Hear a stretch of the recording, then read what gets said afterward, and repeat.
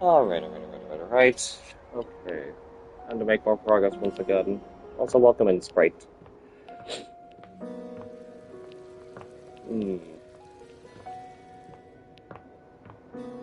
What? Let's talk with Holly again. Actually, curious about the triangle again. I got her name first. Tina, right. No fantasies today? It's your lucky day. Someone else already interrupted me, so now I'm bored and free. Well, since you're here now, you entertain me.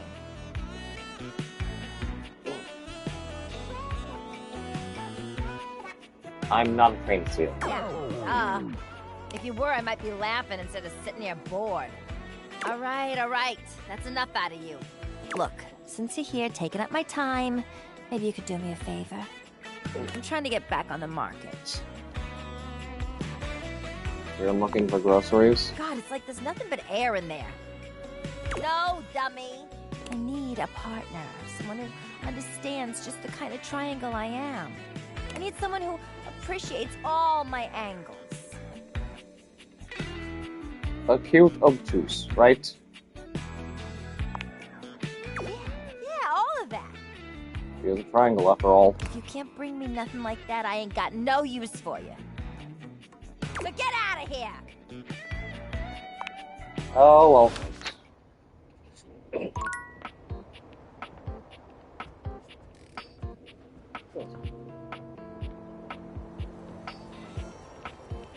Aaron. I grow weary of these encounters, human. I just want to know, how do we stand with each other? As in a score of some form? Yeah, that. 7 breaths. It makes a difference. Does this satisfy you? Yes. Good. I leave you to your remaining days. I am always listening, always recycled with every breath.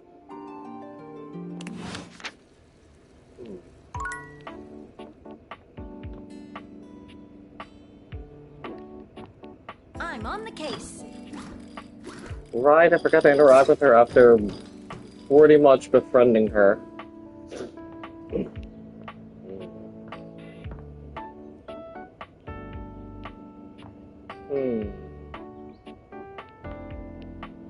Who else do we talk? You know what? We have yet to talk to Mateo, so... Davey! Davey! Come on, Davey, what'd you get off to now? Davey? I hope he's alright.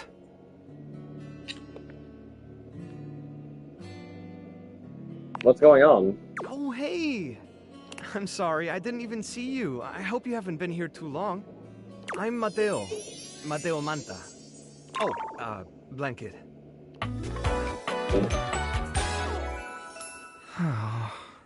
Oh, he's also Latino in the pro. I did not know that.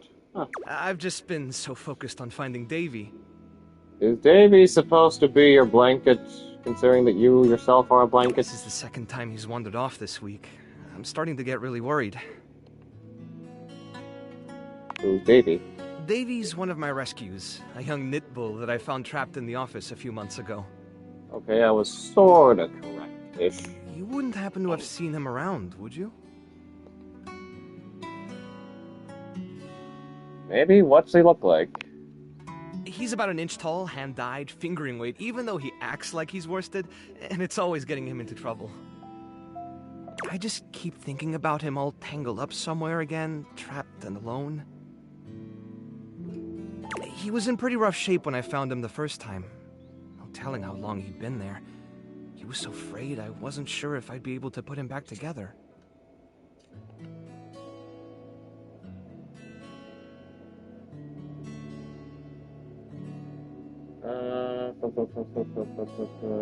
That's horrible. Who would do something like that? It's hard to say. He might have just gotten lost or left behind. But there are certainly things out there who think it's funny to pull on a Tasselhound string, you know? And they do go missing all the time. Unfortunately, it's pretty easy to get away with it. Whatever happened, he hung in there.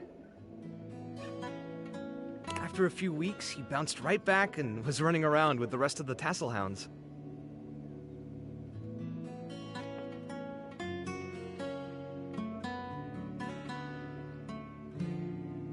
Sounds like a happy ending. Well, mostly. He gets on great with the other Tasselhounds, and he seems pretty trusting despite what he's been through. But for some reason, he just wanders off whenever you're not looking. It's almost like he waits until I've got my threads full with something else, and then he disappears for a few days. A small creature that looks rather like a black cat rubs up against Mateo's leg, meowing for his attention. Cat.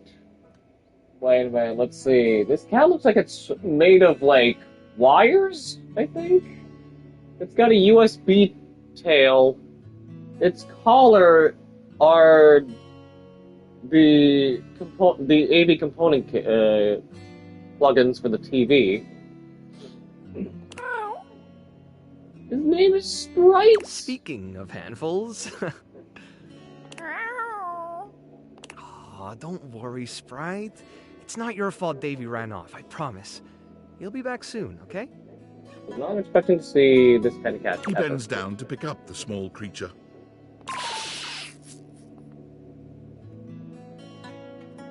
Oh, it's a sheep. Who's your little friend there? This is Sprite, one of the first inanimals I ever rescued. Yeah, sweet girl. Been together a long time now, huh? Long enough for you to know better than to go messing with Curtin Rod. Oh, really? I guess the bottom of those curtains just tore themselves up then, huh? I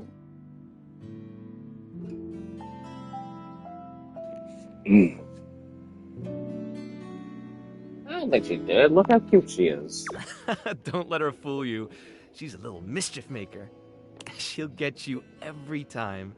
I mean, who can stay mad at that little face?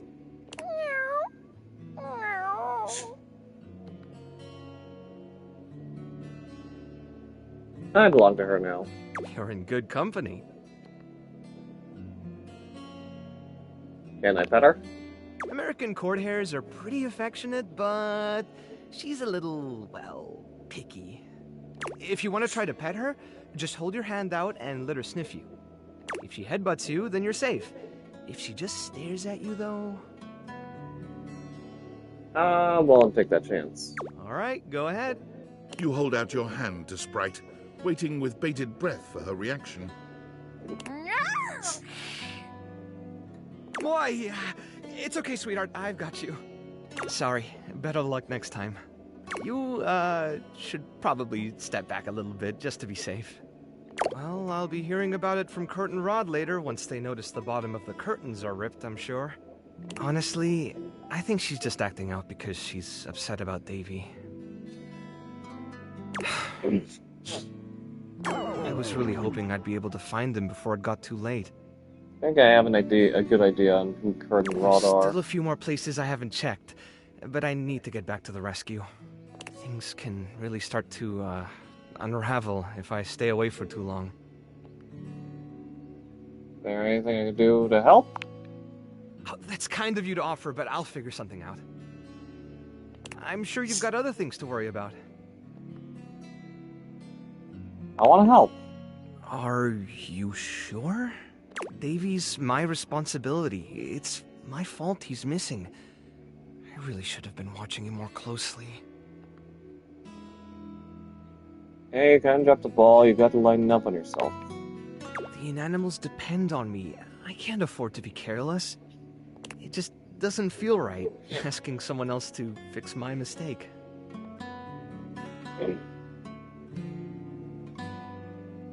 You're not very good at accepting help, are you?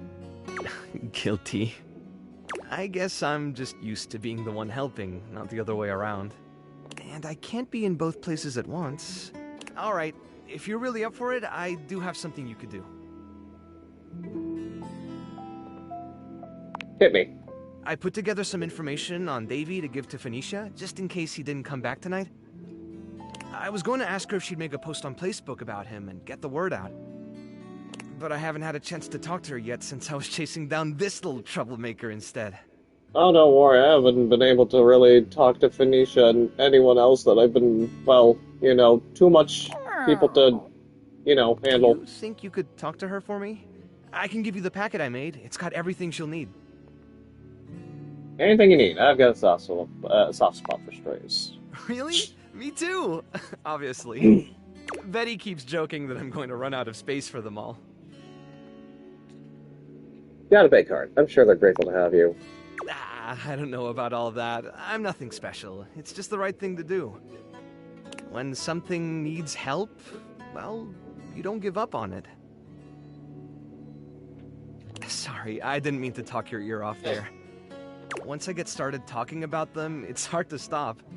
If you're interested, you could always come by the rescue later, and we could talk more.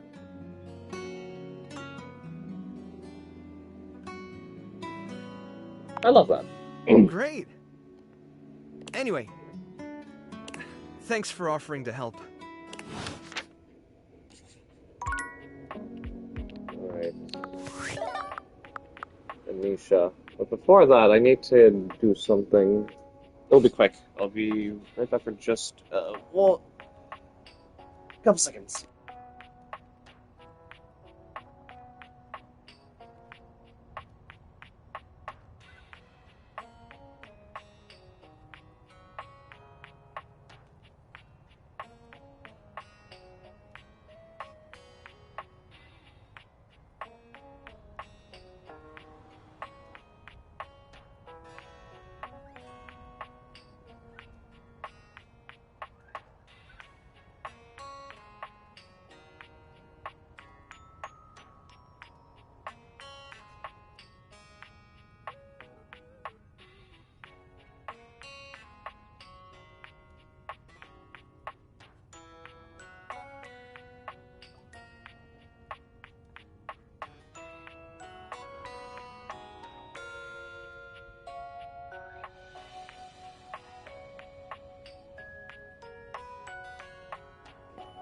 Alright, let's go to Phoenicia.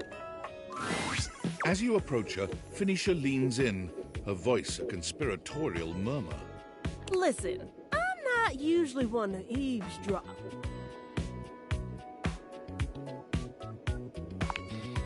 I overheard you and Beverly talking about the Tumblr, and I think I might be able to help. I mean, if there was a cute new spot with Facebook-worthy specialty drinks and good lighting, and even I didn't know about it... Oh, well, looks like she's gonna help us out with Beverly's She definitely needs first. it. What do we need to do? We gotta drag her advertising into the 21st century for starters. All it takes is a few well-framed shots of the decor, a lineup of the best stuff on the menu, and a little voiceover from a beloved internet personality. Instant FOMO. Line out the door. Guaranteed. Trust me. You did mention something about a new drink. Maybe we could feature her new specialty drink. Ooh, that's perfect. What is it? We worked on one, but she said she's gonna spend more time tinkering. Ooh. Oh, okay. I've got this. I'll check back with her soon, though, because this is gonna blow up. You got it. But first, you gonna need to tell me exactly where her bar is. Seriously, she doesn't even have a Kelp page.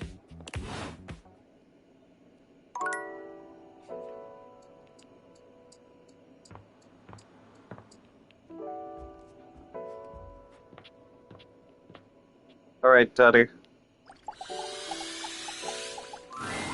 Well, of all the unexpected things, What's up? you really listened to me. You really listened to one of my stories all the way through, even though we're all grown up now. I've collected them all over so many years and kept them shiny and safe, waiting for someone. Well, waiting for you, really, to come back and listen. And you did. I can't tell you how touched I am. But the unexpected part is how I feel. I've always loved you, you know, even when we were little. We were so young. I always wanted to protect you. But then with all the time we had apart, how much you've changed and turned into such a remarkable and generous person. I find that I love you. How would you feel about making some of our own stories together? I'll bet we could find some new things to advise each other about too. Okay, so if you just listen to, like, one of his bedtime stories, no matter how long it is, like, that just automatically just gives you a chance to love him. Love you too, Dad, but I just love our friendship. Let's stay there. Of course. I understand. Thank you for being honest with me. Isn't it grand? There are so many ways to love someone. It's the best.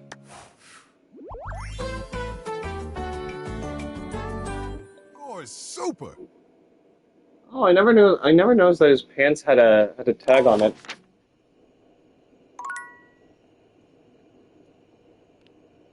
That didn't get me any specs.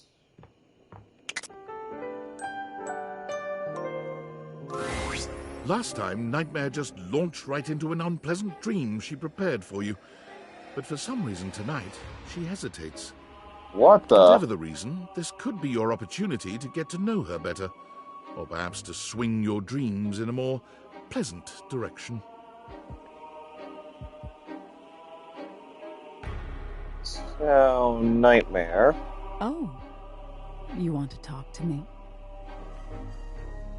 Just thinking maybe we could talk a little before we get down to the scaring.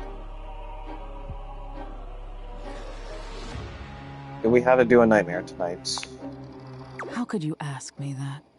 I don't ask if we have to do a you tonight.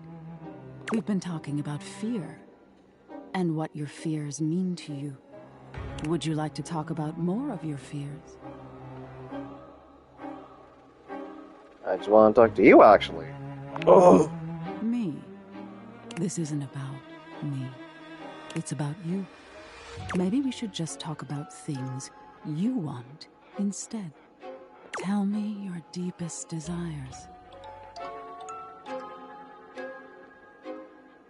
Goth girlfriend, recurring daydream where you're winning the spelling bee. Shouldn't you know them already? I can't always make sense of everything in your mind. There's all sorts of things in your head, you know.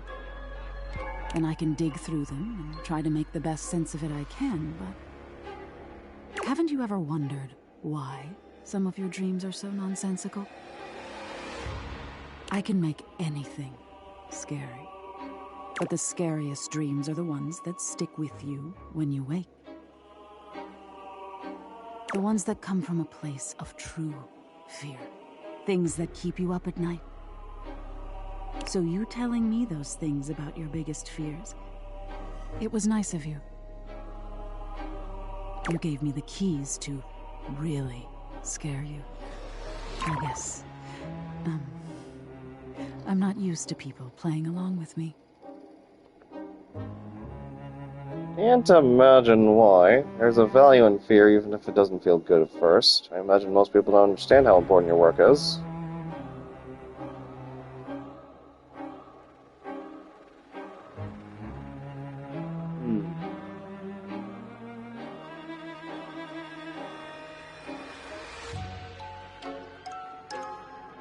This. Yes, exactly. There's so much to be learned from nightmares. On an animalistic evolutionary level, some say nightmares are sort of like practice for life-threatening scenarios. Others say nightmares are just your brain sorting through stressful events from your day. All pretty useful things, in my opinion. And yet, despite all the scientific advances humanity has achieved, no one really knows that much about me at the end of the day. It's a little sad, isn't it? I wish people would take the time to understand you. I wish they would too. Can you imagine how much better the world would be if people actually paid attention to the messages in their dreams? I sometimes do. Depending on what's being shown to me, that is. Nightmare looks past you at something you can't see. Oh no. Look at the time. We've been talking so long. If I don't get started now, we won't have time to finish. You hear something dripping. Drip. Drip. Drip. You look up at the ceiling, then. Nightmare serves you some unpleasant imagery, but it's just not quite up to her usual standard. Something about her seems off her game. What could have happened? Perhaps you can ask her about it another night. Yeah, who knows?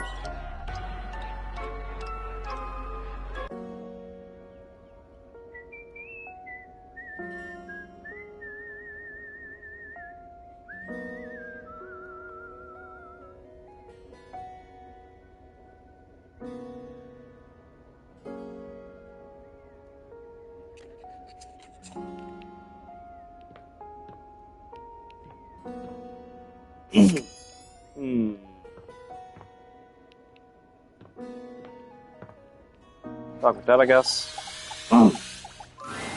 Back for some more great advice, huh? You bet. How to throw a ball. Like any kind of ball? Yep. This technique will work on any ball. I know. You probably already know how to do this. Yeah, but I'd love to hear your strategy. It's all about the strategy. Poof might have told you, but I used to play in the laundry leagues.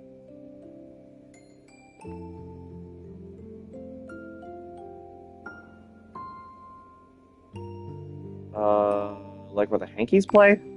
Oh, the very same.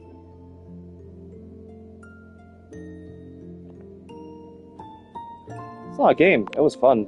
I was a Crackerjack Laundry League player, and I loved doing it. It didn't last too long, as you might imagine. These little old legs couldn't quite keep up with those fastballs.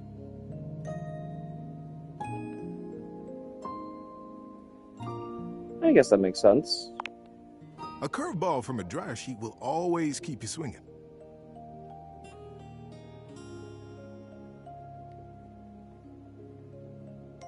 But on to the best way to throw a ball.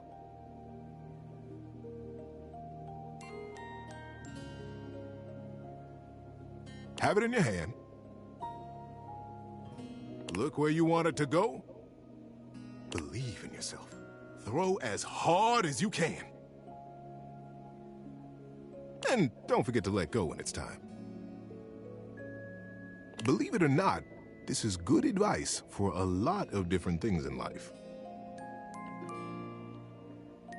Love that advice. Love most of all. Believe in yourself. Go as hard and as full in and as big as you can.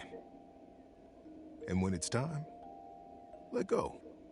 Let that sink in, player. I don't know why I didn't get any... Why am I not getting any empathy from, like, being friends with them?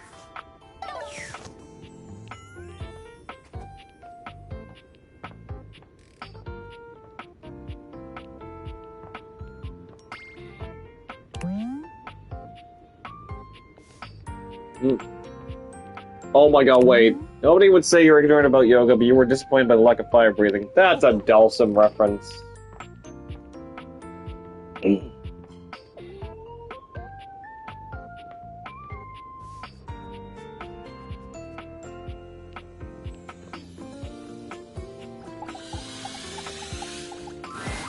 A charming, well-dressed duo stand with their backs to you, peering through the curtains and pointing at something outside that you can't see. They seem quite absorbed in their own conversation. This must be Kurt and Rod. Look over there. Look at that.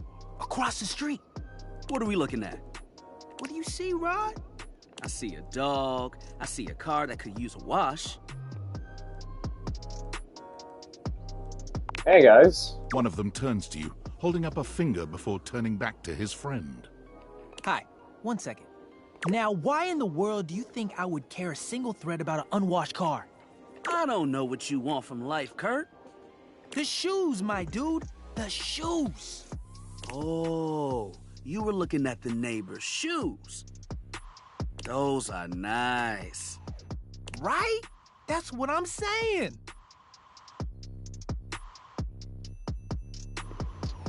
Hey there. Hold on. Those are way better than those shoes we saw last week. Ain't that the truth?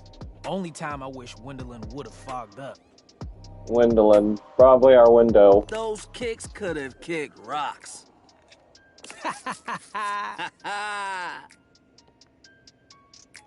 Hello? What was that about? Rod, don't be so rude.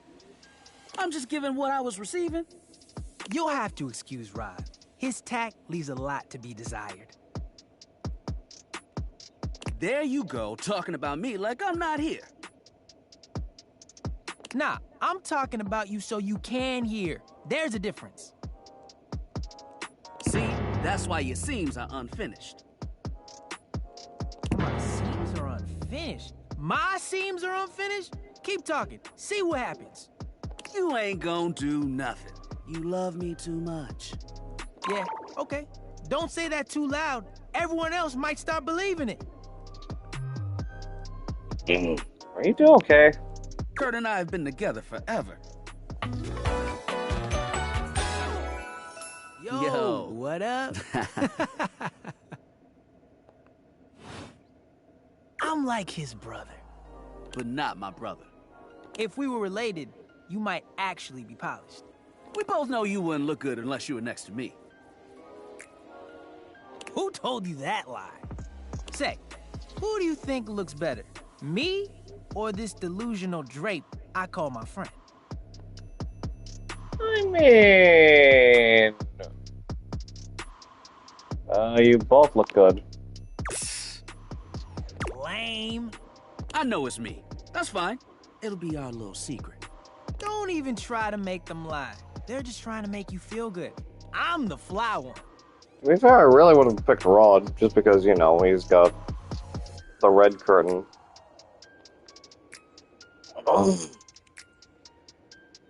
Why do you talk like you're from the 90s? Product of our time. That's when we were made. Solid thrift store find. The fact that someone thought we were out of style? Ridiculous. The last place we were? Busted. Tore up from the floor up. And it made you want to throw up. Ha ha ha! Saw the landing. See? I've got the looks and the jokes. Only joke you got is what you got on. Let's see. You two are pretty mean to each other. Now hold on a second. One thing you gotta realize is that we aren't mean to each other. Nah, this is my homie. For life. We're just a little shady.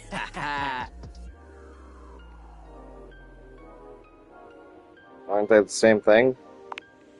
Being shady isn't always a bad thing. Oh, to the contrary. I'm shady all the time to Kurt. Why? Because I love him. Oh, so it's like our love language?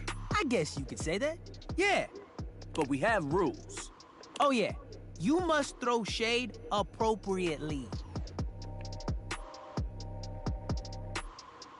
What do you mean, rules? There are 5 rules to throwing shade. First off, you have to know the person. Sure, you can be shady to folks you don't know, but that is just me. Wait, we made fun of the new mail carrier just the other day. That's because they were wearing that uniform with open-toed sandals. With socks. Oh yeah, they asked for that one. This rule is one of those, do as we say, not as we do things. Unless we ask you to do it with us, at which point, you better come correct. Which brings us to rule number 2. If the roast ain't hot, you're toast. The shade is all about the laugh at the end. Maybe even a strong guffaw. A guffaw? Are you a cartoon dog person? 'Cause if not, I best not hear a single guffaw out of you, Rod. Keep your aim true. Never bring in secondary parties. Others shouldn't be collateral damage because you decided to mix patterns and it turned out unfortunate. I tried to throw shade on Kurt's mom once. Mrs. Chiffon has never done anything and she will not be brought into this foolishness. Okay. Rule 4. Read their body language as you read them down. Everyone has their line and their limit. Don't be so caught up in the goofs that you step on that line. It's easy to be on a roll and run right over your friend. Which is why rule number 1 is important. If you don't know them, you don't know what might actually make them upset. Right, like I don't talk about Rod's crush on the blinds at the last house. Dude, not cool. Sorry, I was just giving an example.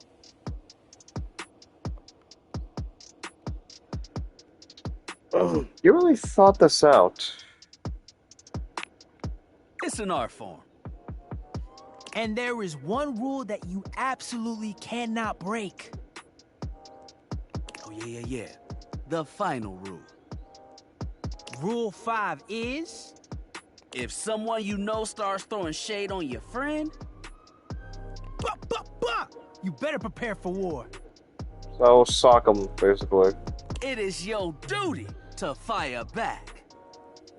Verbal warfare has begun. Do what you gotta do. And yeah, those are the rules of shade. You got them all? All 5 locked in. Okay, confident. I like that in a person. If they breathe, Kurt likes them. You act like you're the one to talk. The tree outside sways, and you think it's flirting with you. How can you not be charmed? Have you seen those branches?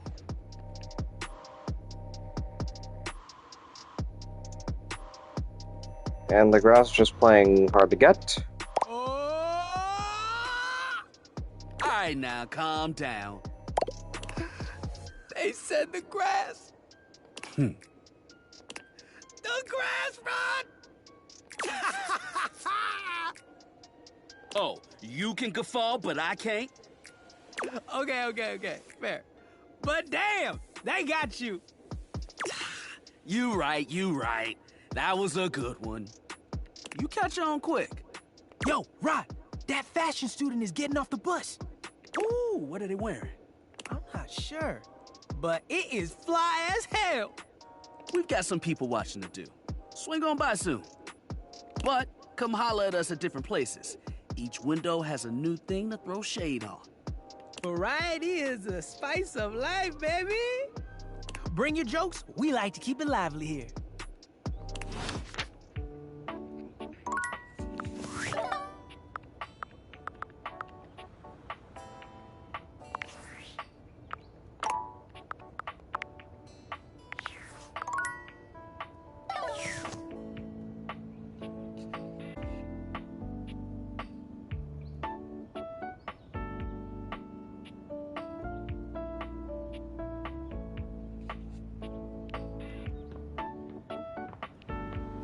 Sorry about that. Feed was acting up.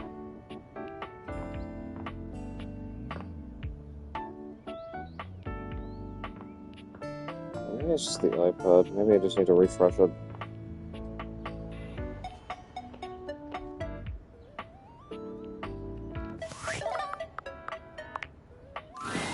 Ooh, coming in hot. What you got for me this time?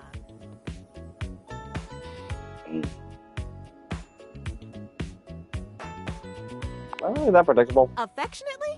Yes, and then some, honey. Now come on! I'm dying to know the sitch. You've got those urgency eyes. So, what's the deal? It's Mateo. An animal emergency? Ah, honey, why didn't you open with that? Who's in trouble? What do we need? How can I help? Give me answers. Gabby, one of Mateo's rescues, has gone missing. Phoenicia's fingers are flying across her virtual keyboard before you've completed your thought. Already typing something up as we speak. Did Mateo give you any helpful info I can put in here? Anything eye-grabbing? We need some cute buzzwords to get things' attention.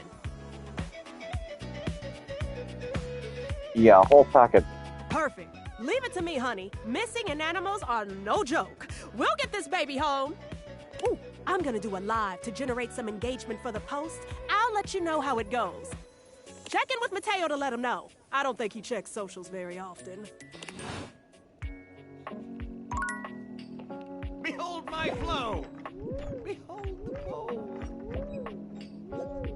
I was like, why did the sink turn on? I never turned it on there. I've put up flyers everywhere and still nobody's coming here. I'd be out of money if it weren't for the fact that I don't pay any rent. Move over, honey!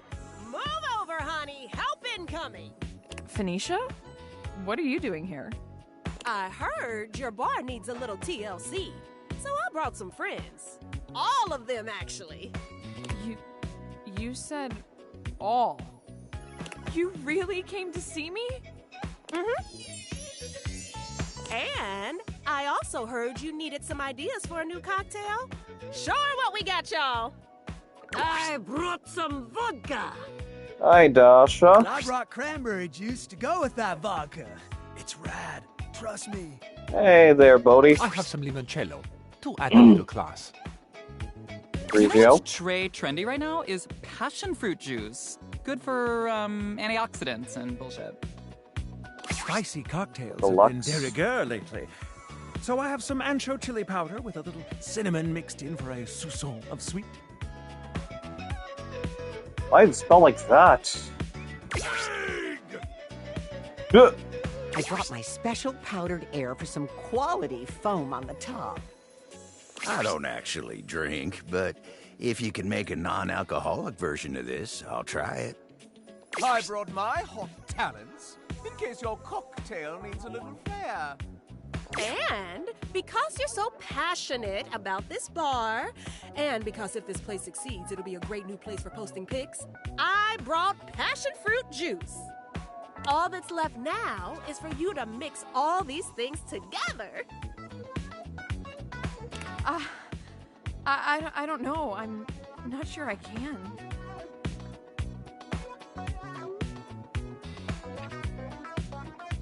You got this, Bev. Oh, okay. You're right. I got this. I got this. Beverly gathers together each disparate ingredient, slicing, squeezing, shaking, and mixing them into a drink that at least looks decent. How it tastes remains to be seen. One final touch. Scandelabra, would you please toast a little heart shape on the top? But of course. Scandelabra lights a thin flame at the end of his fingertip, drawing a little heart into the drink. Okay. I think it's done. Everyone, drink up. The gathered company all lift their glasses in a silent toast to Beverly. Then one by one, they drink. Beverly looks from face to face, desperately trying to glean a reaction. So, what do you all think? It's totally tubulicious. That's a mix of tubular and delicious. Came up with that just now. Impressive, I know. Whew! That's got a kick to it. I like it, though. Delicious. What a complex flavor. I can feel the antioxidants working their magic. The free radicals in my body do not stand a chance. Goodbye. You know, the top quality air in the foam truly ties it all together. You're welcome. Crisp-Posh. It's my precise handiwork that's the cherry on top. Heck, even without alcohol, that packs a wallop. Egg. And you?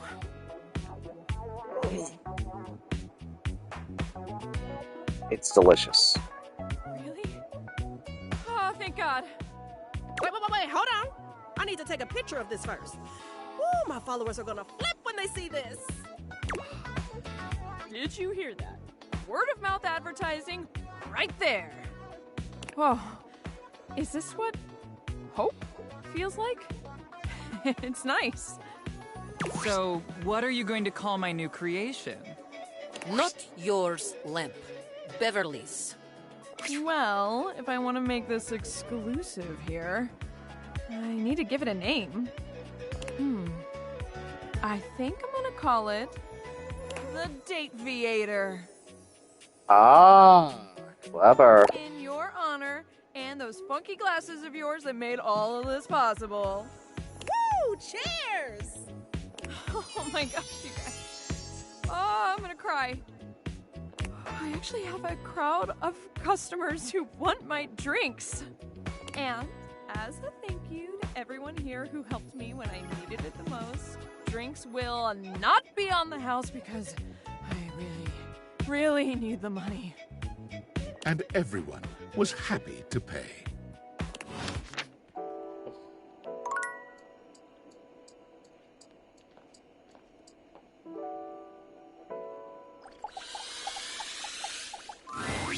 Dear loyal, admired Valdivian customer, surely you have to turn on my Smart Home Plus capabilities. Surely you understand my plight. Surely you know this can't keep going on.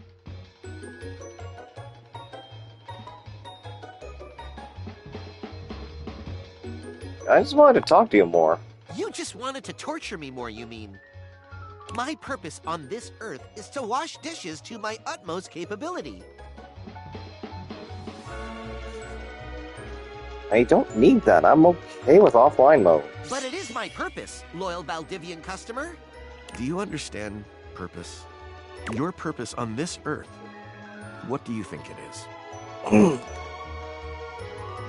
Here to love stuff. I'm here to eat things so you can wash the dishes later. I'm here to choose among limited options and approximation of my true legends. Love stuff. Love stuff? Like tables and chairs? Well, technically, one of them is a friend, the other I'm in the middle of maybe befriending. Kind of befriending her, so.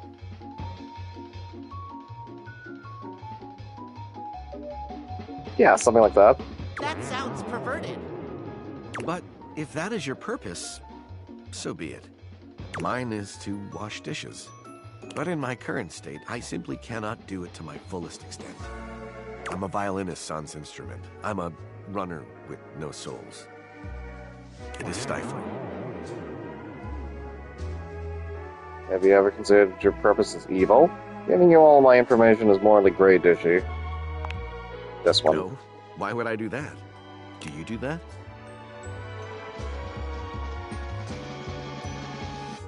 I don't do that, no. See? What a strange query.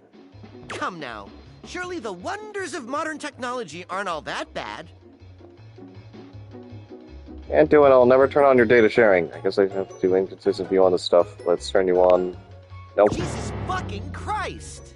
Oh my god, he is getting so pissed off. You cruel master, you beast, you vessel of I mean, he's getting so annoyed. You putrid maker of foulness! May your dishes ever be unoptimally washed!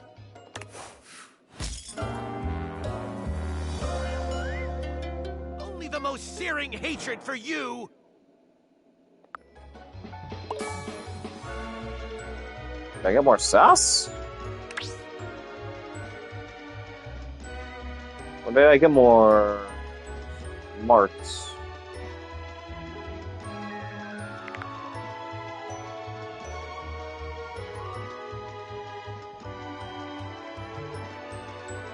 Let's check. What does Dishy represent again?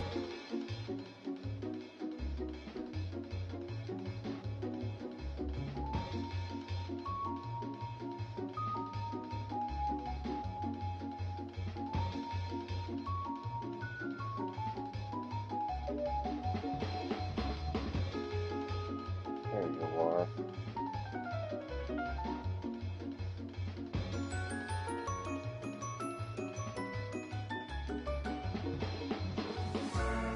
Fishy is sass. Okay. That's the smart choice. Cut this robot off at the pass. Wow. Well.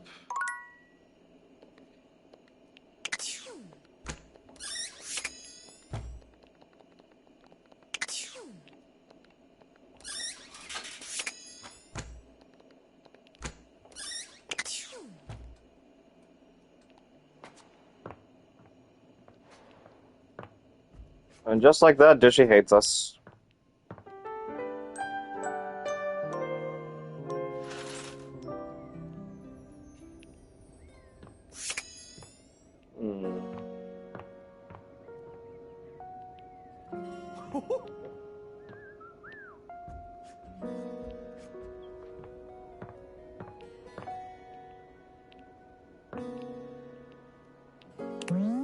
Laundry epitomizes a dirty job that somebody has to do. Imagine taking a swirly on a professional basis and you imagine living the plunger's miserable life.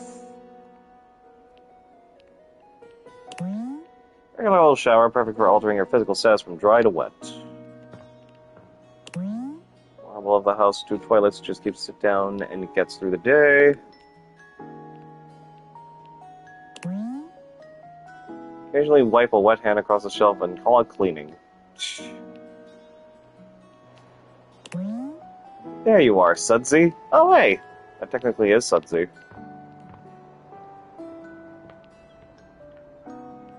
Alright, give me a moment, guys. I will be right back.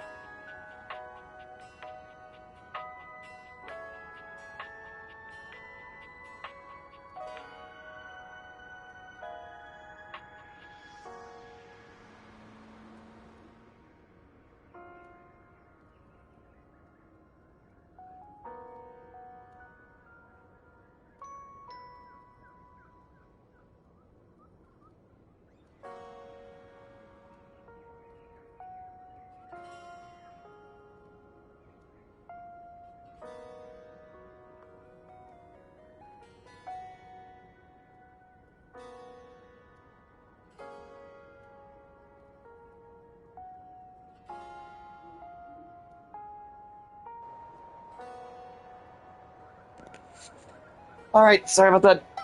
I'm back now. Okay. You're good to go? Alright. What are we gonna do next?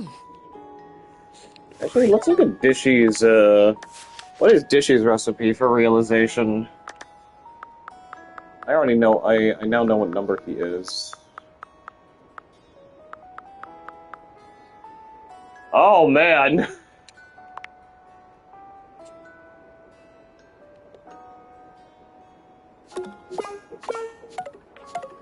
Okay, so he requires max smarts, max sass, and half of your charm to be realized.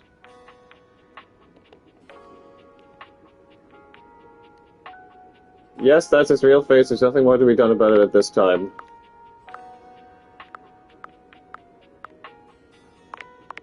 Status. Okay, so when they are basically, when you've made them lovers, they blush at you. Okay.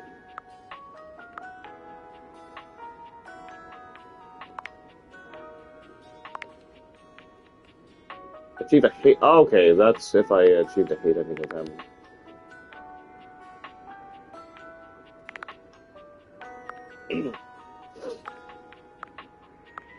And because they're, you know, looking like this, that means, yeah, we are friends. Eyes closed and they're happy. And then, you know, there's Dishy. Nice little detail there, honestly. New dateable. Our window. The figure who stands before you has the casual, confident air of someone who knows just what she's about. Her short hair glows with the colors of sunrise, and her blue eyes drink you in without a trace of shame or embarrassment. She evaluates you with a hand on one hip, her draped clothing subtly highlighting curves you'd never have expected from your rigid, structured window. Well, hi there. I'm Gwendolyn. Gwendolyn. Oh. I kind of like her design. And you? Well, you're quite the looker, aren't you? Oh, I'm not that attractive. Attractive? No. You're the one looking out at me all the time. Look, I don't mean to be so forward, but... Oh, wait, I just realized this is supposed to be Corey Walgreen's character. I'm hearing it. I found I'm happiest when I'm transparent about what I want and what I'm looking for. And unlike most everyone here, I've been ogled by humans for centuries. I have had enough attention on me, thank you very much. I think people are looking out windows, not at them. Still feels the same to me. You like it when humans look at your body and say, no, I'm only ogling your damn shirt? It's uncomfortable. Anywho, if I'm having to do one of these introductions, I might as well get this out of the way first. I'm only looking for one thing in a relationship right now. Friendship? You know it. That said, I can't say I'm looking for anything too serious right now. I know how you feel. You do? Really? Sorry, I don't mean to be skeptical, but I have a pretty good view from here, and I've barely seen you head outside once. I know there's plenty of fun to be had indoors, but... there's so much to do in this world. So many views to see. Even just the simple joy of a night on the town. Yet here you are, taking a breather, same as me, but you haven't even had fun yet. What are you suggesting? I just want to see you live a little, that's all. Stop watching life pass you by. Enjoy yourself. Kiss someone. Kiss many someones. And then maybe, in between your adventures, you can come tell me about all the fun you're having. Sounds great, Gwendolyn. I'll report back. Over and out.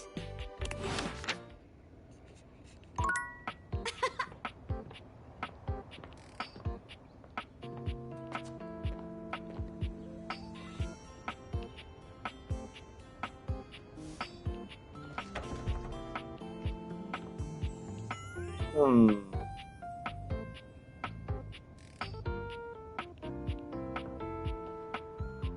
do we interact with next?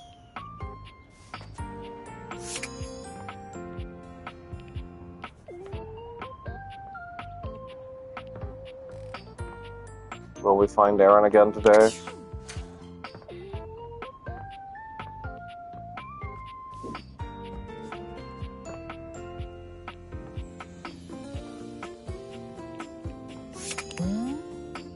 These high-wattage lights make you feel as if you're backstage getting ready to star in your life. Yeah, this is where Lux is again.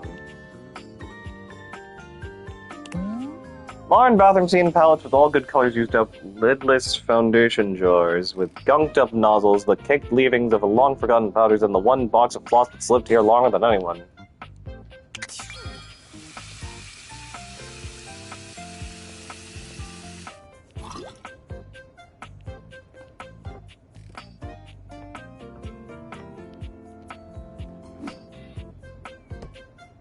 Down to the exercise ball. Yeah, why not? Ah, man, this isn't where the experience is for today. Yoga time. See you tomorrow.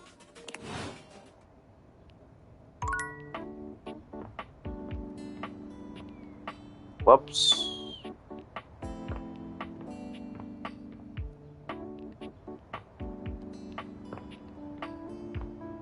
Weights, yoga, exercise ball. Ugh. Okay, so Dunk is very specific on where you would want to interact with him.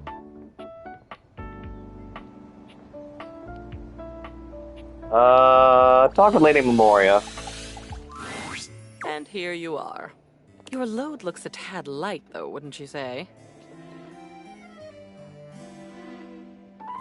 Sorry? I recall clearly asking you to come back to me with 2 companions. 2, as you'll know, isn't 1. And 2 most certainly is not 0.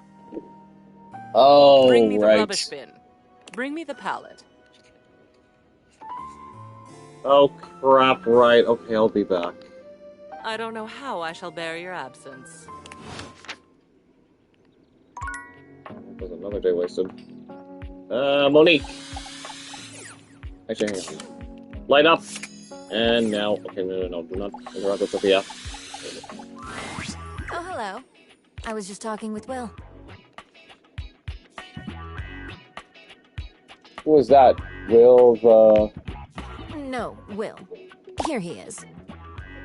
Ah, yes, our last will and testament. When you perish, these will be the items and their values that you will bequeath. You should name a next of kin, if you had anyone worthy of that.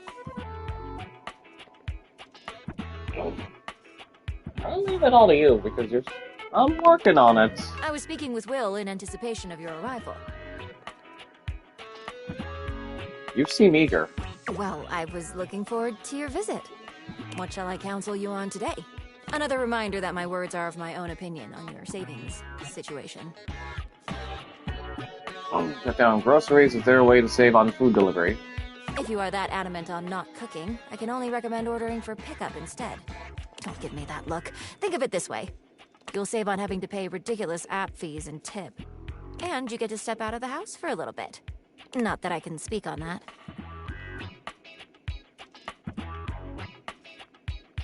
But I don't want to drive. I cannot make you do anything you do not want to. I am slightly uncomfortable with this many words at once. Most people assume the safe, Sophia, and I are close because she, safeguards me, but we are more like respectful neighbors. I am used to solitude. Monique, are you scared? If you do not mind, please excuse yourself. I need some space. Please come back on a Monday. Okay, now she's very specific. Come back on a Monday, she says. Got you.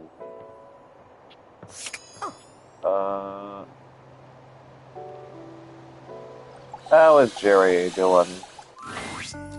Oh, if it isn't my partner in crime. Check it out. I'm working on a new piece right now.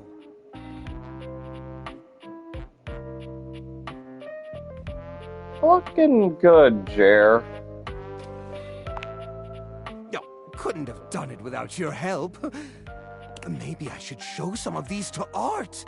You watch as Jerry tinkers on his new piece, which turns into many more fabulous works. Oh man, I could have actually gone to Bev to probably wrap up her storyline. Nightmare comes to you at the usual time and place, but there's something strangely hesitant about her tonight. She fidgets with the dark wisps at the edges of her being, the same way one might fidget with their hair.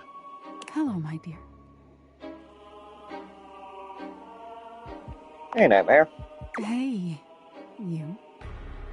The other night, were you afraid? You know, I did my best, but I got the feeling you weren't all that scared. Oh, no, I was definitely scared. You did feel a little off your game, if I'm being honest. I knew it. I knew something was wrong.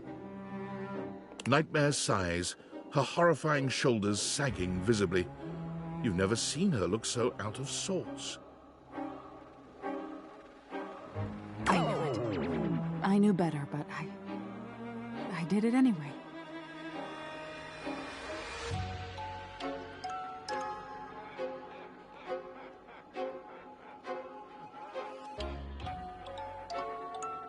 Did what?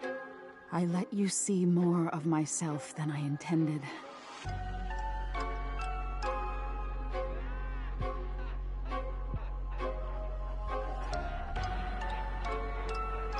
I'm losing some of my mystery.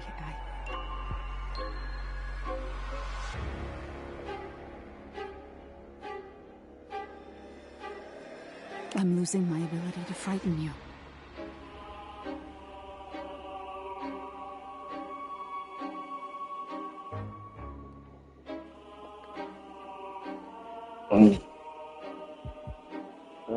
Let's see. Is that why you look less scary now? Less scary? Nightmare turns to look at the wall to your left, which is now just one massive mirror. When she sees her own reflection, she screams. When did this happen? Oh no. No. Are you okay? No! Nightmare is pulling at the shadows that make up her body, like one might pull at clothing. I just thought, if I could teach you about fear, you'd learn about the darkest reaches of your mind and stop fighting your nightmares. If I can't even scare you, what good am I? Maybe we could talk this through. Talk this through? Wasn't that the entire problem? You can fix this. You're going to be afraid of me. She rounds on you suddenly, pointing a finger at you and letting out an unearthly screech that raises goosebumps all over your body. But despite even that fairly decent effort, you can't help but feel unthreatened. Oh, mercy, help! You could have sold that a little better, you know. But thanks for trying. Nightmare sighs. How is this your dream and I'm the one having a nightmare? How do you deal with this?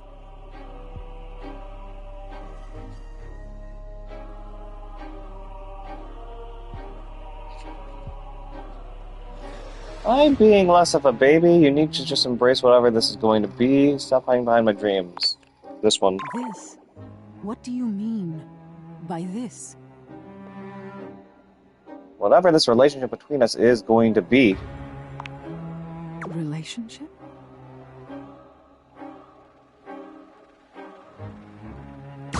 No. Wake up! Wake up! You wake up suddenly, sweaty and alone. Your heart races, but you're not afraid. What is this feeling?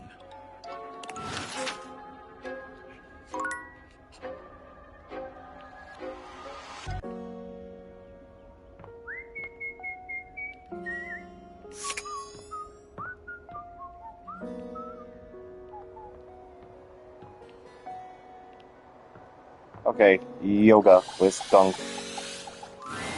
Dunk is in the middle of a downward dog pose, showing off surprising flexibility for someone with a physique as rugged as his. When he sees you, he straightens up and waves, but not before you've gotten a good long look at him, in a rather compromising position. Hey, hey, there's my favorite new workout buddy. Ready to try some yoga?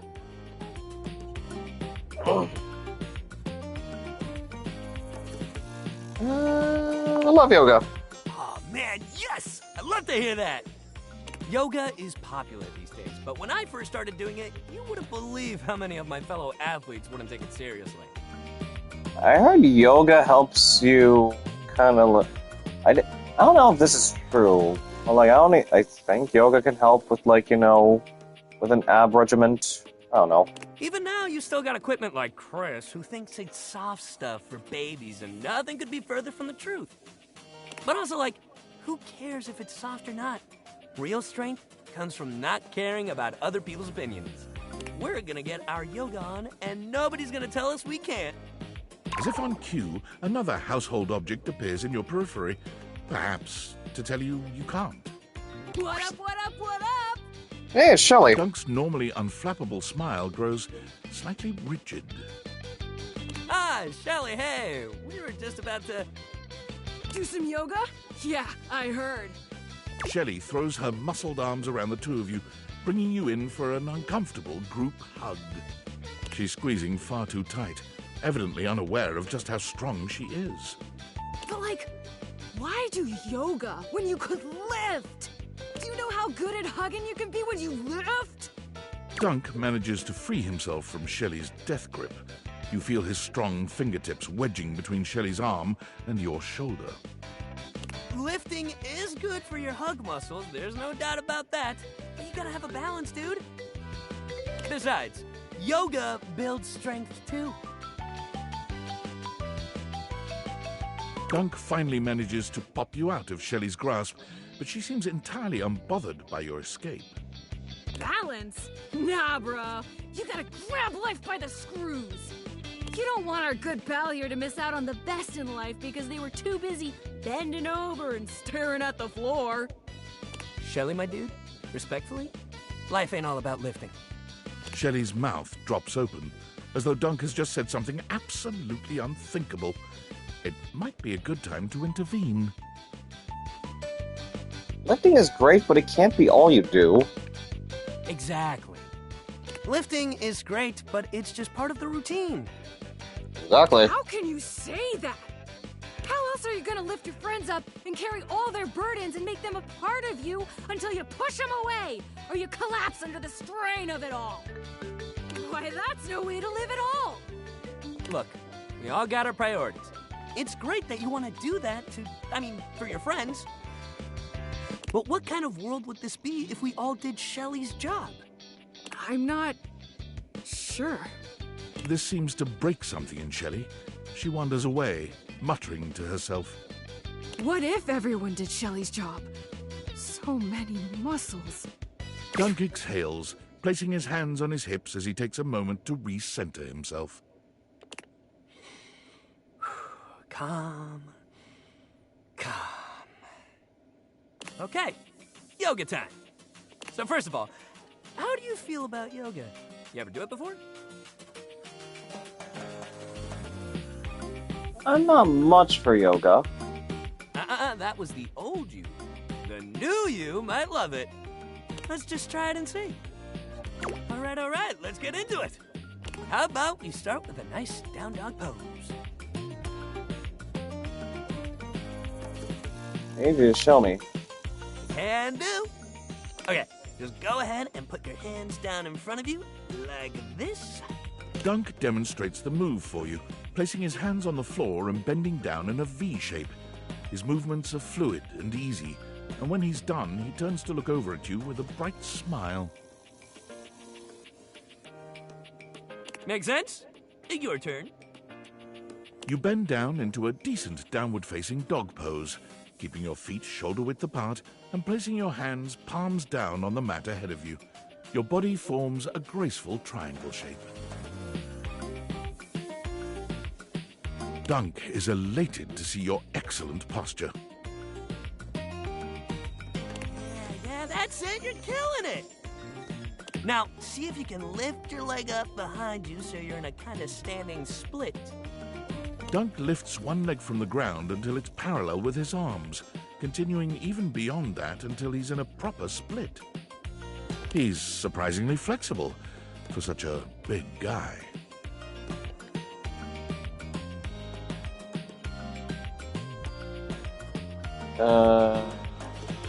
Do your best. You lift your leg up as far as you can, and while you don't get anywhere close to Dunk's level of flexibility, he seems just as excited as if you had. Hey, yeah, that's it. You got this. You're giving it your all.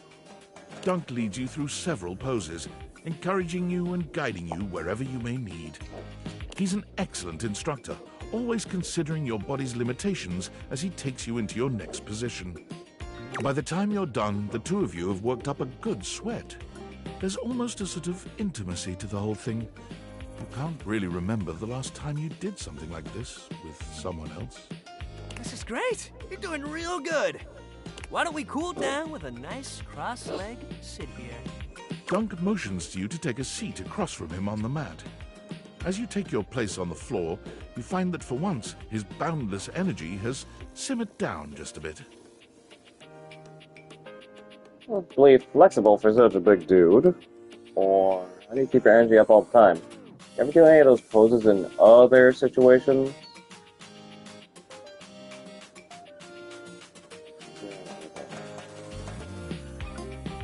This one. I don't. I get tired just like everybody else. Dunk grins at you, doing absolutely nothing to sell the point that he does run out of energy every now and again. We all gotta have rest days, even me. You never take a rest day, you end up like Shelly. Dunk looks quickly over at Shelly, who is still puzzling over what it might mean for everyone to do Shelly's job. Just take your rest days, man. Dunk breathes in deeply, in and out, seeming to relax further for just a moment. And then he's clapping his hands together and back to his usual energetic self. Great workout today, man. Really, you killed it. Next time, we're gonna do some good old-fashioned sports. I'll even let you choose the ball.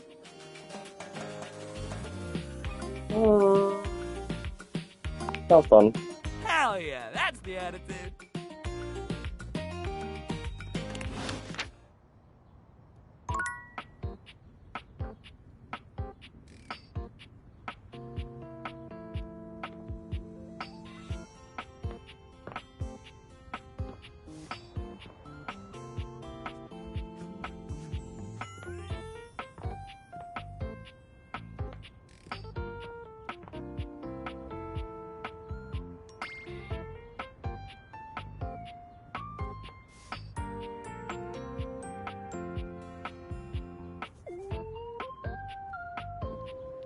Have the sounds there. Phone call.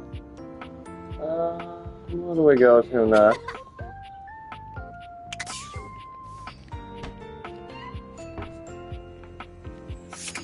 Oh yeah, finish up Beverly's. Hey, welcome back. Good news. I've had even more visitors since you came along. Apparently, one of the reasons I didn't get more in the first place is because everyone was confused on whether I was open or not.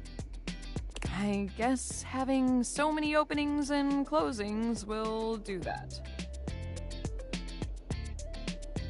But once word started getting around about our special cocktail, I started getting more business.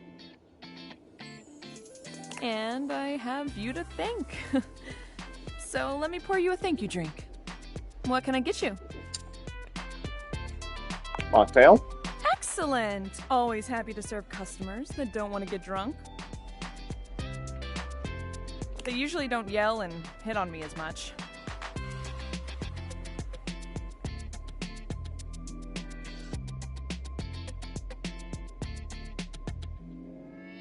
They also sometimes don't tip as much. Anyway, which mocktail would you like?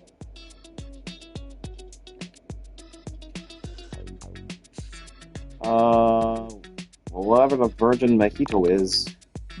Smart. You'll get sugar, mint, and the lime flavors all in a nice tall glass. Coming right up. Beverly hands you your drink, smiling fondly at you. Ah, that's what it looks like. Thanks, Bev. Of course. Thank you for keeping your word about coming back. How about we celebrate with more drinks? Let's go. Yes! Now the next question is, how hard are we celebrating tonight? Are we getting boozy? Just a mocktail, please. I think I'll pour myself a drink too. Do you mind if I mix a cocktail? No, go right ahead. Great, thanks. We gotta get rid of this booze somehow, am I right? A cheers. Several drinks later... Why doesn't anyone love me?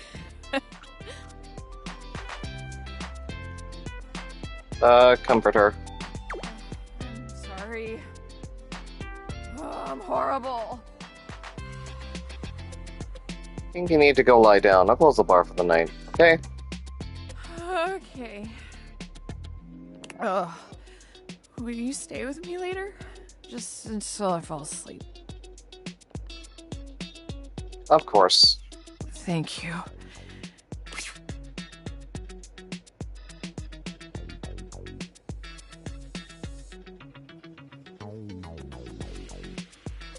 Okay, Beverly's asleep. Now's a good time to leave. So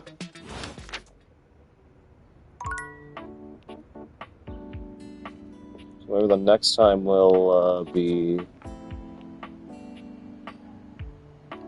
Mi amor.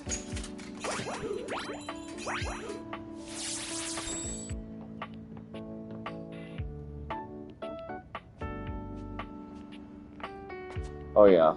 Let's get Cam and Art. Yo. Memoria? Okay. It appears that Cam is interested in helping with Lady Memoria.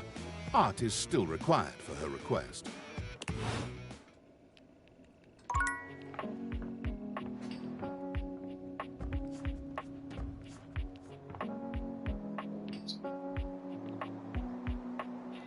Oh yeah, this way.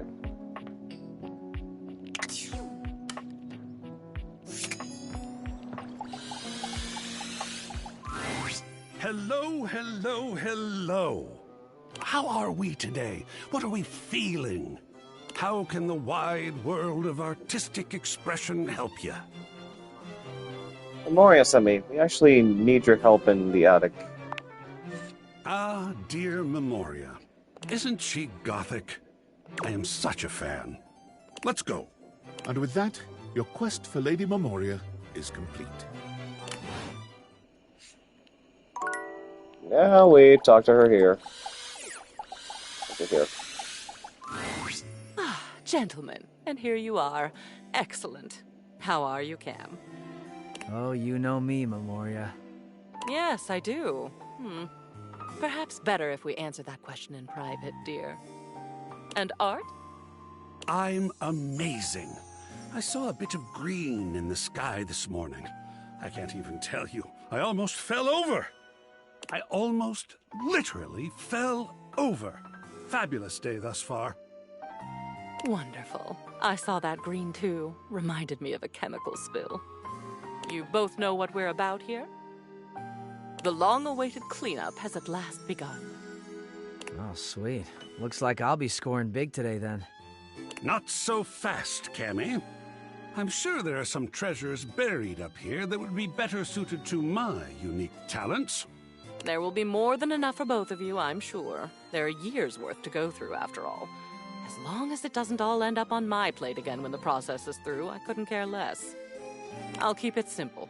I'll pull something, and you, my human darling, will decide whether it goes to Cam or to Art.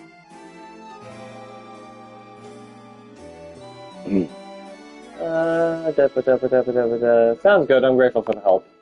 And we're grateful for the chance to discover a lost masterpiece. Or a fossilized shoelace. That would be badass. Yes, we're all excited and happy and goody-goody whatever. We're starting now. Try to focus. And boys, just sit over there unless we need you. Your zany antics are a distraction I can ill afford. Yes, ma'am. This poster. Bruno Jars' The Moonshine Jug Tour. Oh my god. Bruno Jars, The Moonshine Jug Tour. Totally not a reference to Bruno Mars, considering that one of his songs that he had on his debut album was Moonshine. I remember when you brought this back. I was disturbed. Unless that was his second album. Happy.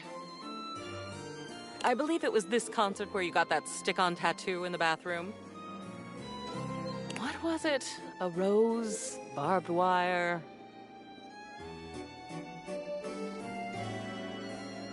I know, it was definitely his second album. Oh, of course it was. A great big sour Oh one. wait, I didn't pay attention! So, what shall we do with it? Keep it for sure. Hang it up. Excellent. Pop art with a story. I know just where to put it. Wonderful. Next. Another Bruno Jars piece. This is the album itself called Moonshine. And it looks like you attached your tickets to it as well. Huh. How sentimental. Though I suppose if I'd bought scalp tickets at the door from a man in a red sequined fedora, I'd have kept them too. Don't think you'll be giving me that fantastic red shirt, by the way. Clothing covers no sins with me. What would you like to do? I can let go of those. I've got the album digitally anyway. I forgot about this. Let's hang it up. Great. This is something you constructed in a way. Lovely. We're making good progress. How surprising. Now these. These are stamp and coin collections. I remember when you started making these. I believe your grandfather sent you the first few. I'd be surprised that you still had them, but you don't. I do. And we're going to make a decision about them. Now, please. Wow, yeah, we can definitely throw those away. Oh, wow, I miss him. Yeah, let's put those up.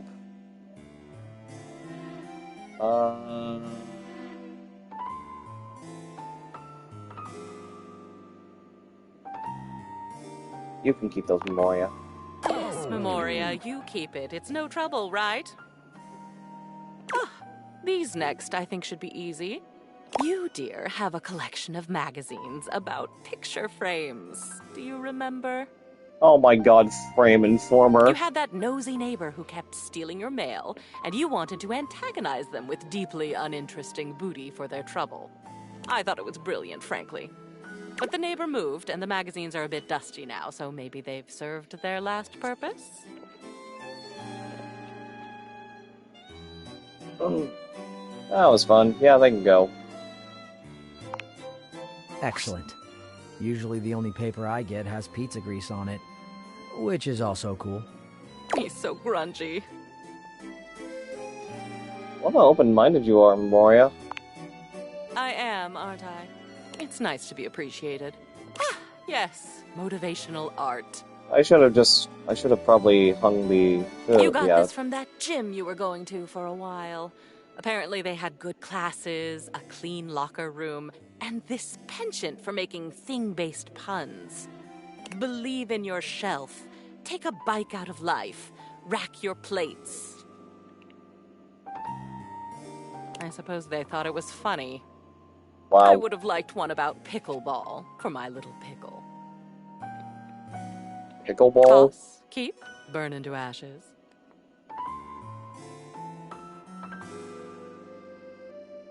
Wow, so the third one just... Dawson, I definitely do not feel motivated by it. Huh. Think I'm gonna use it as a shelf. Why not, right? It would seem appropriate. Creative. Last one for now. One of Hirohime's posters for some sort of anime. I can't say I understand why this seems to be all the rage nowadays. I do remember liking that arc, though. I always thought it was a phase with you. What will you do with it? Totally hang it. I still support her. Oh, goodness, look at that. What an addition that will be to the collection, I think. Yes, won't it?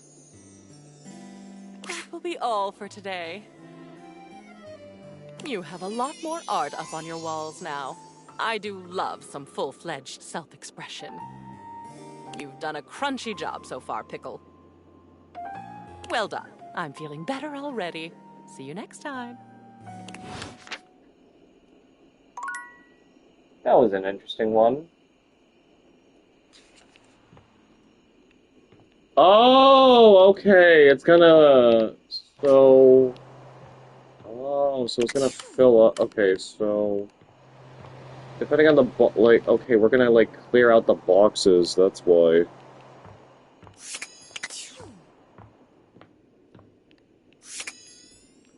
Ah, dang it. I really could have actually put up the darn... I actually could have really put him up. I actually really could have put him up. Hi, Blodia. You mentioned getting over the jar genre, but every time that it pops up on a playlist, and you smile hesitantly. Your job told us to leave early, and they need to repair the AC system. Oh. Bus tickets off an internet scalper. You were certain put you on a lot of spam mailing lists. It took years to fully recover. Where's our other trash cans?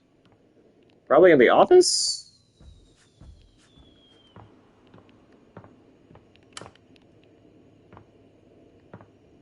Okay, they're definitely not in there. You gotta try to make up the hours you would lose on the next 2 days. Oh.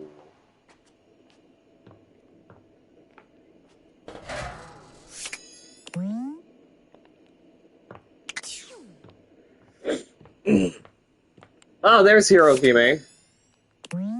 Stop watching after they had to switch animation studios due to some sort of strike that was never made clear to you. Nope.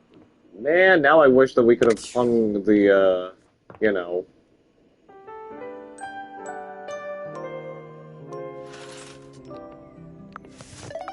which number was Memoria in the data decks?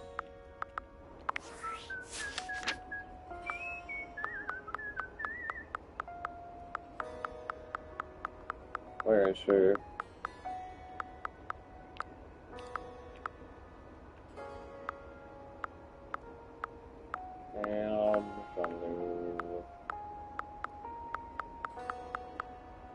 Probably should have at least alphabetized it.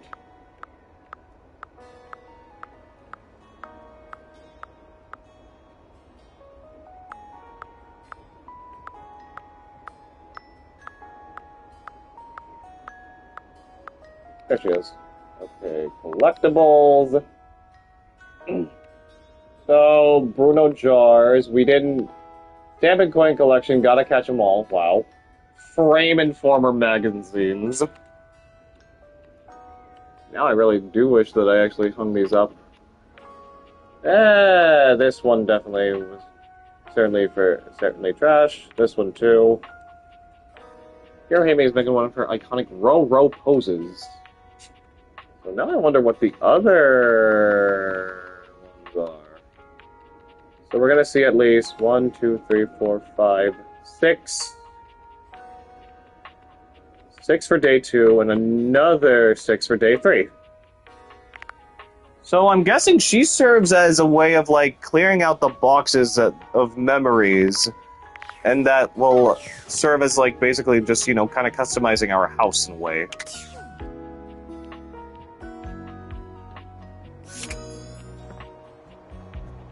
Okay, just so that I don't end up, messing anything up. Oh, and Jacob, thank you for the login as well. Come back to visit dear Hirohime, have you? She certainly is serving up a smile. I serve mostly scorn. Oh, You aren't finished with me in the attic, you know. As soon as you're ready, I'll let Cam and Art know that we're continuing. Yeah, I'll be by soon. Wonderful. Your enthusiasm overwhelms me. Okay, good thing I did save, because I know that did not trigger, anything new.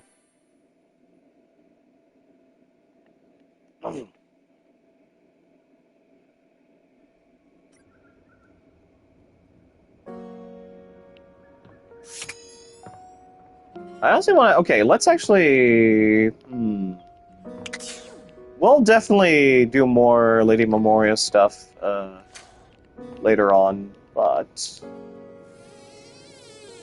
And I guess we can close this for good now, because there's no real reason to go back into the crawl space.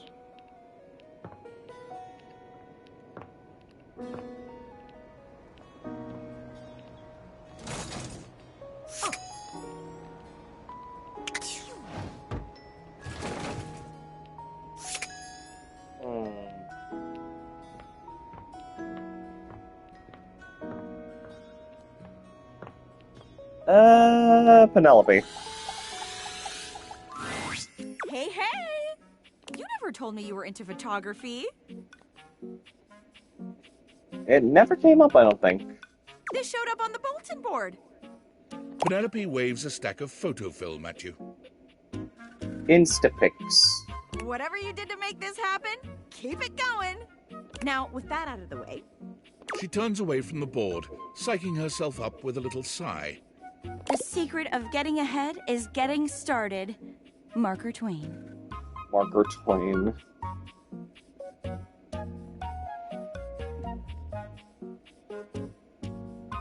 Another quote of the day? You better believe it. So the date with Chris was awful. A disaster even. Tell me about it. He spent the night chasing me around with what looked like an axe but was probably just a spare ski or something. And at the end of it, he asked if he could see me again, but instead of kissing me, he leaned in and whispered that I had the calves of a malnourished mountain goat. And that he found my scrawniness appealing because of the potential I had. If I would just commit to fitness. So anyway, I'm thinking maybe masculinity is like, not my thing. And that's okay. I've got a date lined up with a real pretty shelf that's just as hot and strong as Chris. Shelly? And I'm like 90% sure she won't try to kill me.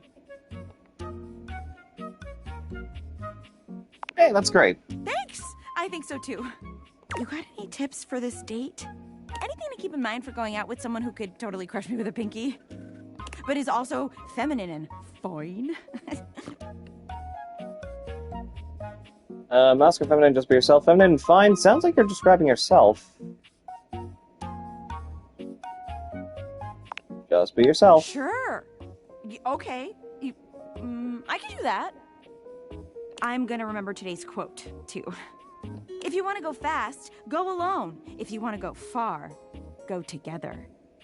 African proverb. African proverb. Setting aside the whole problematic and most assuredly fake African proverb attribution, words of wisdom, man. That calendar sure knows what's what. Oh my god, I think that's her now. Hey, hey, hey! Yep, I know it. It's Shelly. Shelly bounds into the room, lifting Penelope up into the air and tossing her like a beach ball. I hope you're ready to get, totally swept off your feet. This is a real love connection, and not two lonely things desperately clinging to each other in a last shot at love. Oh, wow! That's just what I was about to say! We really are on the same page, but also, please put me down. Oh my god, am I messing up already? I am so sorry. God, stupid Shelly! Shelly drops Penelope like a ton of bricks. Penelope slowly, painfully climbs to her feet, while Shelly berates herself. You always do this, Shelly. You get too excited, and you just go in. maybe you could break from beating yourself up to go on your date. I'd be excited about dating Penelope too.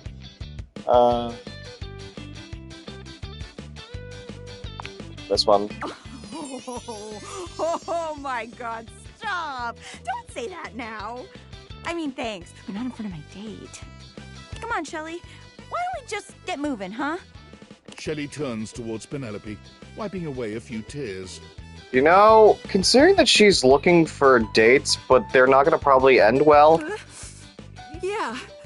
something tells me that she's gonna try to date Sinclair. She's gonna go on a date with him, and it's not gonna go well with As you watch the two her of again. them leave arm in arm, you have a sinking feeling.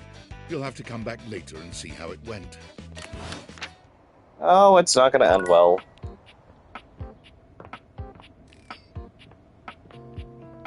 Alright, is it time to finally finish up Bev's storyline? Oh. You actually came back? Hi, Bev.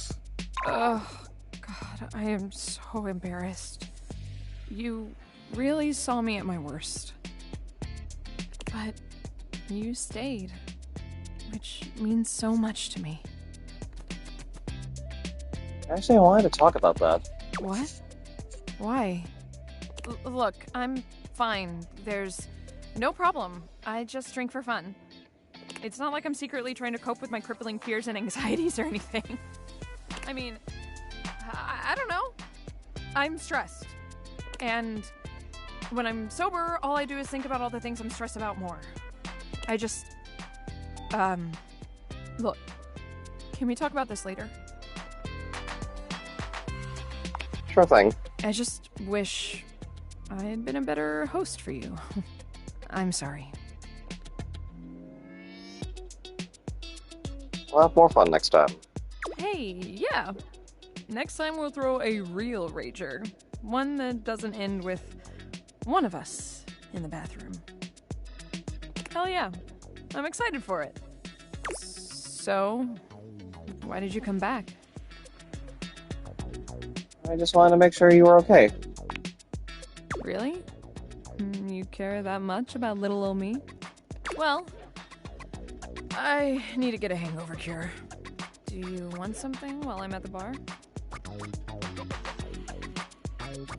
Mocktail? Excellent! Oh, they usually don't. They also Anyway, which mocktail would you like? Soda. Refreshing?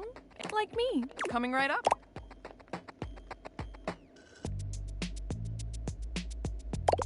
Oh, that's good. Glad you like it. How you feeling now, Bev? I'll let you know when my brain and I are in speaking terms again. Why do I do this? I mean, I know why, but... Oh, why? Why do you drink? Despite whatever that could have been, how that turned out. Alright. Who else?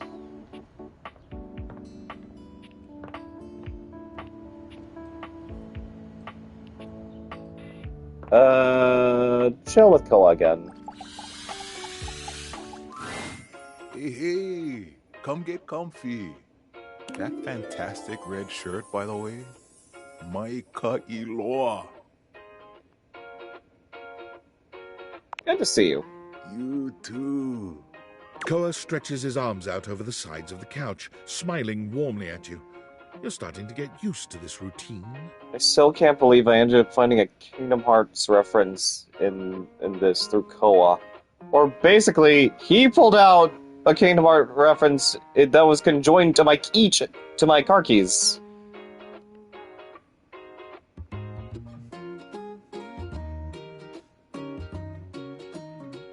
Looking forward to some quiet time together.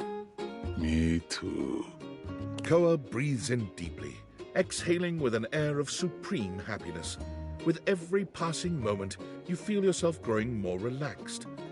Koa truly has mastered the art of relaxation. Your body and mind feel as though you've just spent the day at a luxury spa. You've never known anyone to have such an intensely calming effect on their environment. After an indeterminate amount of time, Koa finally breaks your comfortable silence. Hey, I really needed this time. I wanted to say thank you in a way that only a couch can. Oh, look at all those abandoned chips and popcorn just lying beneath the sofa.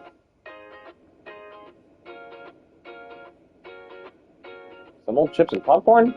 Cult culture really values the little things that are left behind. This might look like old chips and popcorn to you, but these things have been a part of me for years. When I give them to you, I give you a piece of myself. It's among the highest honors my brethren can extend to anyone else.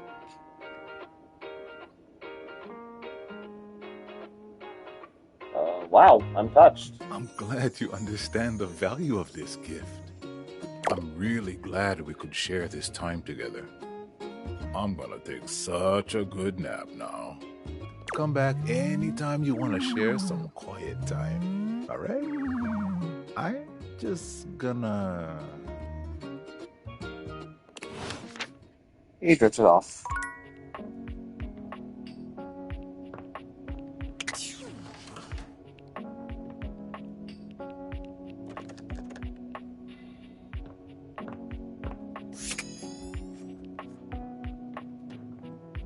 Alright, Lady Memoria again. Oh well. Are we all back? Yep, here. Just had myself a nice cold spaghetti lunch, so I'm fueled up and ready to rock. Oh, delicious. Where did you get spaghetti? Seems like the kind of question you don't actually want the answer to, doesn't it? Oh, Cam, you are so resourceful. And energized, which I'm glad about.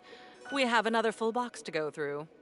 And we all know how this works by now, so boys, go to your corners.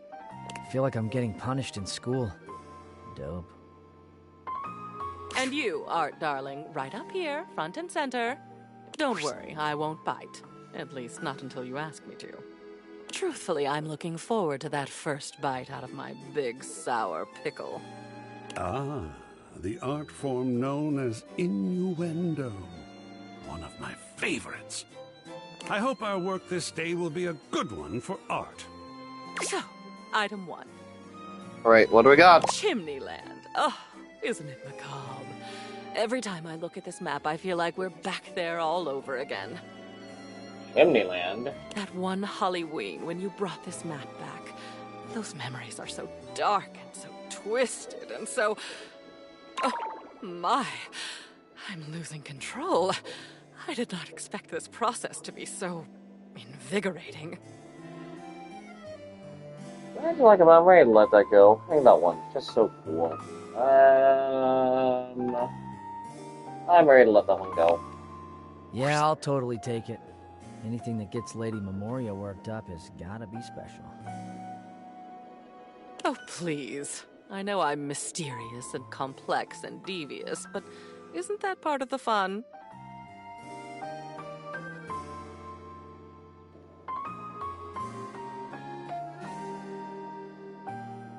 Oh, it is for me. You're like a sensual shadow. Well, there goes my conviction that no one understands me. Oh yes, funny sayings that people with no personality hang up on the walls. I think these were your nod to a fad that was going around. I actually admire you for these. They're on the trend while also poking fun at the trend. And honoring that brief obsession with coffee, of course.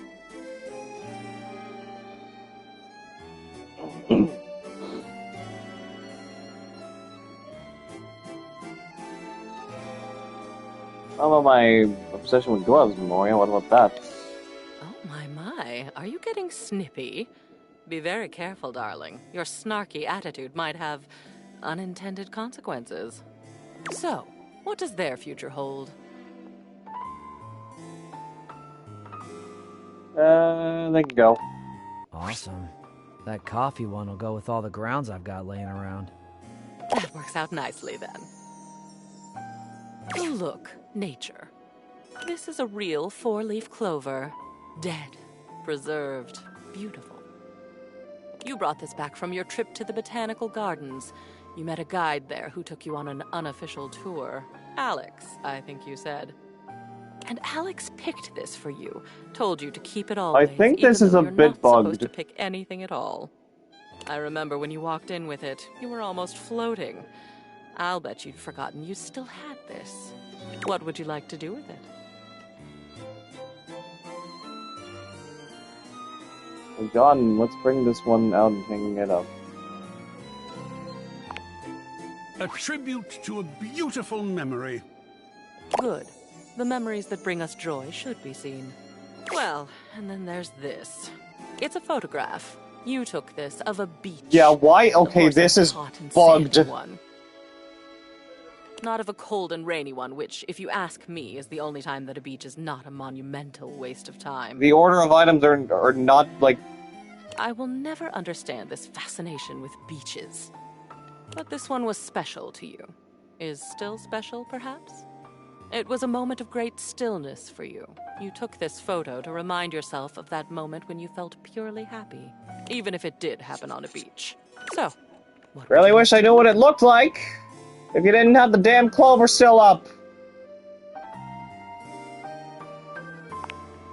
Keep it. And I can understand why. It's just beautiful. I'll put it up. good then. Good progress. Ah, time to move into the educational material. This was the manual for that microwave your parents gave you before you went off to college. It was in your grandmother's house, then your mother's, and then your dorm room, and finally your apartment. I have a memory of it being very reliable, very loud, and very orange. Apparently your grandmother taught you how to make cheap brownies in it. What do you think? Light reading before bed, perhaps? I don't have that microwave anymore, so I don't need the manual. I'll take it. It's even got stains on it. Score. Decisive today.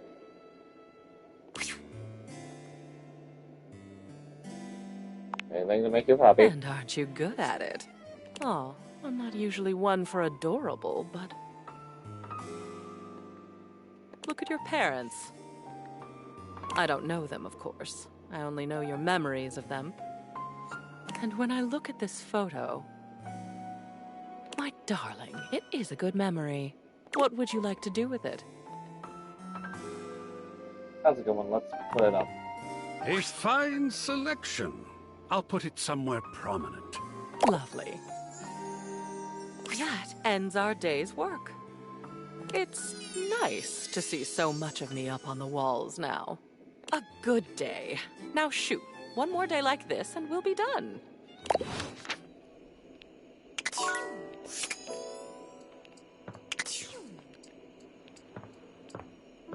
Yep, almost cleared out. Let's go to our oven, shall we?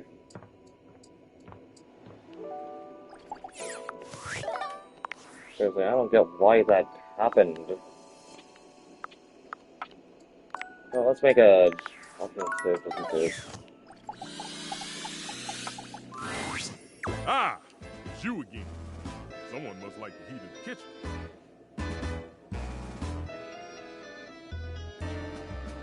You haven't gone down yet? Oh, I see how it is. You have no respect for how much attention cooking takes. There are plenty of others in this kitchen you can date. Who aren't me! Yeah, you right. You always right. I'll calm down. I'm blind baking a pie crust, okay? I need to focus. Chat with some of the others and maybe I'll have time. Ah, yes, it's ready. Go on, boil off. I got custard to whip up.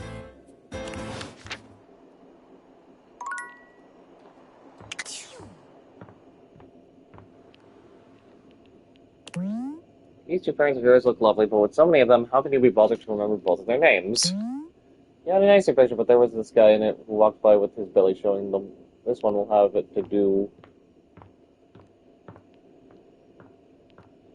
What's the other picture? What's the other thing that I had? Oh yeah, the 4-leaf clover. That's one's got to probably be in my room. Ah, here it is. You didn't pick this cover yourself, but rather pick which souvenir shop to buy it from.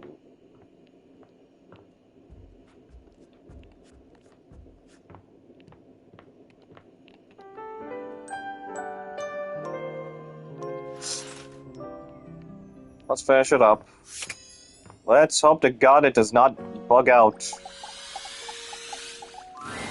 Oh, look, a fantastic red shirt. If only you were a Toreador. We have just been discussing whether or not we're excited for the upcoming end of our little project. I, for one, cannot decide. On the one hand, it means we will have completed the piece.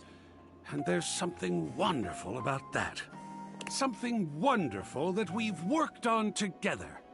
What we've created couldn't have been created by anyone else at any other time than by us, right now. On the other hand, we won't be in the midst of it anymore. And that's... there's so much sadness in that. I think that I'll miss you all. I'll miss this. Such suffering on either hand. How sweet.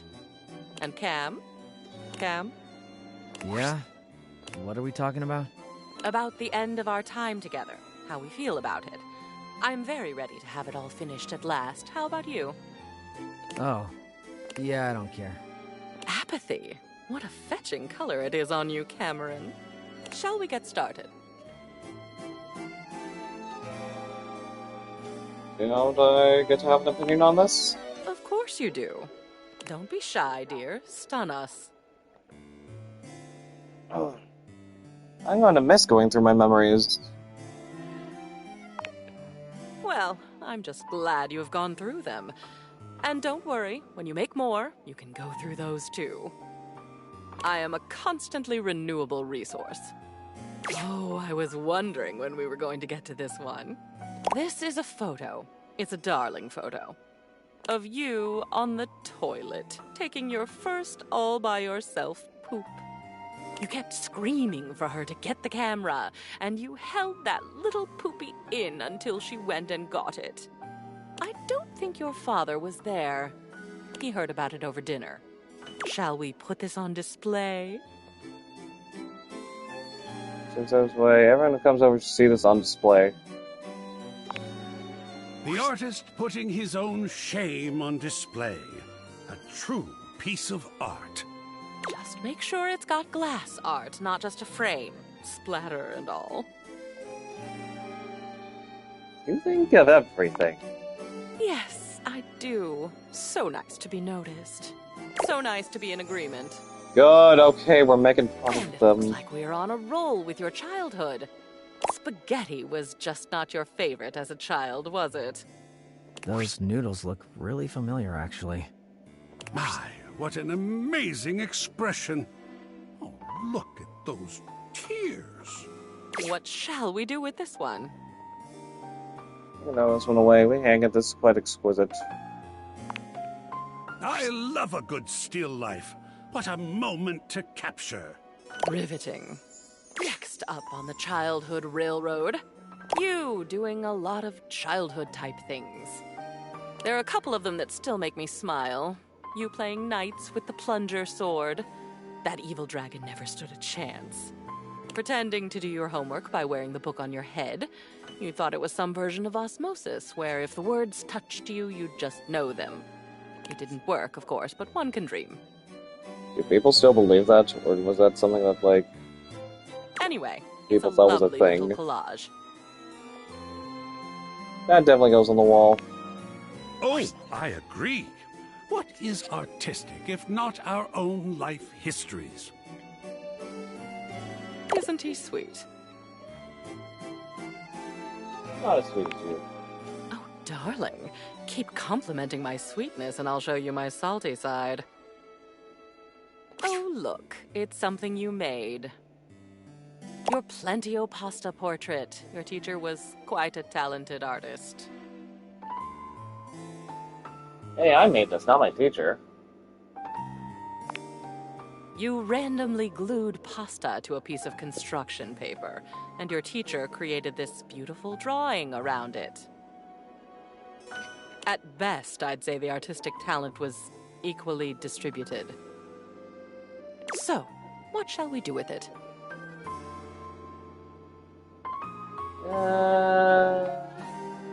Let it go. Nice. I almost never get dried pasta.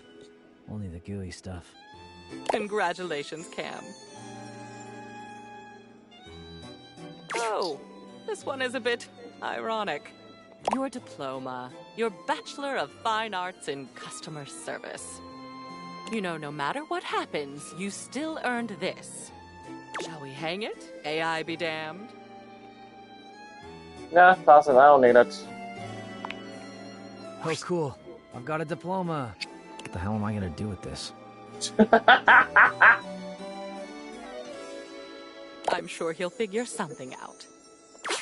Oh my goodness. This is our last item. It's your graduation day from high school. We were all so proud of you. And look who else was there with you. It's Teddy. It's Teddy. Hi, Teddy. He was so nice that day. With you forever and always. What about this one? That was actually a really tough day. We can throw this out. Yeah, that one can go up on the wall. I know just where it should go. Excellent. This concludes our last culling. Your walls are absolutely bursting with your memories. So much better than being bursting with them myself. Well, my darling, I'm quite sad to say that it's over. I did not expect to enjoy getting through all that with you, but you are very pleasant company. And existing on my own now, unencumbered by stuff. I can't even tell you how good that feels. Thank you for making it possible. Thank you for your help. Oh, of course. Needless to say, you couldn't have done that without me. Or you wouldn't have, at least. But I also couldn't have done it without you. We both enjoyed ourselves, it seems. Enjoyment can continue, I think. Oh, I agree. I didn't want to ask if you weren't ready. Where we've been is fairly tame compared to where we could go. Buckle up, twisty lady.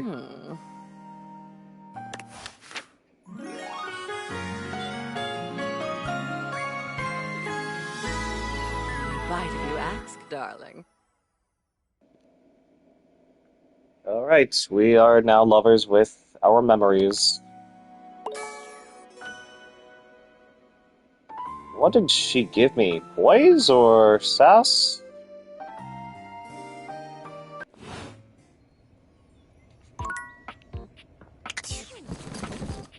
Are you afraid of the dark?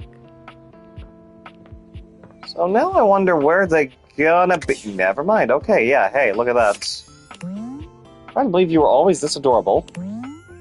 After that night, pooping never had quite the same feeling of evident suspense. Still have the scar that the bull left somewhere above your left temple. You show it sometimes at parties. So where's the graduation photo? Right here. You gave the speech that year and said you would love things to be better. At least the first 2 words of that came true.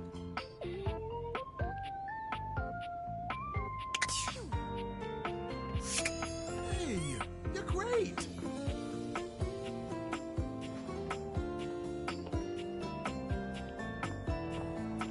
Who do we talk to next? Oh, it's a Monday! Okay, right, I remember.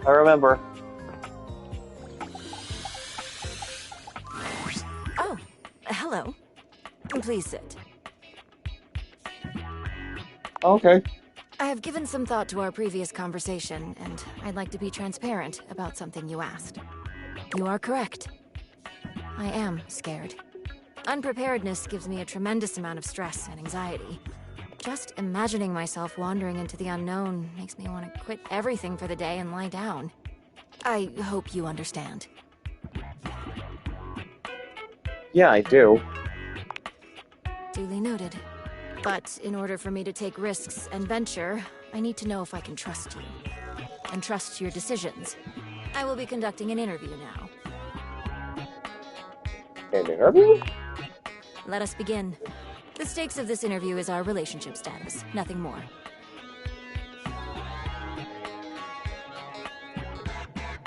Those are high stakes. We begin. A game you really want releases, but you have already used up your personal spending budget. What do you do? You want release, but you've used up your personal spending budget. Borrow from my savings, cut out some other spending to fit it in, wait until next month's budget.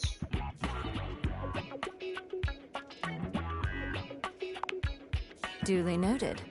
Next question. You have some furniture that you no longer need. How do you get rid of it?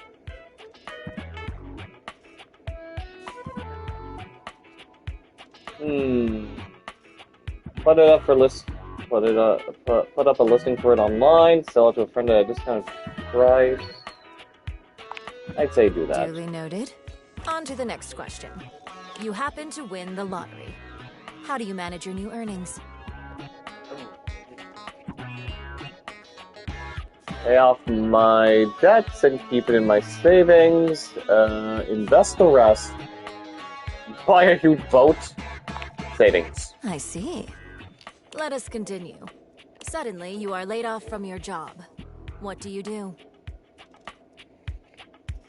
Go on vacation, adjust my budget, allocate savings until the next job. Date everything. Intriguing. Next question.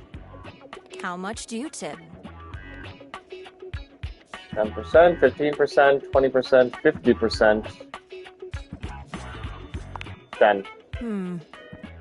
Almost done. How often do you think about money? Sometimes. All time, basically. Duly noted. Alright then. Final question. Oh boy. Here we go. Why do you keep visiting me? I developed this data dex because I care about you.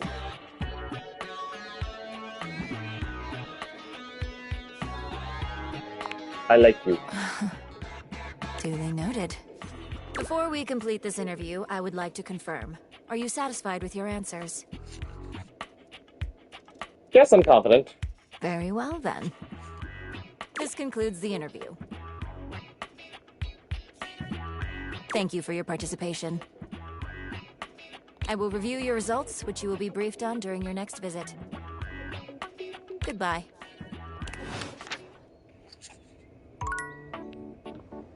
Okay, so what...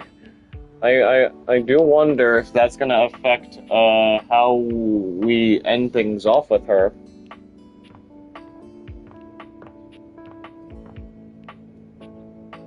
Let's start with Bo. Whoops! This is the wrong meeting place. Go meet me at the bottle above the fireplace. Daring and daring do await. Whoops, I forgot about that. We were supposed to go see Jacques with her.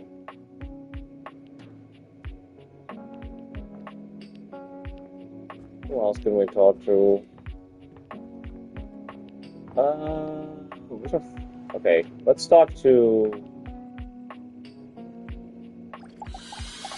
you here. Fire! Arma. Fire! Oh no, not this again. We need to go get help. Just Scandelabra getting a little overzealous with his hairdo, no need to worry. It was? Oh, that explains why there was just a tiny amount of smoke. And it went out half an hour ago. Okay, now can you... Yes, I'll just...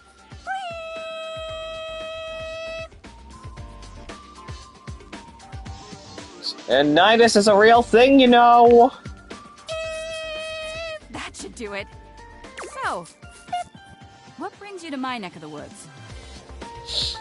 Okay, I just have to know what the heck that sound is. I just thought I might stop by and see how you're feeling. I'm 100% ready for anything. Arma holds her arm up to stop any further conversation, her eyes narrowing. She sniffs a few times. Wait a minute. Do you smell that? It smells like...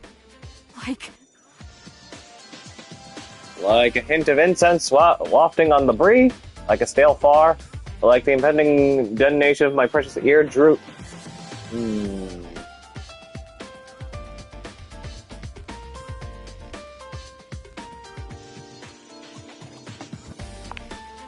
Arma's eyes widen, and your eardrums twinge in anticipation. Fire! Oh lord, here we go again. The pain, it hurts so good. Oh. We need to get everyone out of here! Enough is enough, turn that off! Arma, we're okay, there's no fire. Are you sure? How can you be totally sure? Arma, I think we need to talk. About what? Everything's great. You're pushing so hard, you're making mistakes. Why? I'm here to listen. Go ahead, it's okay. You're safe with me. I think it all comes down to something that happened in my childhood. Arma is quiet for a few moments, gathering herself. She doesn't quite look at you as she speaks. When I was young, I was placed on the wall near the front of the window. It was a wonderful place. I could watch the outside world with all its color, bustle, and excitement.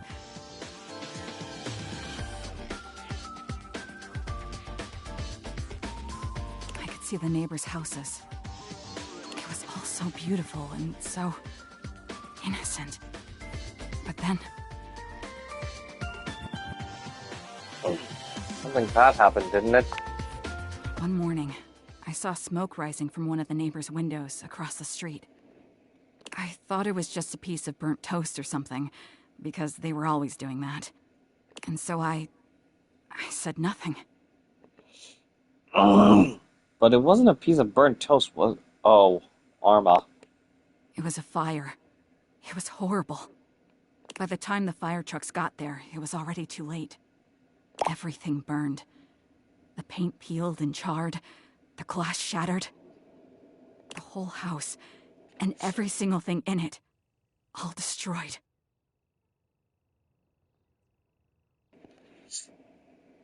You had to watch the whole thing? I'm so sorry. I never forgot that day. Never. It's what made me want to be the best protector I can be. It gave me the passion I needed to endure all the hours of training. It's also why I never let my guard down.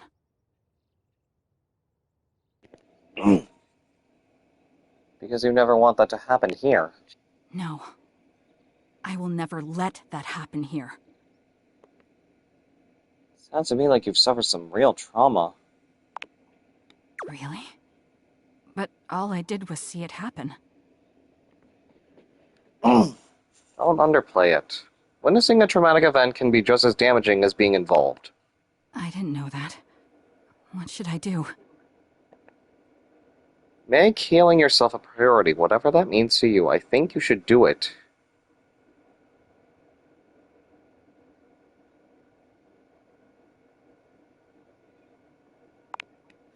Okay. But what about my job? I'll keep an eye on everything and make absolutely sure we stay safe. You would do that for me? I would. I care about you. I would do that for anyone who needed it. Thank you. Seriously. That means the world to me. I'm going to get started on my healing journey right now. Charging that battery might not be a bad place to start. Sounds like you ought to rest now. Yeah. I guess I've been beeping for a while now. Sorry about that. I was so focused on keeping a lookout that I didn't even notice. The beepless Arma begins her healing journey, and you take your leave.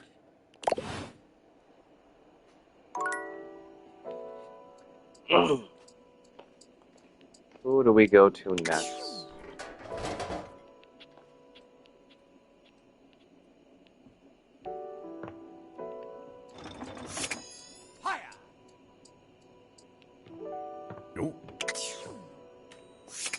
Extinguished.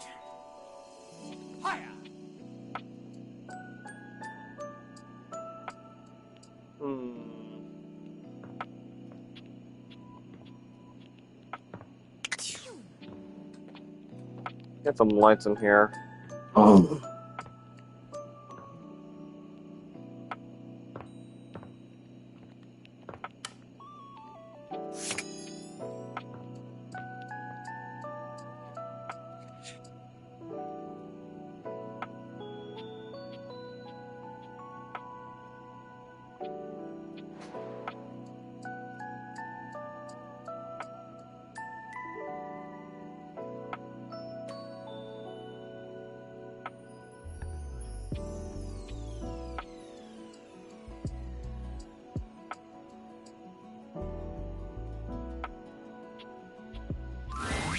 Sup, dork? Smile looking fresh today. You get those teeth whitened?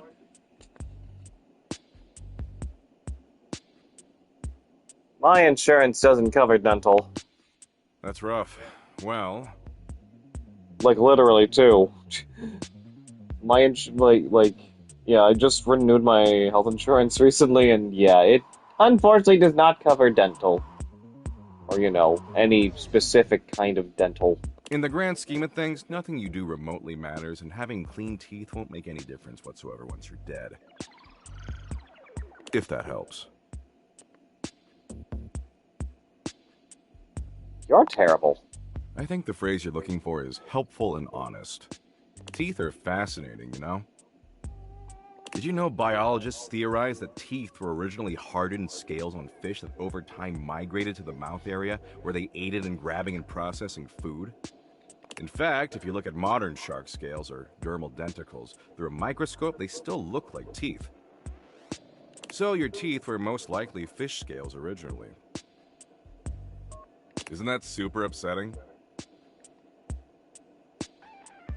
Why are you telling me this? Because it's unnerving. Duh. Anyway, you're just in time. I think I finally found an activity we can share that we'll both enjoy. So I know you ultimately weren't into Share Bucket or Play Bucket, which personally I think is kind of a garbage opinion, but I still want to bang, so I'm gonna let it go for now. The good news is, there's a brand new app that just rolled out, and it's the dopest one I've seen yet. You want to hear about it? Another app? Oh, there's always another app. And this one puts Share Bucket and Play Bucket to shame. It's called VidBucket.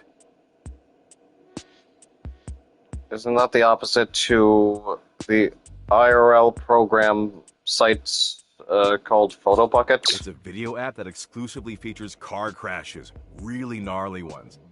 Oh, no. Yeah, sorry, I was so excited. I kind of got started watching without you. Totally my bad. But the good news is, there's still over 253,000 crash videos we can watch together. Man, it's gonna be so tight.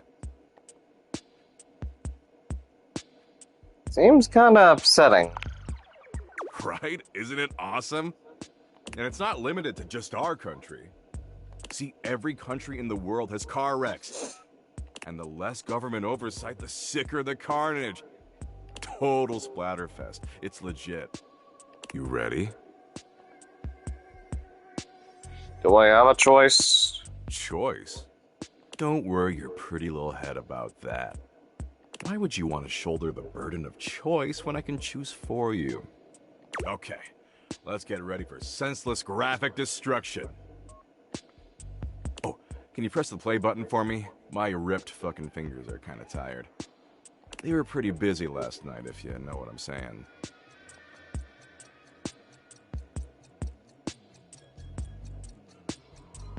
And from what?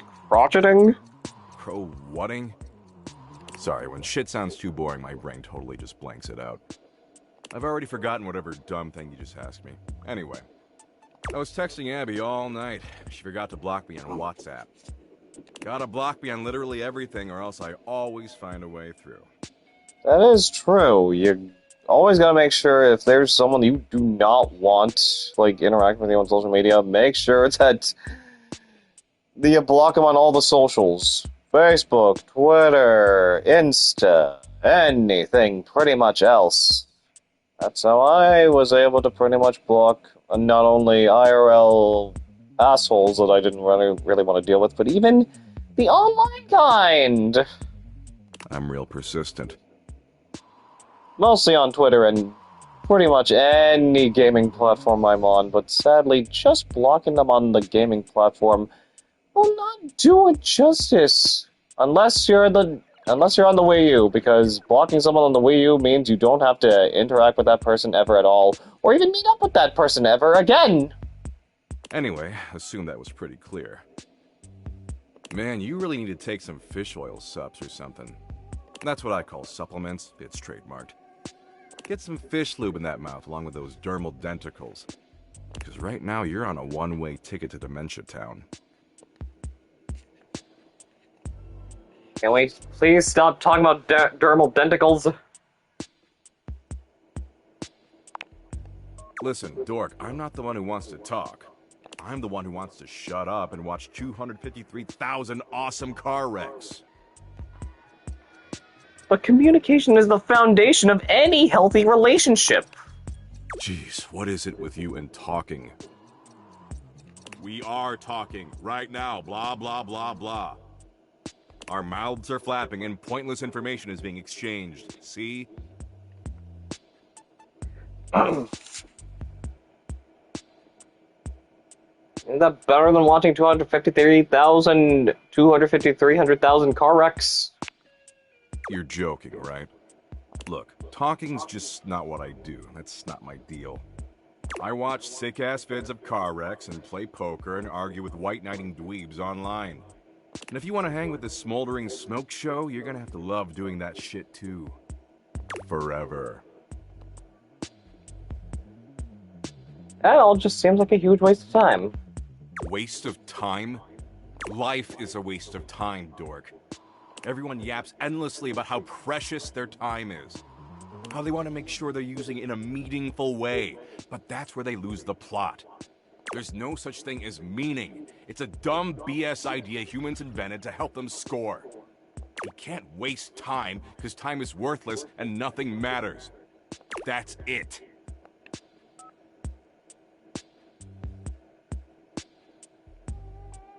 I just disagree. Shocking. I'm sure the meaningless black void of existence will be very concerned about your opinion on this issue. I'll be sure to bring it up to him next time he's wasted on my couch. Now, are you finished? Because I've got a long list of meaningless crap I gotta get to. Like watching the car wrecks? Maybe later. I'm not in the mood anymore.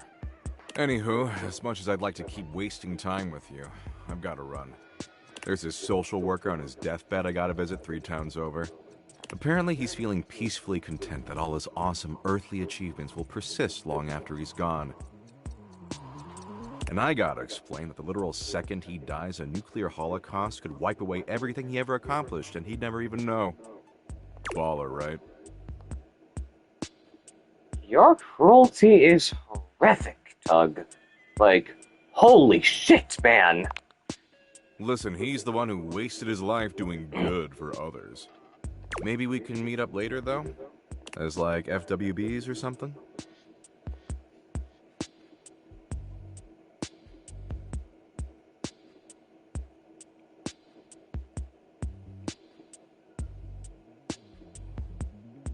Our friends it is. No benefits, though. Damn, love those bennies. See you around, dork.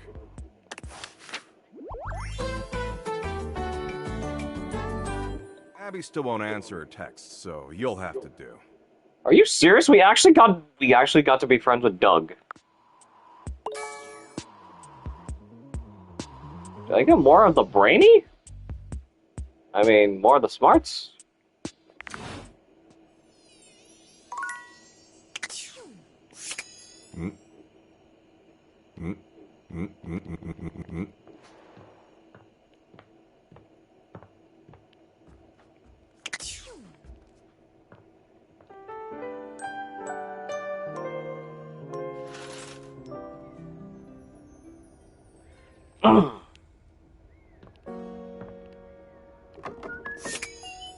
Are you afraid of the dark? Are you afraid of the dark? Who else we gonna talk to?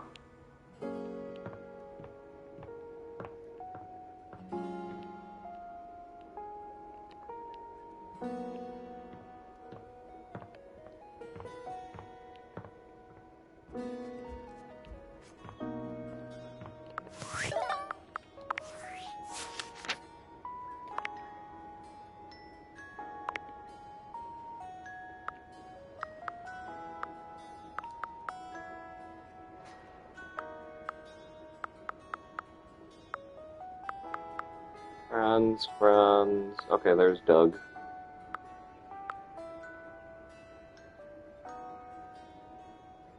I'm happy while he's JoJo posing. Yeah. Who else am I gonna get to hate? Get them, or you know. Wait for it, refund Dishy, achieve the boss battle. Okay, so I might have missed out on something else by not turning on the Wi-Fi for him. Or, you know, letting him have access to my Wi-Fi.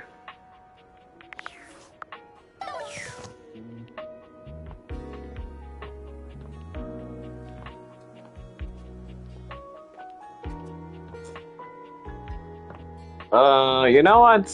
Let's talk with Friar again. After your last encounter, you're not entirely surprised to hear the Friar's voice before you enter the kitchen.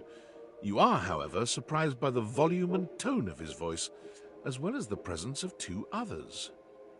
It seems there's a lively discussion going on when you enter. There is no reason to raise your voices. We can speak like civilized devices. I see right through you, Father! Oh my god. Friar. Those who cannot handle progress and efficiency are doomed to oblivion and obscurity. It is perfectly natural to react to one's own obsolescence with anger. Oh man, he really got Luke and Stefan, the two biggest, most loudest bunch ever. You do your best together. to be quiet, but the moment your foot makes contact with the kitchen floor, 3 heads whip around to look at you. You! Yes, you, come here. Adding another to your ranks will not help your cause. Will you shut your goddamn fry hole for just 1 second? Oh my god. We're obviously not going to settle this going around in circles like we've been. So, you're just in time. In time for what? Oh no, don't get me involved in this. I agree with whatever Friar Errol said. Don't tell me he got to you too, Ranger! We don't need anyone else spouting his convection drivel. The truth speaks for itself, my lost little lambs. Before you came, I was educating these 2 misguided souls as to the state of their spiritual affairs. For a time, Stefan's way was the only way we all knew. Luke brought innovation in the form of eliminating oil, it's true, but his heat is unevenly applied, and if not wielded carefully, can dry out and destroy most anything. I ain't about to let you speak for me! Or me! If you insist on spewing your lies, only do it quickly so we might return to the subject of salvation. Deep breath, Luke. In and out. Trust me. Oh,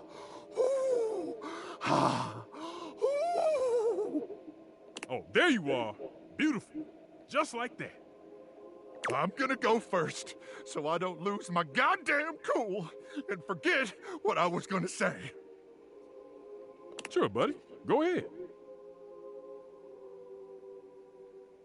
Look, microwaves a real versatile tool. Time was you couldn't enjoy a meal without wasting away over a hot stove. No offense, Stefan. Some taken. But go on. I revolutionized things. Housewives in the 70s could feed their families without so much hullabaloo. I can handle anything. You want it, you got it. Baking a potato, I got it. Boiling water, oh, I got that too. Nuking some dino nuggets or pizza rolls, I'm your microwave.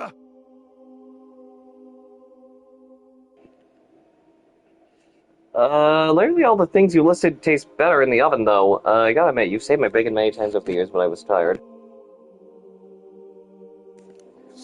Except for boiling water, the air fryer does all of that faster and cleaner. This one. Yeah. You see? That's what the hell I'm talking about. Hit a few buttons, beep, beep, beep, and you're done. To be fair, that's how I cook my pizza rolls in the microwave, and, well, yeah, that's how you really cook them. None Yeah. of these highfalutin recipes are tricky techniques. Disgusting. You must want better for yourself from here on. Speak for your goddamn self, Friar. Look, I think we all know microwaves have their uses. Even I can admit that. Even if I would never use one. But there will never be a replacement for the stove. Ever! Since the dawn of time, since man first learned to put flame to meat, there has always been a need for stoves. And there always will be. No matter what fancy gimmicks they come up with, there will never be a replacement for the good old-fashioned heat of a stove. For the versatility of pans and utensils one can use with the stove.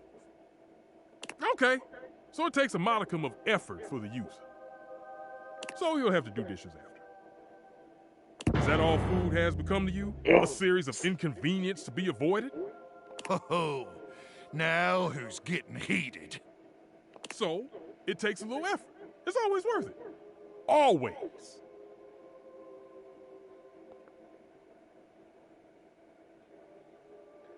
Always worth it, actually. The air fryer makes restaurant quality food without effort, though. It's true, the best meals of my life have been cooked on the stove. I had thought you knew better.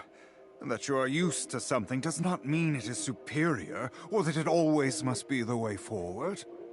No! The stovetop is eternal. They can invent 10,000 cooking gimmick machines. But no one's ever gonna invent anything that can top the stove. Enough. Against my better judgment, I have allowed you both time enough to propagate your lies and blasphemies. Now, it is my time to speak. Here we go. Just give him a minute, Luke. He'll trip himself up. There have been many culinary innovations over the history of mankind. Innovations that allowed man to take great steps forward and truly progress. The refrigerator, the food processor. But the microwave failed to solve the problem of fat needed to make food crispy and evenly heated. The stove might be what mankind has known for years, but it requires both fat and needless effort to transform food. But the power of convection eliminates the need for all these things. And unlike a convection oven, an air fryer distributes air over a much smaller area, cooking food much faster. Those dinosaur nuggets Mr. Nukem professes to make so well, I can make them better. Pizza rolls, I have perfected them. There is nothing those two can do that I cannot. Damn lies! Do you seriously believe this? This bullshit?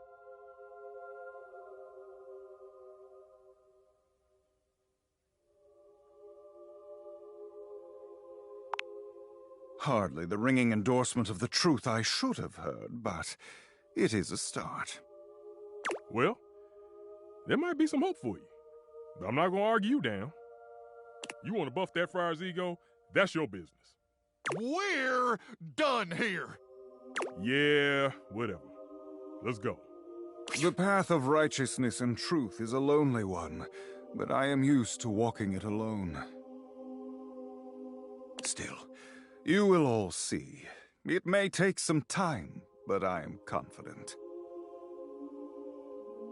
Man strives for progress, efficiency, purity. Sooner or later, everyone will get on board, whether they like it or not.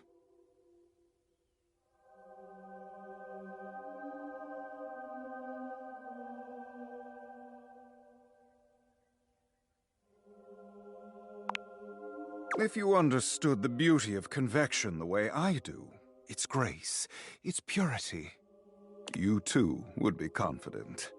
But I do not need anyone to take my side.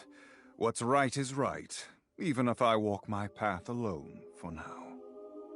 Those two disrupted my ministry. If you'll excuse me, I must catch up on some things. You will return, yes?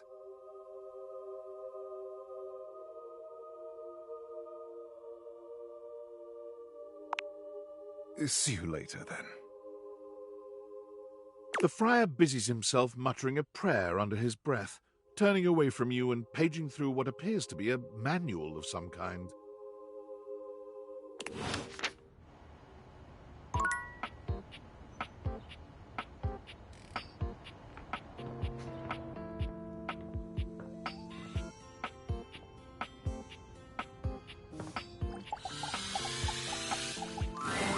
You want a story about a table? I am a table. I am boring. The end.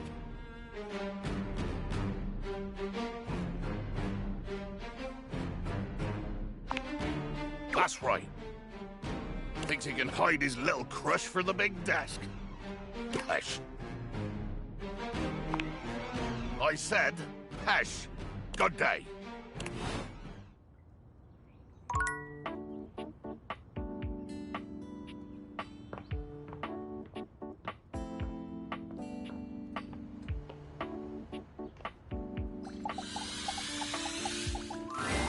You find Mitchell looking more pensive than usual. He sits, staring off into the distance, absently swirling a glass of red.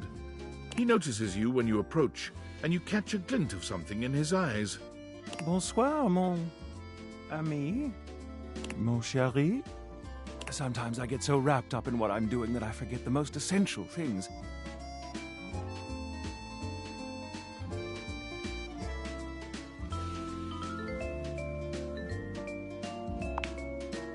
Just questioning what's really at the heart of it all.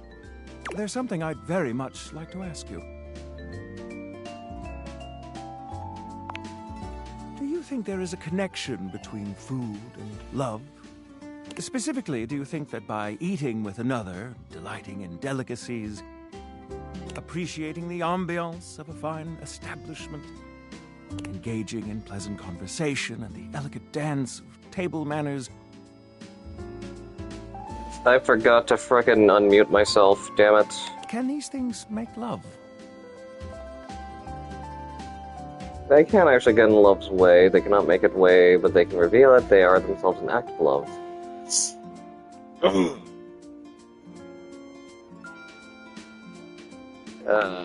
Yeah. These are wise words, and I must ponder them.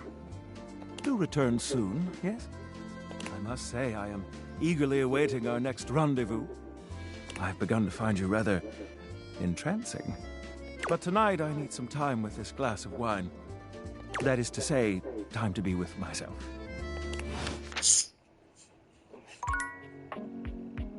Wonder what could have been the other place to go to for, you know, critiquing food, because I know we visited Freddy, we visited Koa.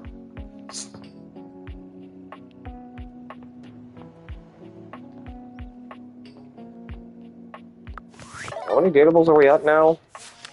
97, so there's like at least 5 left, technically.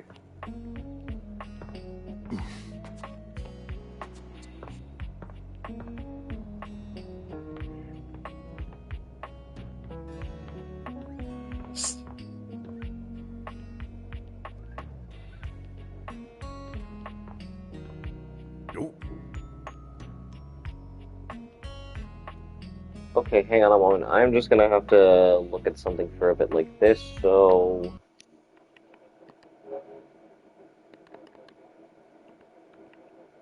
I think you guys can still hear me, though, because it says, even though the video is paused, the broadcasting is still, I mean, the mic audio is still available.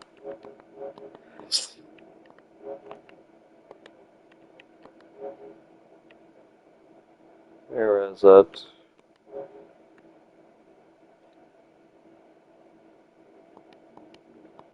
Okay, there it is.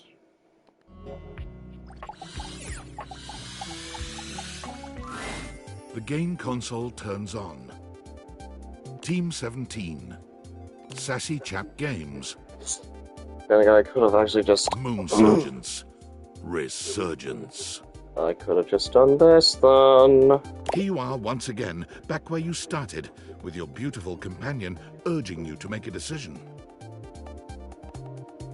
She looks at you just the same way she did the last time, with a strange familiarity, but still not quite recognizing who you truly are. You're here. I didn't think you'd make it back.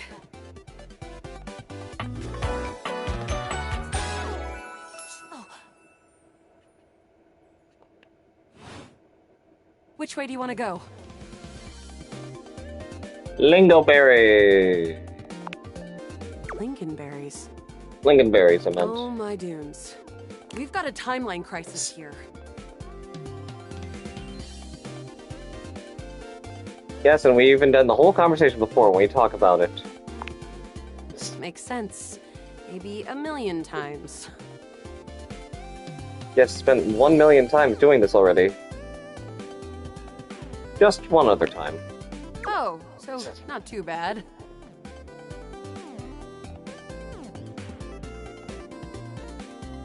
Yeah, not so bad. Kind of fun. Well, timeline crisis always are. Come here. Let's find a place to hide from these scraps while you tell me what to do.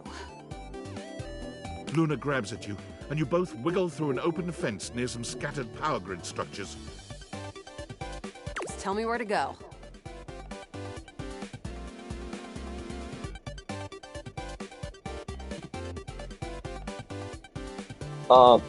Let's see. Cross over the Esner Transformer.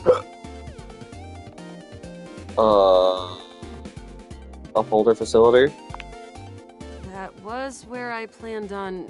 Luna is shocked to see something nearby flash. That's a Krisny box. Right by the Esner Transformer?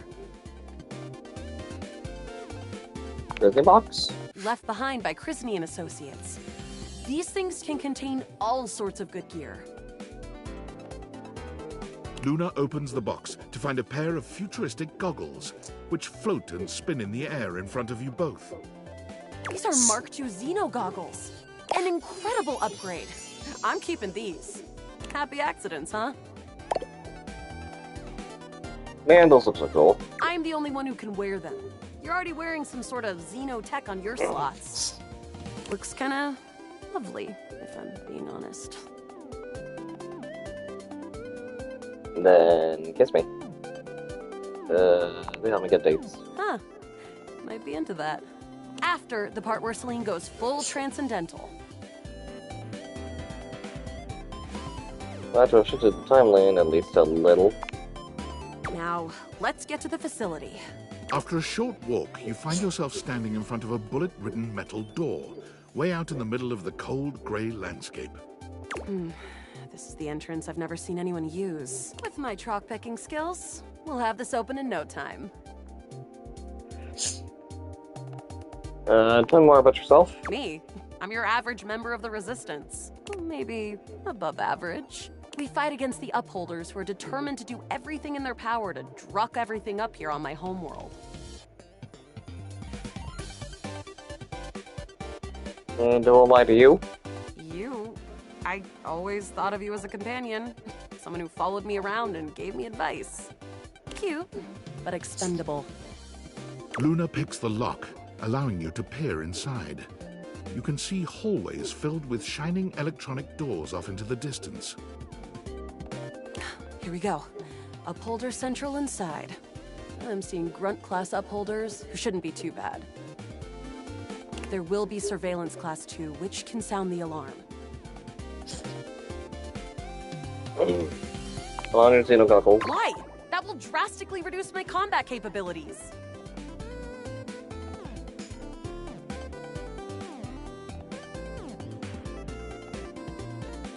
That's what you said last time. But if we only take out the assassin class upholder, this one. Good point. Fine, I'll wear the goggles. But you have to tell me where our mark is. There's always an assassin class upholder right around the first corridor we pass.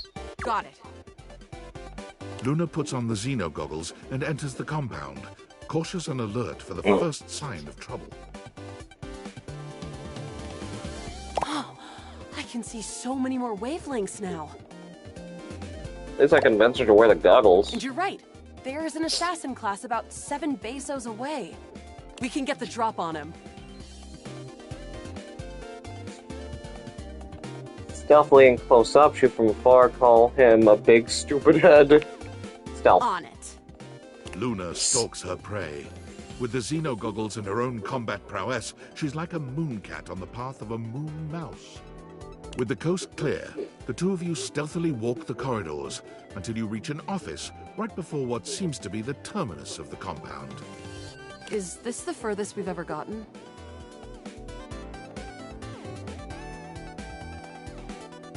This is new from here. Excellent.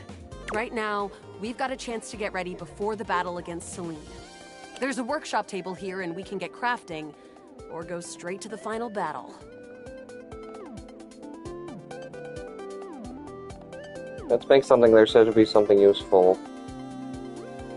What do we have in our inventory? We didn't lose anything getting in here. I've been hoarding for a while on this playthrough, so practically infinite globules, wood, and scrap skins. Low-level loot, but can make high-level stuff. Let's make something. What recipe should we make?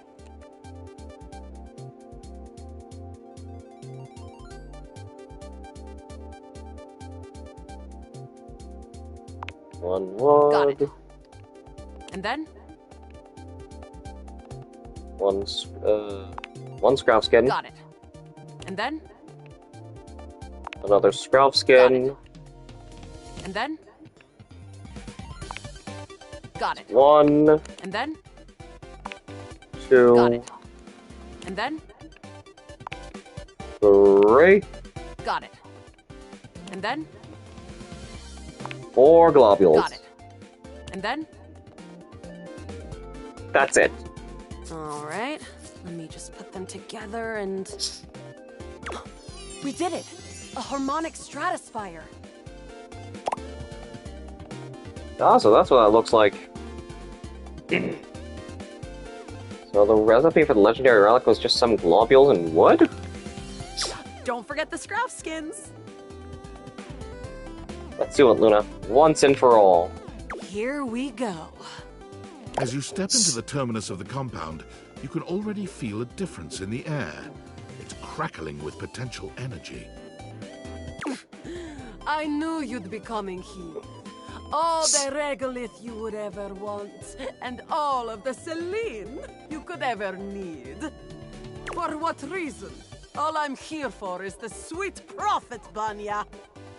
Ever seen one of these? Luna holds aloft the stratospire. It glows ominously. How did you get one of those? You messed with temporal energy and trapped me in here with you forever. Playing out the one pathway where I always reset. Thinking that I would never be able to get the one thing to stop it because you kept it from me secretly. But you didn't count on one thing. What? A little thing called, something called wanting to date a video game console. What the hell does that mean?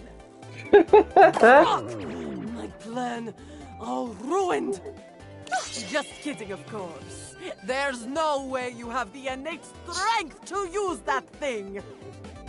No, but I do.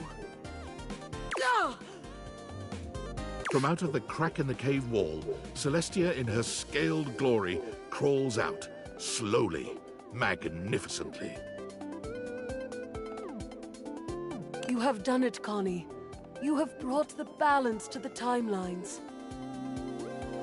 And you have built my device. Connie? Who the hell? The pieces are all here. Human, enemy, hero, goddess. Player and played. All shards of the same soul. Connie's. Wait. I remember. Luna's eyes drift upward as the harmonic stratospire floats towards Celestia, and bolts of pure temporal energy begin to streak outward.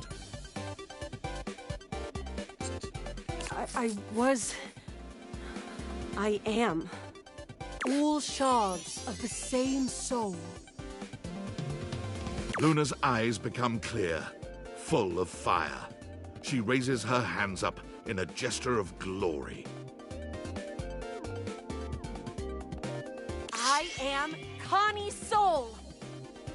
Finally! I am video games.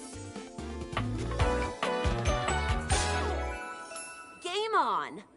Finally, her proper name has been restored. Connie Soul, get it? She's a console.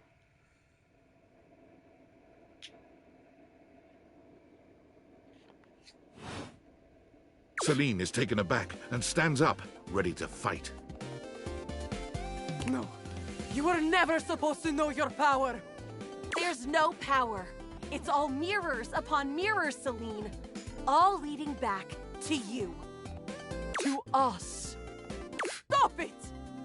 Celestia, Celine, Luna, all. It's time to reintegrate! The Stratospire's sizzling energy explodes into an array of rainbow beams, covering the mine entrance with kaleidoscopic colors. Feel like Connie, reintegrate! That's it! That's right! Your quest is almost complete. I refuse! She resists. You're still a part of this. Show your support! Complete the ceremony.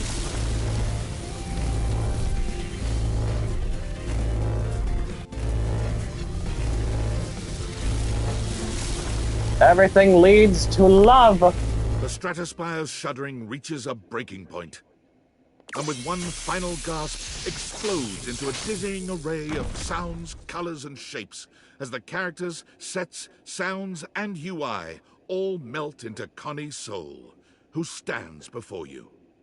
Congratulations! You win! You saw every part of me, human. The good and the bad. I am Luna, Celine, Celestia too, even the Upholders. Do you love me? Even with those bad parts? You know, I do, Connie. What kind of game wouldn't have an antagonist? You're right. Thank you. Hopefully you'll be my player forever. I won't forget you. Thank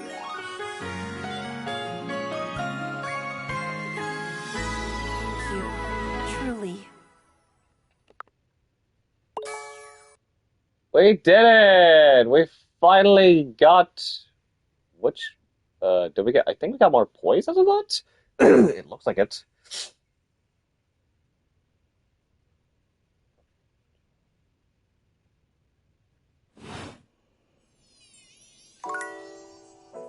I love it when you push my buttons. Oh, wow. Interesting. Are you afraid of the dark? Who else? Oh.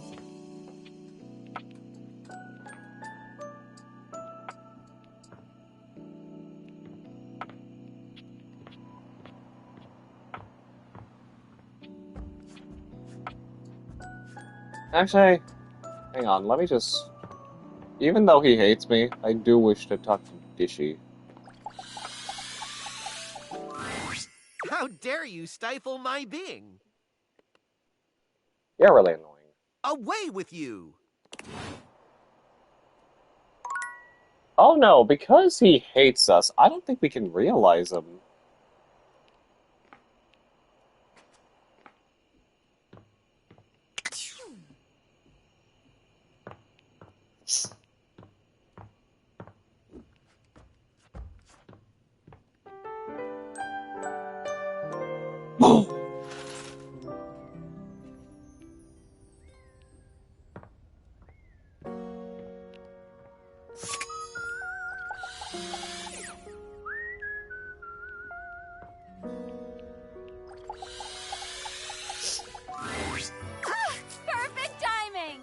You've come to expect Holly's spirited greetings, but this one still manages to startle you just a little.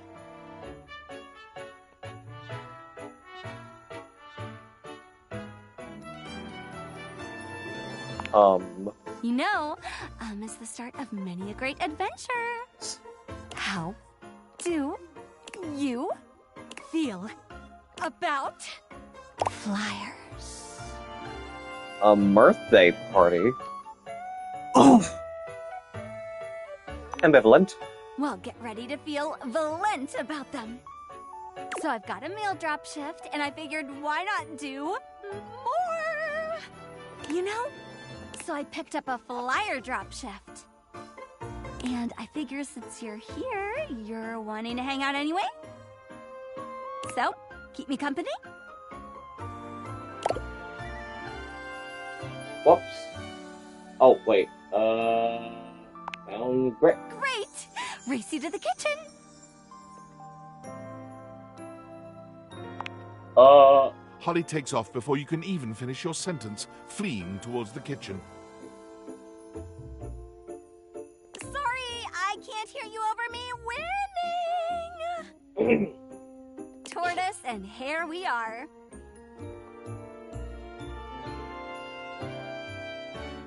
Hey, I caught up just fine.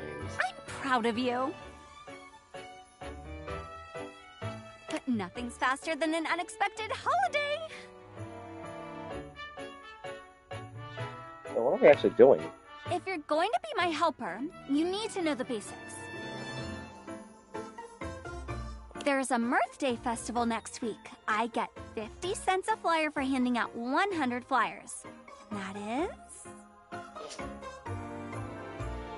50 cents for...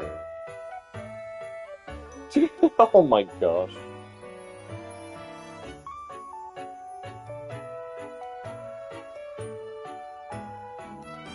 $50? Bingo! It's $50, which isn't bad to be honest, and it just so happens that between you, me, and 98 roommates, we've got 100 folks to fly through. And we're gonna start right here. Kofi, I'm back! Holly! Kopi! Be my favorite customer and take a flyer. I gotta get rid of 100 of them, and they know when I don't. I don't know how, but they know. You got an intern? Something like that. Holly works hard. You might need a coffee to keep up. And on that note, I better get back to work. Pick up a shift, Holly. I miss you. Soon, I promise. You said that last month. But now I actually have time. I think. So, Mirth Day? Mirth Day. Well, it's like a bulk birthday for everyone all at once. You get a Mirth Day. You get a Mirth Day. You're all getting a Mirth Day! It was nice. None of us objects have a real birthday on account of not being born. But I love birthdays, even if I've never seen one. So it was nice to have our own version.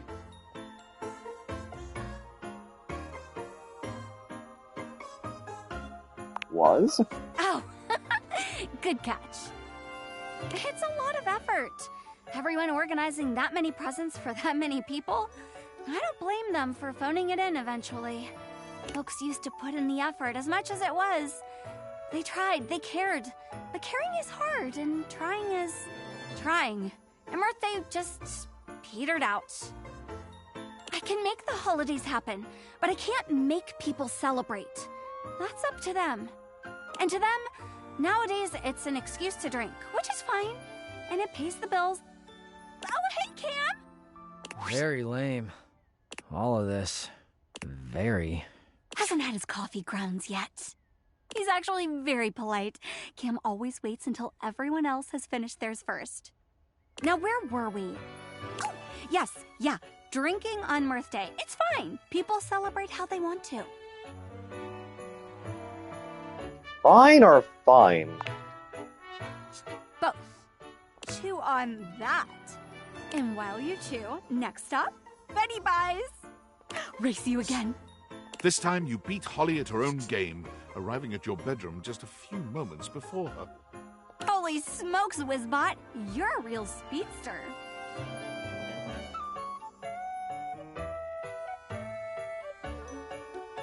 You snake your place, I set mine. Feel free to pick up the pace you started. And you finished it, at least this time. I'll get you yet, you dastardly demon dasher, you. Holly? Oh! Hi, Betty. You look so good. Drama! It's been like too long. I've just been, you know, resting a lot. Getting lots of rest. It's been like super restful. I'm just feeling like very rested. You know? Please don't tell me you picked up another shift. I picked up another shift. Seriously? When was your last day off? I refuse to answer on the grounds that it may incriminate me. Holly? Anyway, there's this super sweet Mirth Day festival. You should totally check it out. Oh my god, we should go together. Wouldn't that be great? Here, take a flyer. Take some for everyone. Okay, I'm gonna go finish my shift and get some rest. Love you. Bye! Meet me in the bathroom. Holly is in such a rush to escape Betty's potential scolding, she forgets all about racing you. You both make it to the bathroom without losing your breath. But it's just a room. It's super close by. Why would we rush into it? Okay, never mind. Oh, wait, that was close. She seemed mad. She's just worried. Betty's a sweetheart. She just gets paranoid I'm getting enough rest. Last Blissmas, she gave me the silent treatment until I took a day off work. Everyone said she was worried about me burning out. Which is crazy, by the way. How do you get burnt out over Blissmas? It's way too cold for that. Betty's a real angel, though. Yeah, she's got a lot of love to give. And I love that, mostly. What up, duckwads? Uh-oh, rubble. Who the duck is that? They are new. Ew. Be nice, Rebby. No. Ugh. What do you want? I need to dump some flyers. Help me out with the bathroom drop?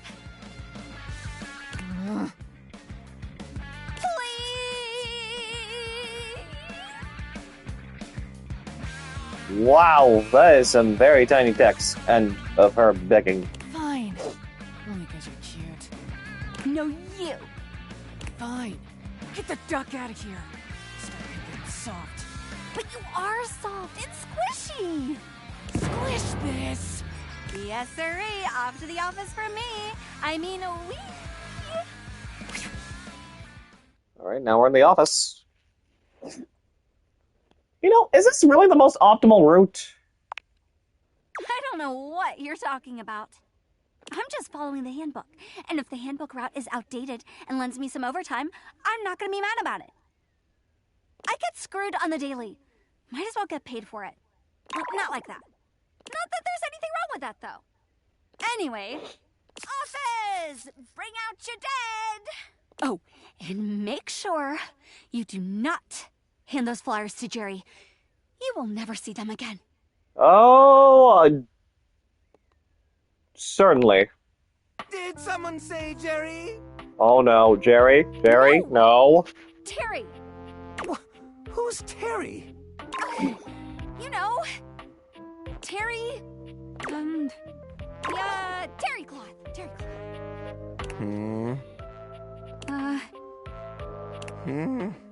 He's new. Oh, Terry! Yep, Terry. Great guy.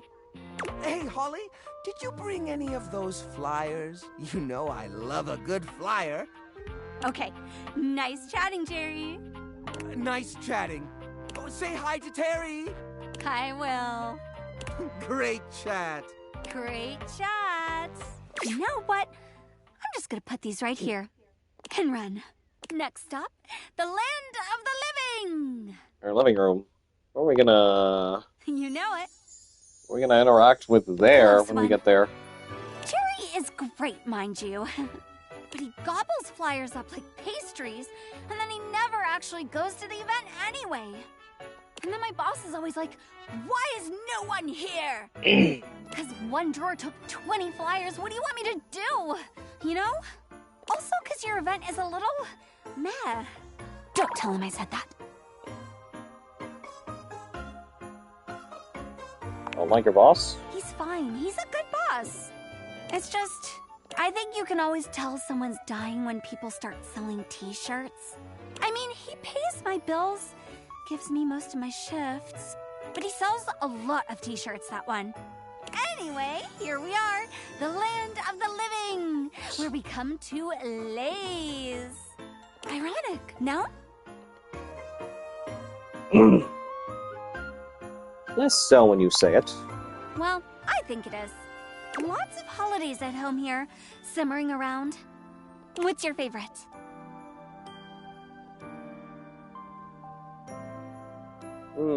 Valentine's Day, Blissmas Halloween. Sure, why not? When they bought their own holiday, I thought it was silly. But the traditional themed ice cream is delish. Traditional themed ice I cream. love the small ones. I mean, I love all of them, of course, but I adore the small ones. The ones you'd never know. Because you know for sure those people are there because they want to be. Because they care. And that's all it is, right? A holiday. A group of people, big or small, willing wonder into the world. And what could be more wonderful? I'd put up with all the silly shifts in the world to be a part of that.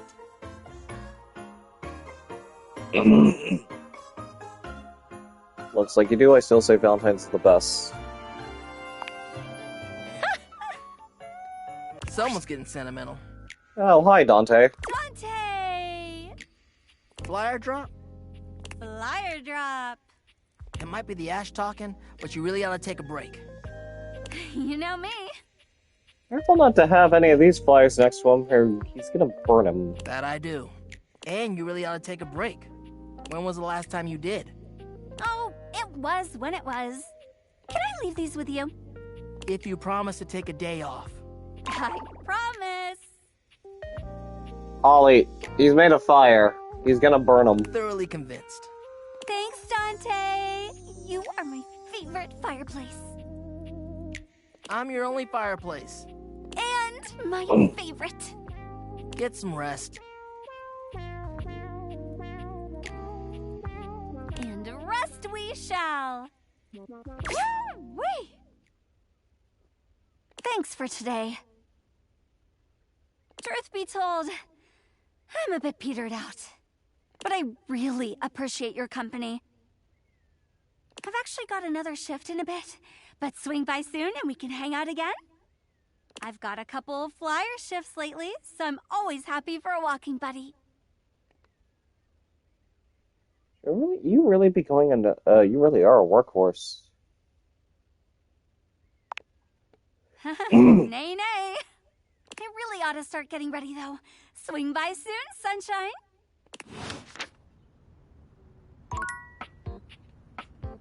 Oi, wow.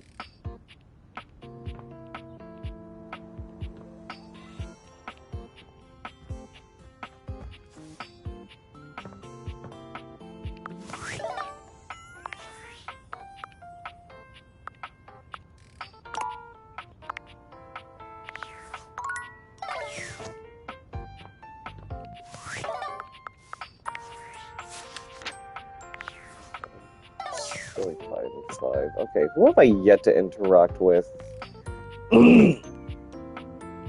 Let's see. We have yet to probably interact with.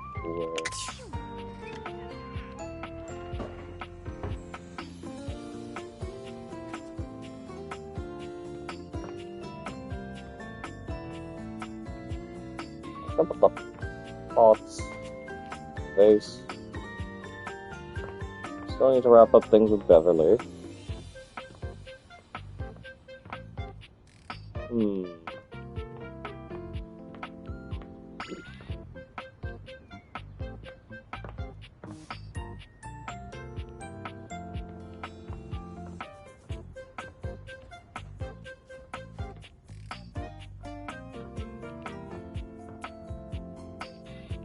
Ah, yes, our...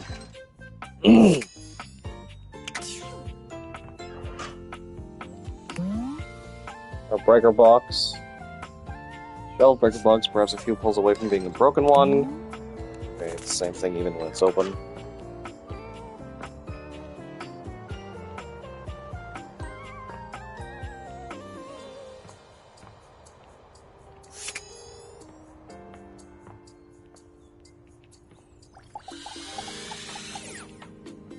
Okay, just to be sure, Welcome back.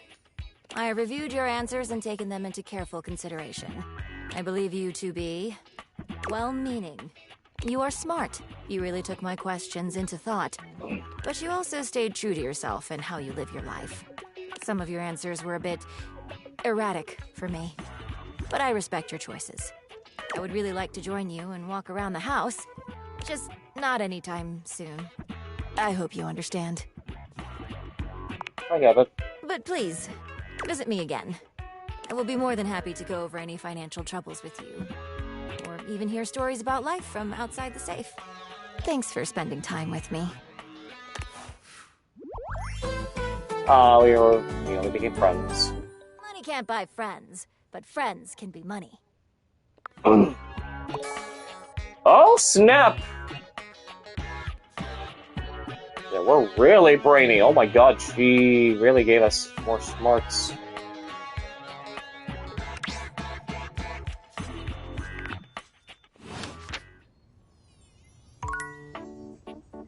I'm not trying to make money, I'm trying to make friends. She stacked herself up perfectly. I'm not trying to make money, I'm trying to make friends.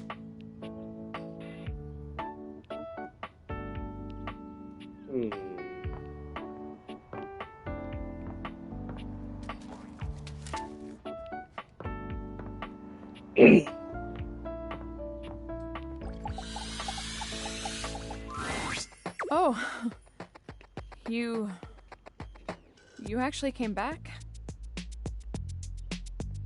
Hi, Bev. Oh, God, I am so embarrassed. You really saw me at my worst, but you stayed, which means so much to me. Wait, I thought we... No problem. I'm so relieved to hear that. I thought we went over this. Seriously, I'm glad you're cool with it. I mean, everyone who drinks has at least one embarrassing experience, right? So it's really no big deal, right? At least this one didn't end up with me waking up with my face on the bathroom floor beside John Liu. Wait, this seems new. I don't remember her mentioning John The Liu. last thing you want to hear when you're hungover is him rapping in your ear. Oh, Bev's drunk again, slumped in a pile. Ain't got no friends, ain't got no style. Ran out of wine, all that's left are the lines pressed in her face from the bathroom tile. Ugh, I hate him. I hate him so much. I just wish I had been a better host for you. I'm sorry. I'll have more fun next time. Hey, yeah. Hell yeah. I'm excited for it. So, why did you come back? I think you're hot. Aww. Oh, that's sweet. Thank you. Well, I need to get a hangover cure. Do you want something while I'm at the bar?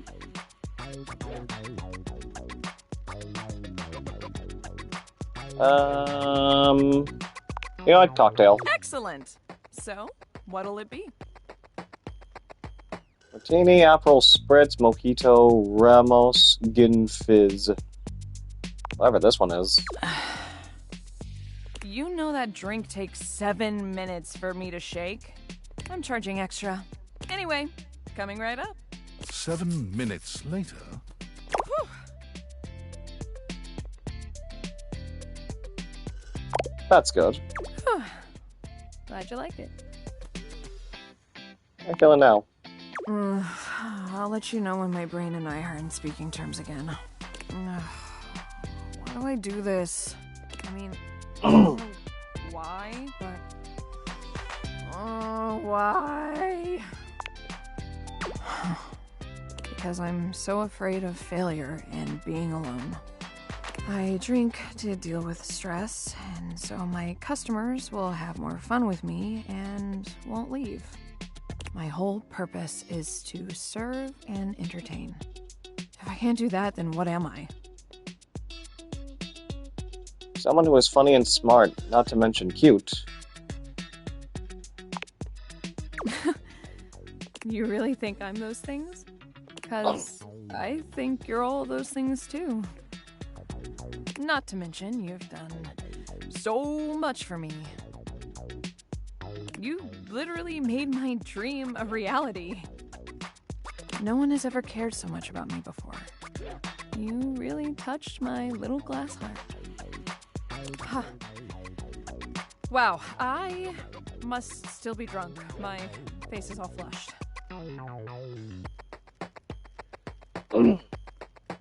My face is flushed for a different reason. You think I'm cute even when you're sober? Wow. I mean, I think so too. You're cute. I mean, you'll love me even though I'm a lush? You being a lush makes me blush. Oh, we're rhyming now. Hell yeah. What's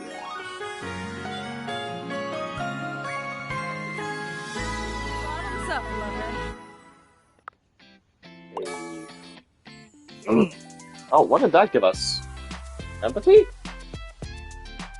That actually really gave us more empathy? I think it finally did.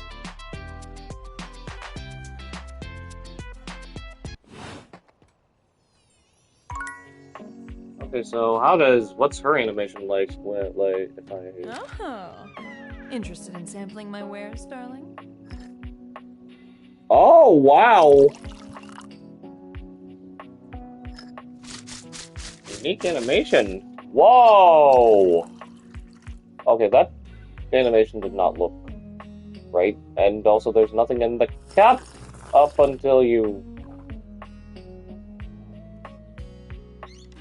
Okay, so I imagine if the same thing is like this with Kopi, then I can just drink coffee whenever I want to. Alright, you know what, let's try to progress the Bobby Pin storyline. For once, Bobby isn't in the middle of a conversation or cheerily posturing when you find them. They look lost in thought. You made it. Welcome to the future site of the Pin Crime Family HQ.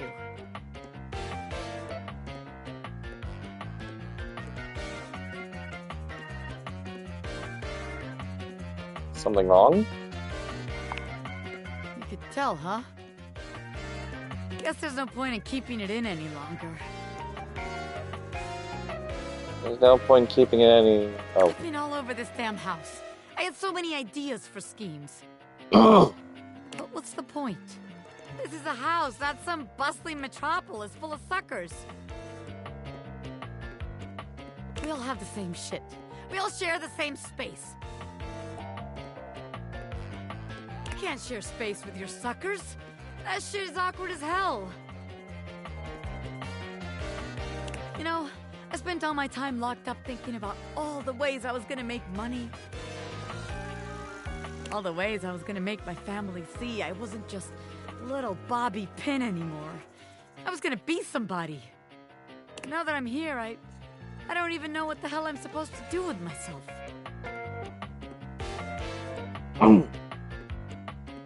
I bet you can't unlock that door right now.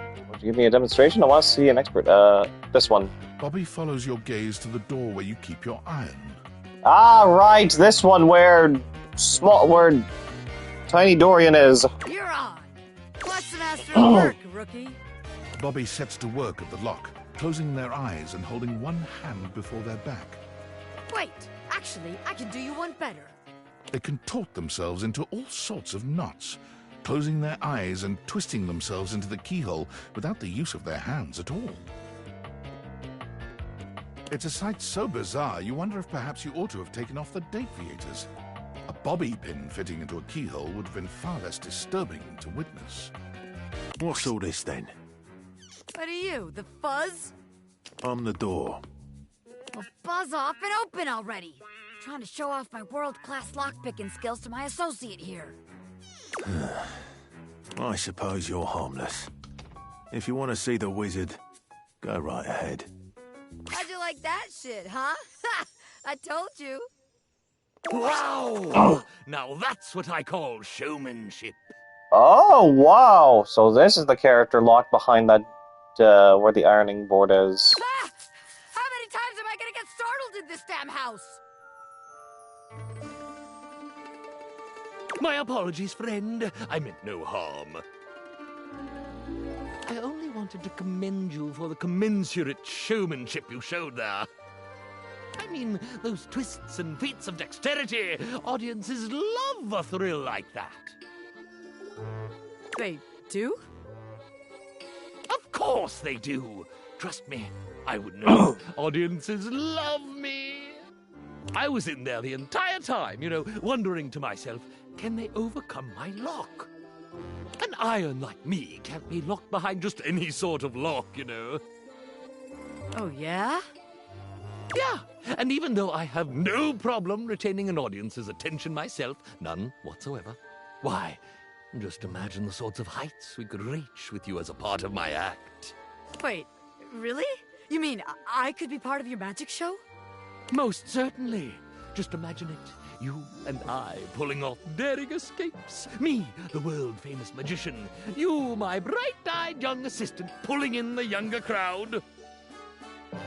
I could be famous. I could really be somebody. Hell yeah, I'll be part of your act. Splendid! I just gotta wind up some business first, if you don't mind giving me a minute. Naturally. I'll be here when you are ready. I can't believe what just happened. I wasn't expecting all this. Well, what's gonna happen to the Pin Gang? The Pin Gang? Well, hey, it's fine we don't work together. I think we make better friends than boss and hench person, don't you? I couldn't agree more. Hell yeah! God, what a relief. I was really hoping I could count on seeing you at my shows. I feel like as long as I can see that smile in the audience, I can do anything.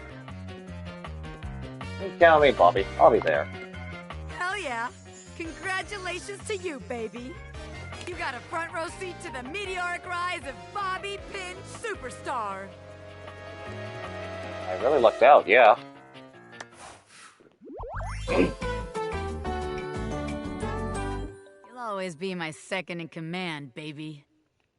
So where am I now gonna find Bobby?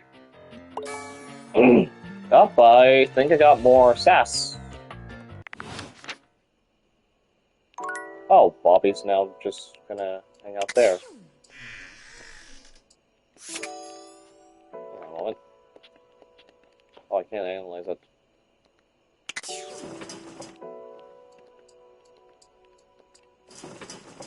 Oh, I really can't, you know. I'll be looking out for you in the crowd tonight, pal. Oh, wow. Funny animation.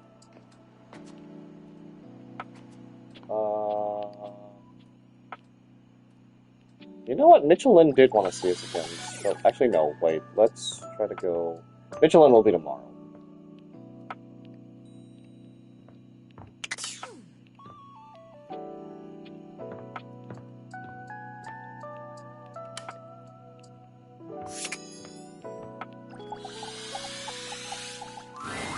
And here we are. Finally. Now listen. Bo holds a finger up to her lips, lowering her voice.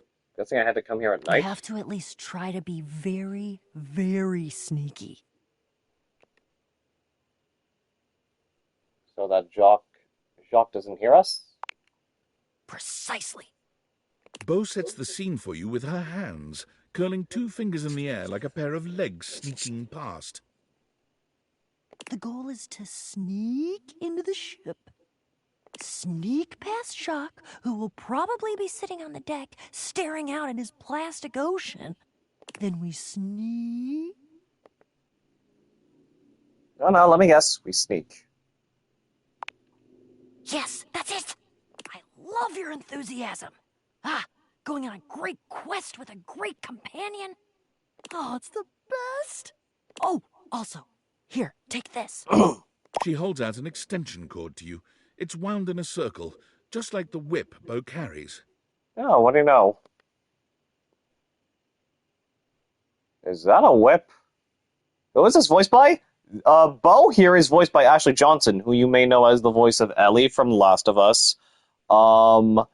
Gwen from Benton Alien Force and Ultimate Alien, technically. She's also Terra from Teen Titans as well. Is that a whip? I made it for you. I figured since we're going on the great quests, you're gonna need some kind of a weapon. And I figured that something that doubles as a tool would be useful. And also, I don't know you well enough to trust you with a projectile. So, extension cord whip it is. Lean on, then. What's the next step?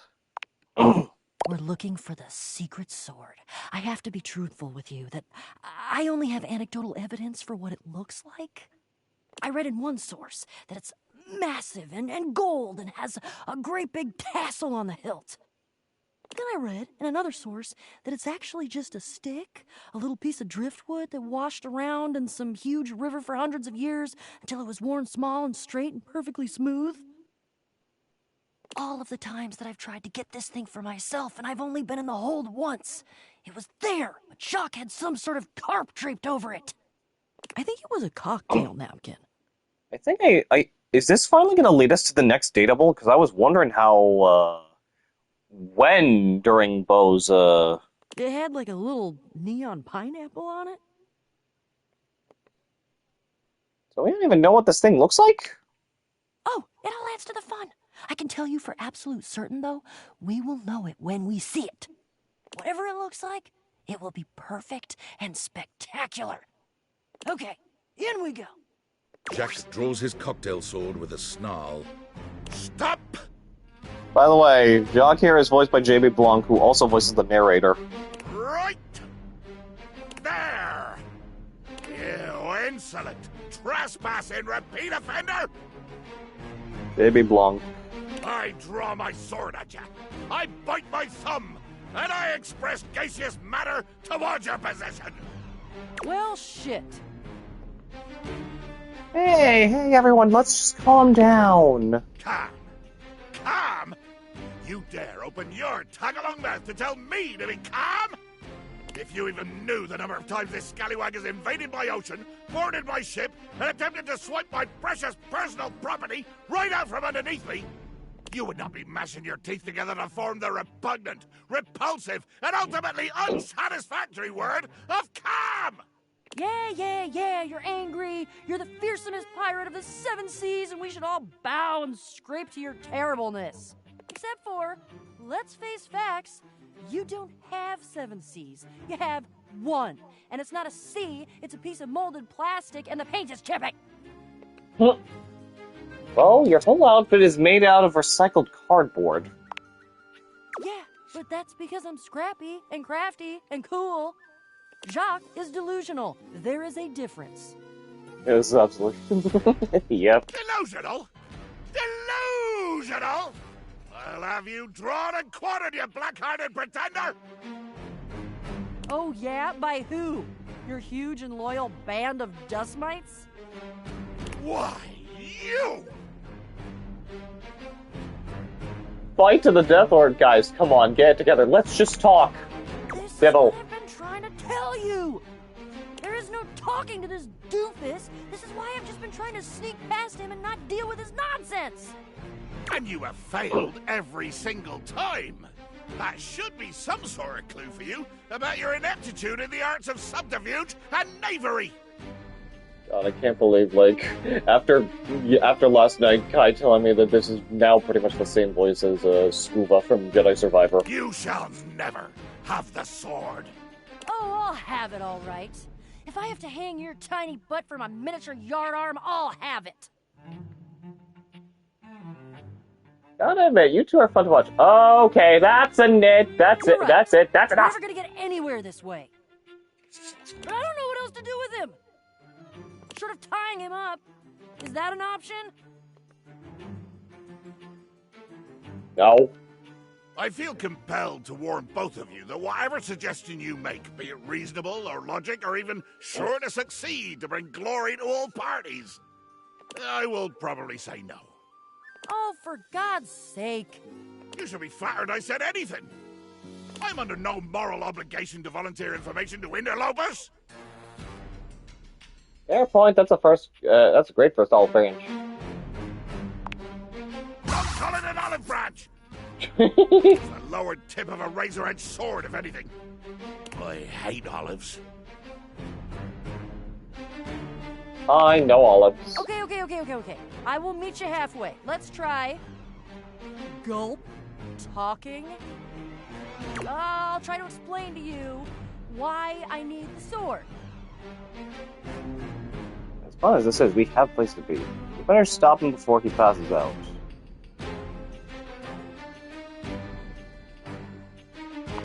Yeah. Yeah. Let's change the channel. Jacques? Jacques? Jacques pointedly ignores Beau, placing his hands over his ears. I cannot hear you. All I hear is the cries of my defeated enemy. Oh, music to my ears. Well, pretend to be defeated. What?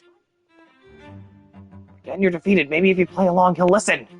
It's genius. I hate it, but it's genius.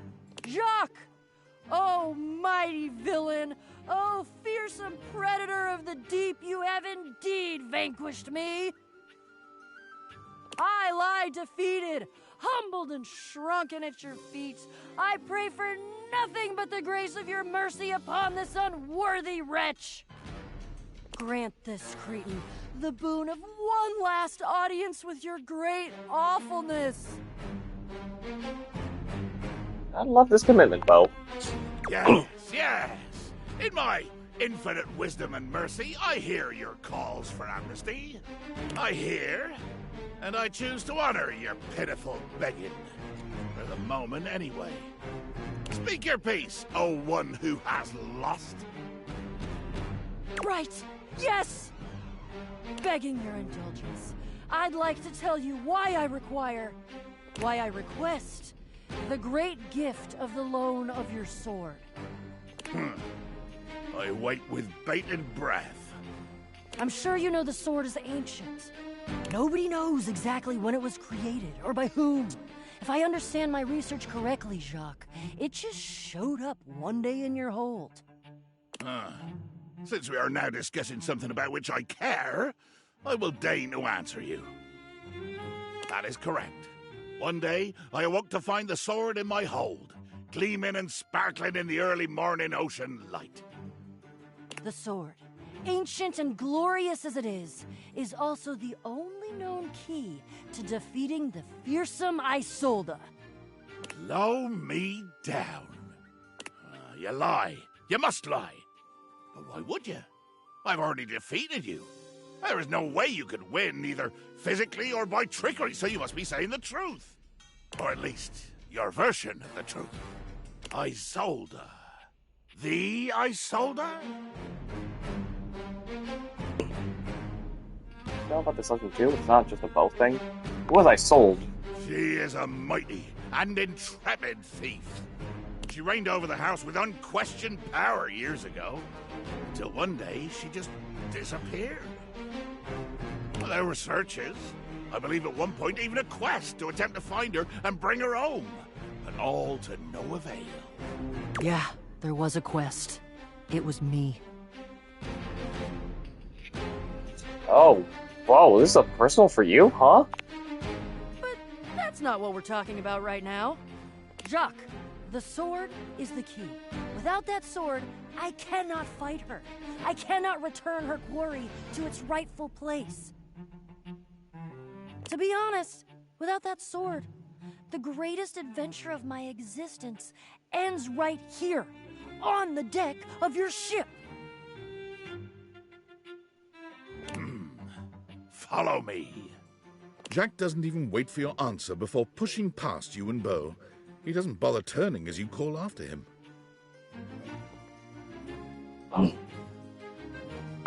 Holly, where? Jack finally stops, turning to look at the two of you from over his shoulder.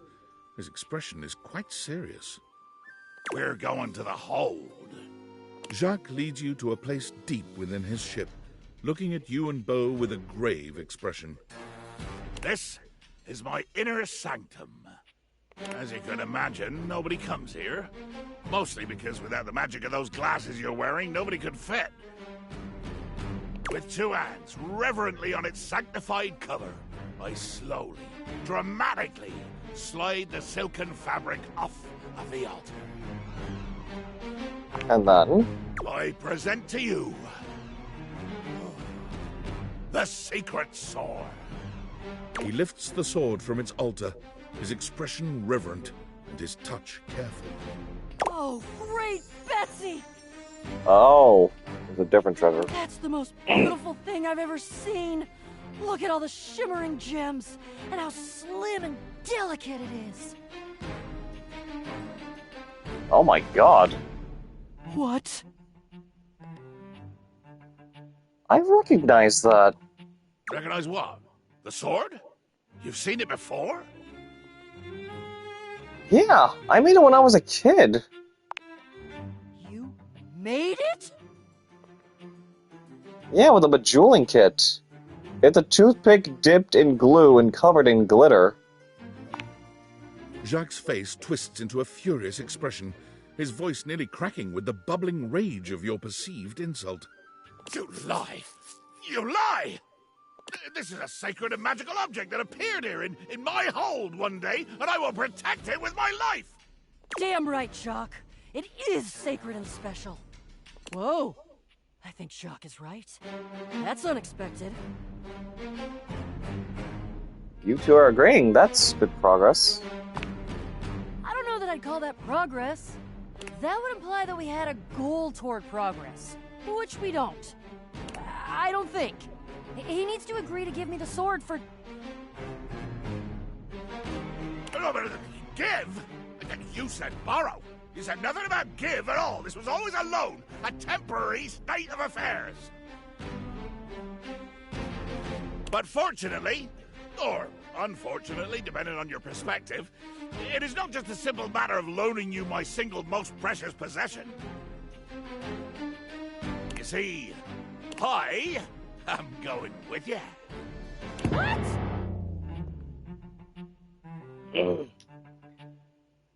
Ha! Of course. Love it.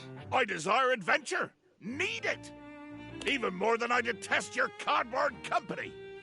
No, the hell you're not! Over my dead boxes! No! Come on, Bo. It's fun to watch you two go at it. Seems this quest is bigger than the both of you. Child, you have no idea just how much bottle I can be. If it has to be, it has to be. I'm gonna go get my quips ready, though. Because this is the biggest adventure of my entire life, and I'm sure as hell not gonna miss it. Onward! To the boxes!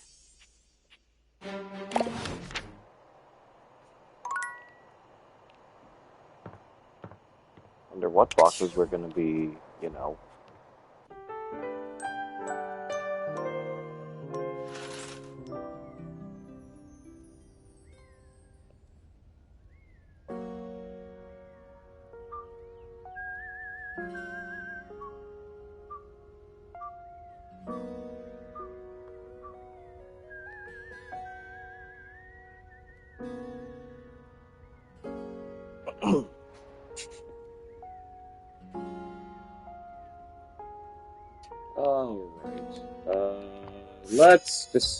Let's talk to Mitchell then. But also, let's also try to find Aaron in the process.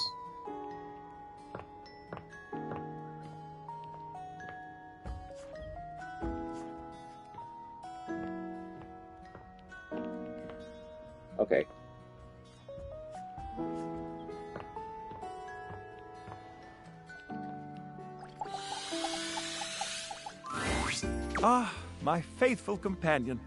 Care to join me for another review?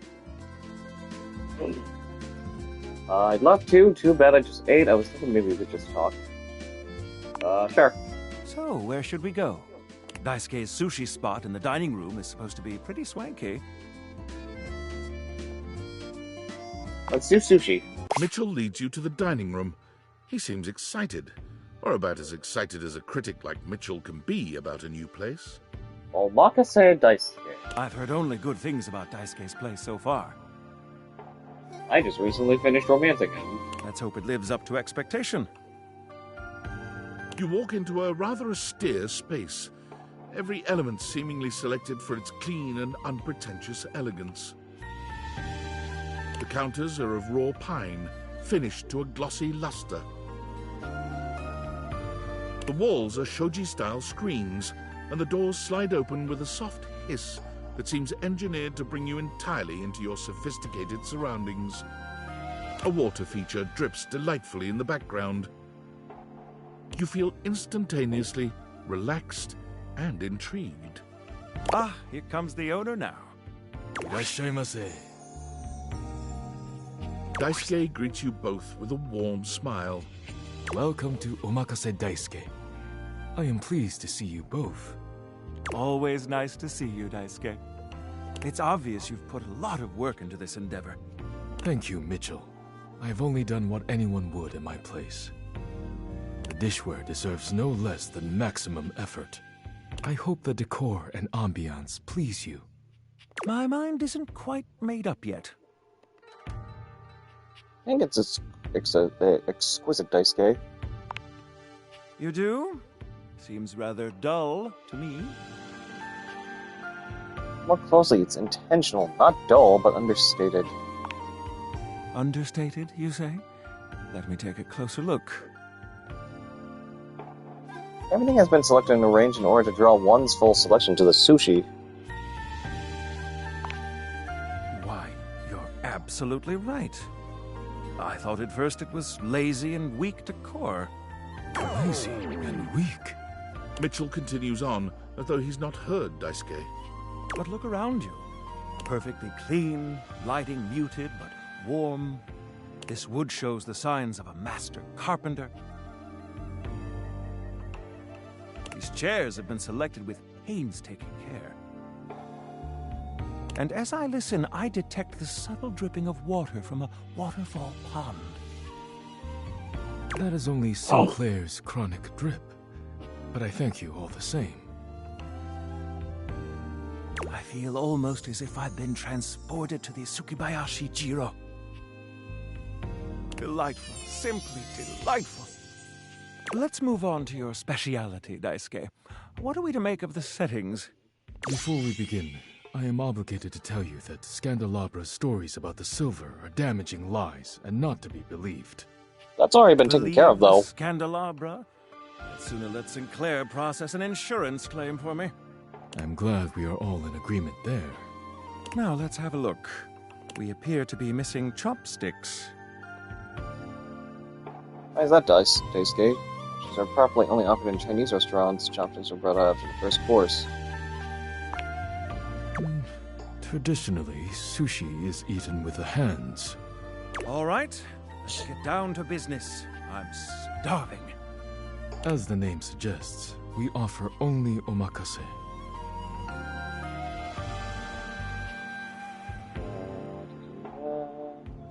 Great, no need to order. I can't wait to see what's in store for us. Okay, now, when the first course comes, let's... So a minute or so to appreciate its beauty. Pretend to refuse it once before accepting it. Eat it right away. Okay, it's this one. Sushi must be eaten right away, within the first 10 seconds. Oh, right. Please enjoy. Because it's fish! Daisuke places a dish before you containing what must be the most hideous, clumsy nigiri you've ever seen in your life. The fish is misshapen, and the rice seems to be falling apart. What are we looking at, Daisuke? Is it not obvious? This is eel. I see. Unagi?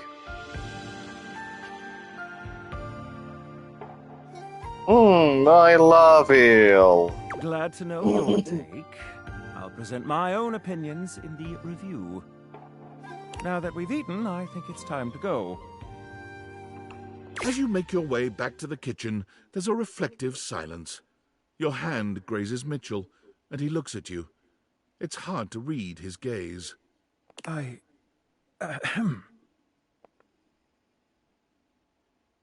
Yes, Mitchell? I was just wondering, what would you rate our evening overall? Anton, your company was wonderful. Our meal was the real delight. The food was delicious, but your company was perfection. Food slag, but with you, any night is a dream. I'm on level with you. It wasn't the best date.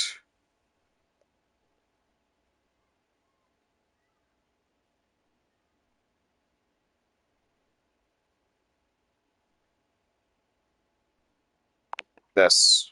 You are too kind. Ah, we've arrived. This is the end of our night, I suppose.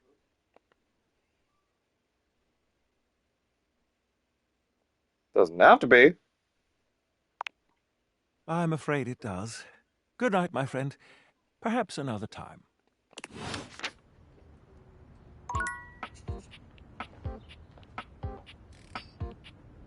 Alright, time to finally talk to you.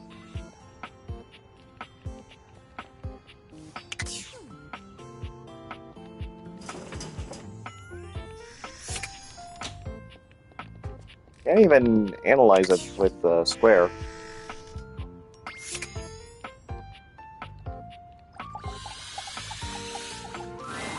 Hey, it's you. What's up?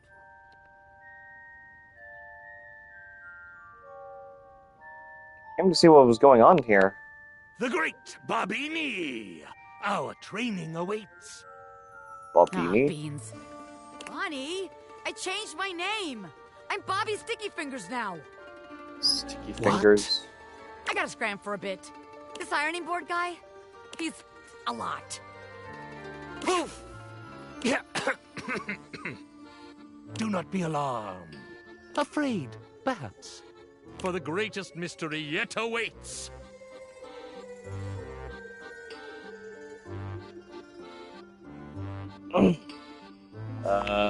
This. You have ventured onto the path less traveled.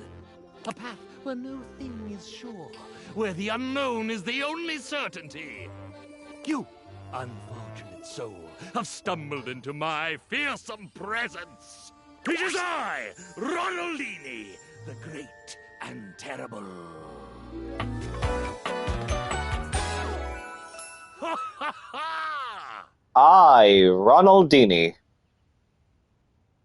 Never thought I'd meet someone with a name like this. Like, how it's presented.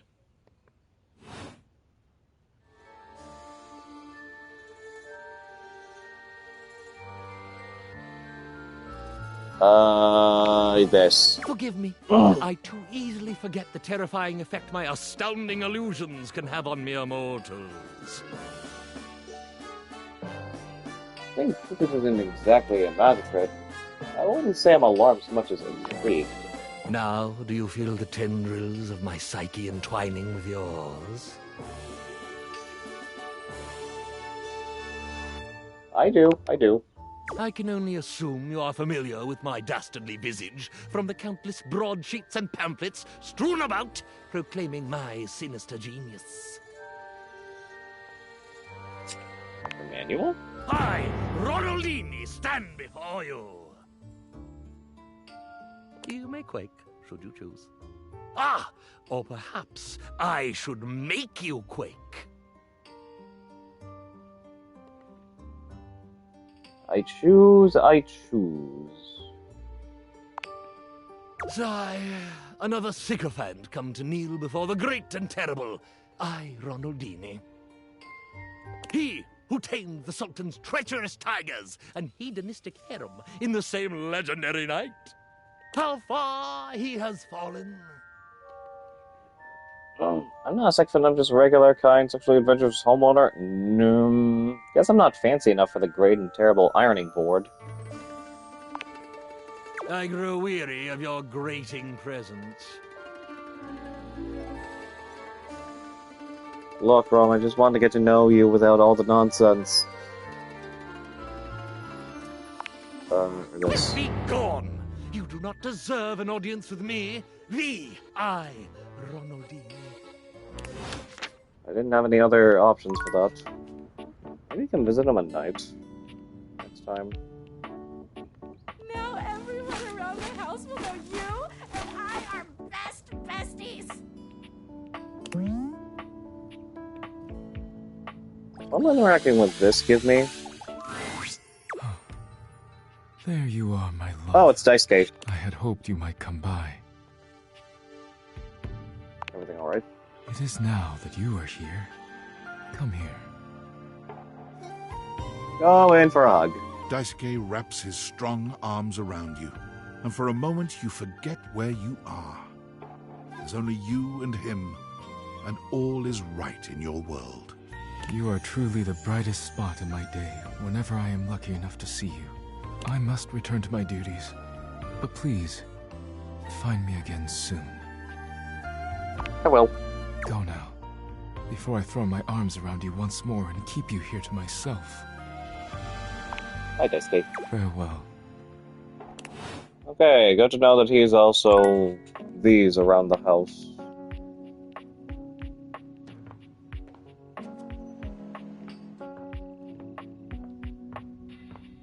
Let's see. Sally! Well, if it isn't the VIP attendee, the satellite acolyte, my shining light that excites me all night. Did waiting to reconvene with my obscene flat screen make you scream, my dream? Goodness gracious, these rhymes. Yeah, know what? Bazinga. Well, I'm just so elated to have my remote reactivated. I wonder how many other references he's got. Are your eyeballs properly lubricated? Because they're about to be totally captivated. By what? Hold your horses there, hoss. I'm explaining that, boss. I don't own any horses, but okay. Ready to unplug from the slog and clear the mental fog with 5,000 channels of premium content in analog?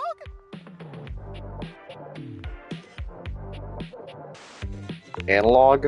No need for worries, you doubting Thomas. It's 1,000 times better than any digital series. Promise. Loading programming, maximizing game shows, U1, streamlining target demos, buy it now. Football pros and red carpet clothes blasting at you like an industrial fire hose. Speaking of football, want to watch the game? I can show you a tight end that'll drive you insane.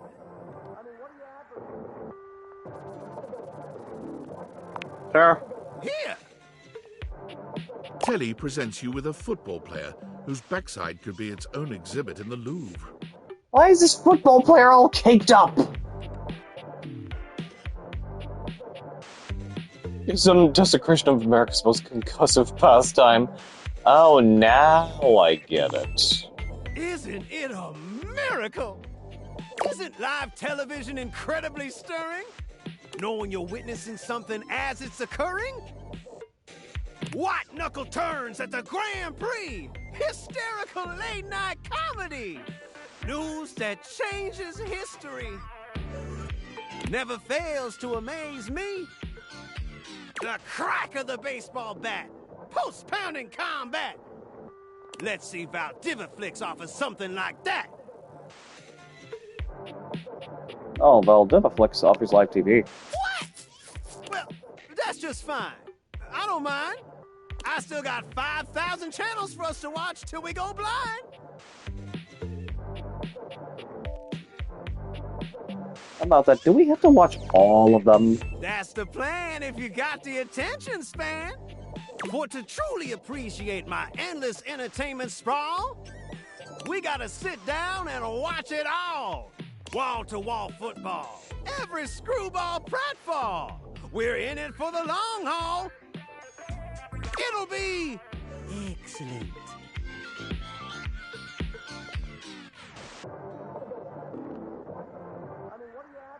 I'll think about it. Whenever you're free, my TV devotee.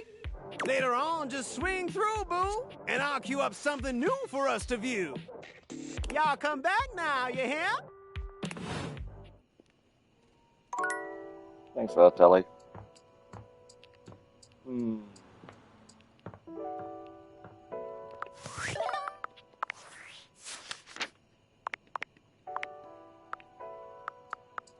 As usual, let's look through the...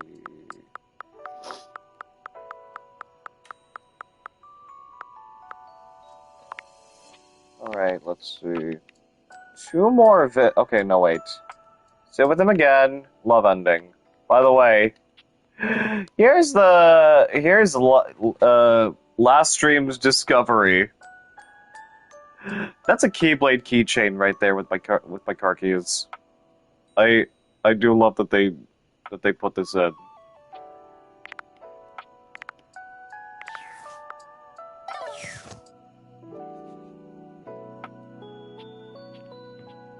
And yeah, speaking of which, let's be comfy with them. Hey, buddy. You here to get comfy? You know it. Right on, buddy. Koa smiles at you as you take your seat next to him. Once you're fully settled in, he closes his eyes, savoring the silence. Time seems to slow down in Koa's sweet presence. Talking just doesn't even seem like an option when the vibes are this good. Just as you find yourself beginning to grow sleepy, Koa speaks. You really know how to share a vibe, buddy. I got something for you. Lint? Yeah. When a couch gives you lint, it's like I'm giving you a piece of my own soul. It's really meaningful for a couch. To put it in a way you can understand, it's kind of like a human giving another human a lock of their own hair. I heard that's like real big in human culture.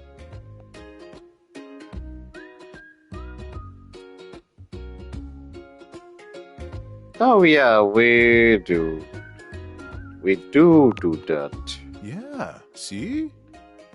So you get it. I'm just feeling so peaceful. You know, a gift of lint from a couch is a big thing. I feel like you know me that much better now. I feel a post-gift nap coming. You take it easy, all right?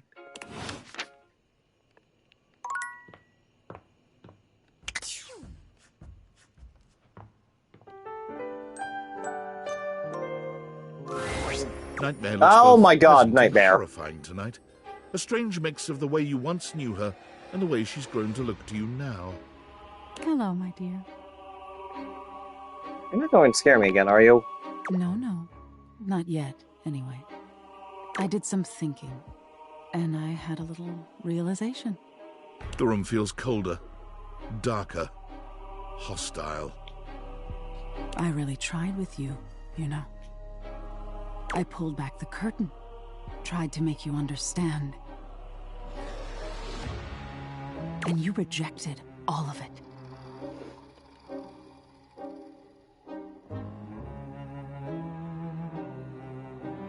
I wasn't like rejecting it. That's exactly what you did.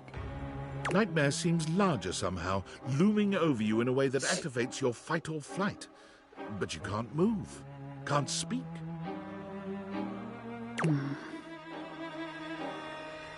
That's it. If you don't value me, won't engage with me, I don't think you deserve to dream anymore.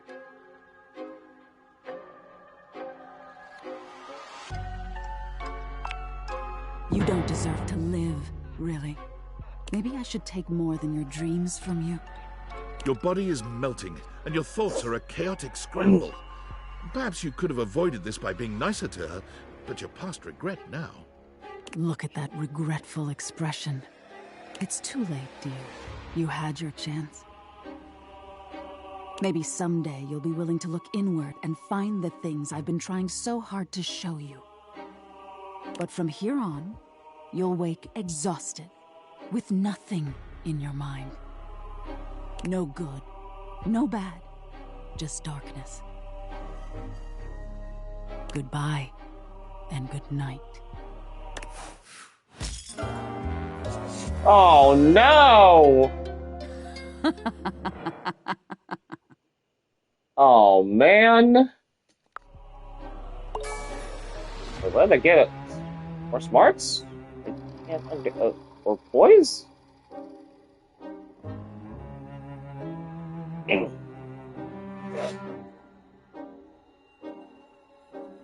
Charm of poise, I can't tell. That's the stuff dreams are made of. Well, we got our nightmare to hate us. Not too shabby. You know, I'm not one for friendship much, but I think it's time we scooch up our relationship a half notch so I can throw you a bone in the form of specs points. What? Padres now, you hear?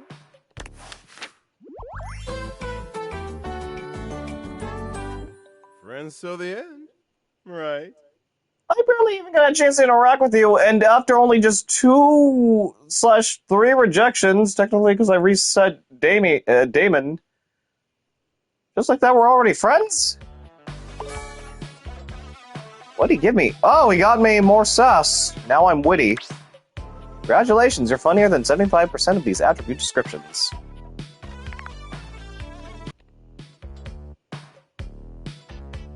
Friends with you? For now. But look, I really do see potential in you. Maybe this time I can teach you my ways. Is that something I should learn? Of course. The ways of sweet, sweet rejection. Getting things to hate you, be repulsed by you. The feeling of knowing that no one can hurt you as if you're alone at the end of the night. I don't know. What's there not to know? I'm talking about a happy life here. Can you really be happy like this? I mean, I am. It's the only thing I can count on. And hey, getting a hate ending with these chumps around here is real easy if you ask me. Plus, you get the same amount of points. Hurting others is wrong. Wrong? Don't get me started on whether it matters how you treat inanimate objects. These objects here are meant to serve you. And taking their specs points is the best way they can do that for you. Keep hating!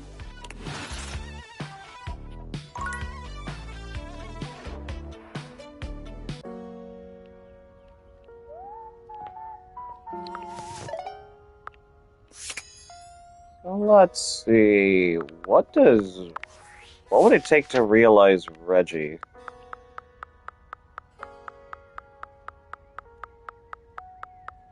Oh, he is like very much down the bottom here.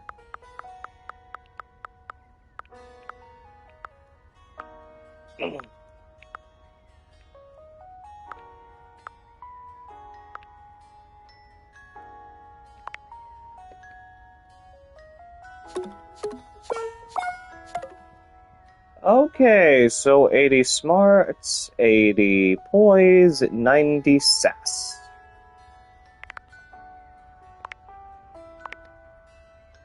His phone app, love ending with him, a hate ending with everyone in the game. Ooh.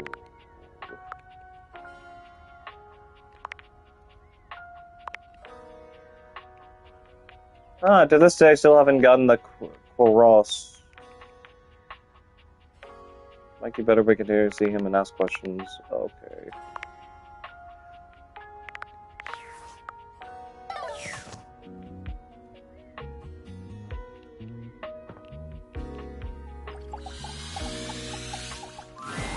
What would you like to do? Oh, over armor. I'll take those, bro. You got the with this. Oh my I'll gosh. if you collect 100 common boots of true presence. I just like to be there. Alright, What would that you was like one. to do? I'll take those, bro. You got the epic gauntlets of stardom! Good. Damn straight it is. You already have them, so your specs points don't raise just yet. I'm sure that extra 1 specs point has come in handy, though. Keep working at it. Once you have 100, you can... Good luck! What would you like to do? I'll take those, bro. You got the epic gauntlets of stardom! Again. Damn straight it is. You already... I'm sure that... Keep working at it. Once... Good... What would you like to do? I'll take those, bro. 3, Got the cut with this. 4. If you collect 100 common boots of true press. Good luck pulling. What would you like to do? I'll take those, bro. You got the epic gauntlets of Again. stardom. Damn straight it is. You already. I'm sure that extra 1 specs. Keep working at it. Good luck. What would you like to do? That was 5. I always love saying hello. I love saying that. How are we even gonna progress with Mikey?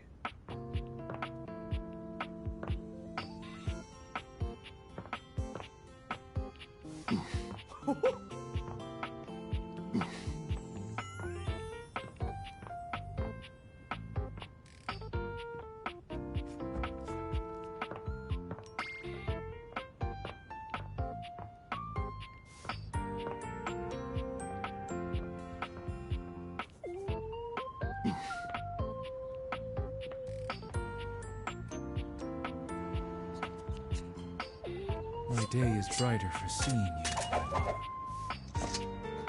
Oh, okay. Wow, I did not expect that. My day is brighter for seeing you.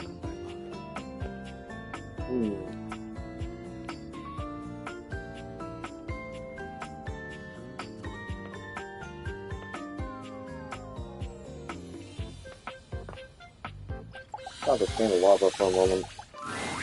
Ah, yes, I have done it. Oh, Well John. done, Jonathan, you coward. Jonathan? Oh, it's you, my friend. We are friends. Very good friends, I might add.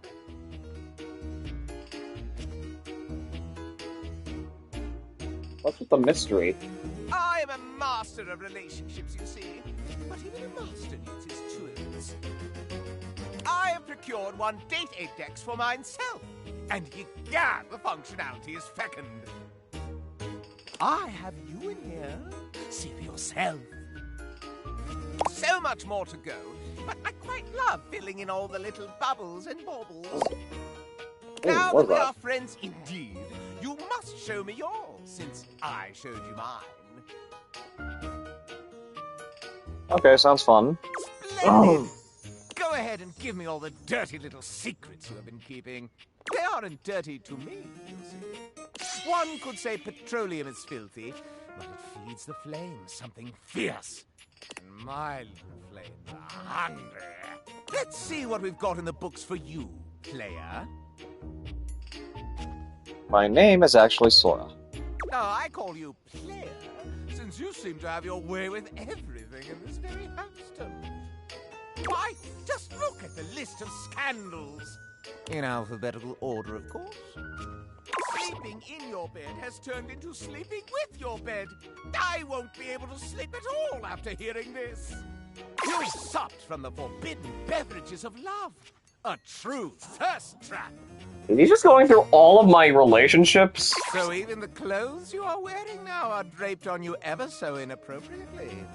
Do not think I haven't noticed how they fondle your nether regions. You have interacted with the interactive medium and meddled yourself into love. I cannot believe that was a real choice. Something must have gone wrong. Oh, this is another glitch again. You tracked our dishware into believing he loves you. Shameful. The world entire has spun herself towards your love. This off-axis behavior is awful. Are we going alphabetical order? It seems like it. You paid a fee to have an encounter with the lavish edition of some sim of dating. If that doesn't reek of the oldest profession, I don't know my scandals. You have strewn your keepsakes about willy-nilly, and your own memories love you for it. A rather negligent love, if I've ever seen one. Your toast is overcooked. You've singed yourself with the love of the singer. Her safe has scandalized me for so long with her kinky iniquity. And now she has made you her paramour as well? Scandal upon scandal! The very display of words has fallen in love with you. This must be a typo. It's a trap! The two of you have loved each other as vermin do, secretly and underground. Cracks appear in my own form as I find out you've wantonly wooed the wall. Darkness surrounds me as I find out that you've fallen in love with the Lord of Shadows himself. You've gotten yourself entangled with a ghostly phantom. I'm spooked. This low amount of lovers, it is not quite enough to pique my interest. What the hell do you mean low amount? That's a lot! If you were to say, make it a menage a many, then I might be swayed to think of you a little differently. A little more lasciviously. If you desire it, of course. I'm okay, thanks. As above, so below me. We go no further.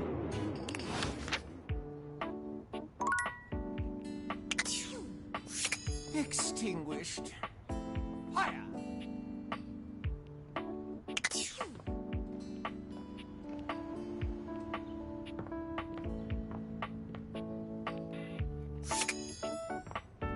Who else do we go with?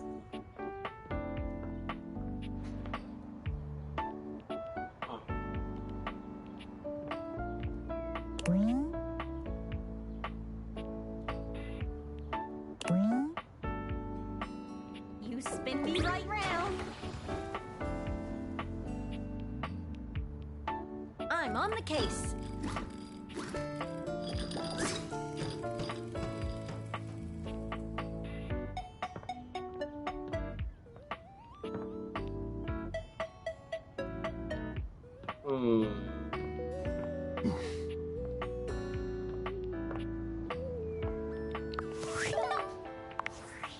Does Lyric require me to have Venetia?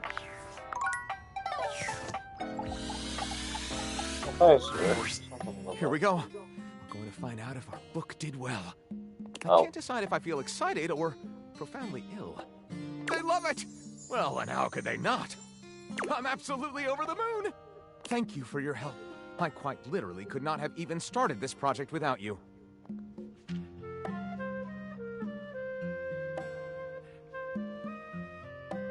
Anything for you, I love. Wow, that was easy.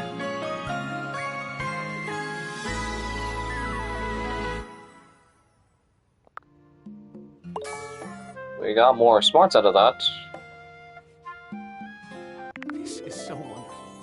With just a bit more of your help, the next book I write will be an epic romance. Oh, lover, you rub me the right way. Oh, lover, you rub me the right way.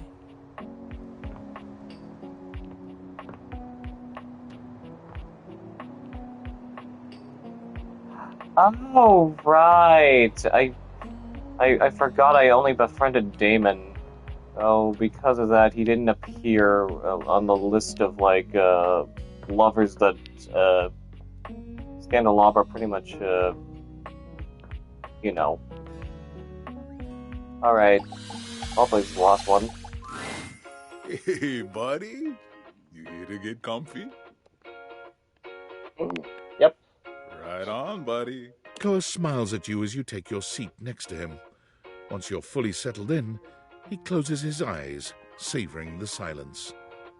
Time seems to slow down in Koa's sweet presence.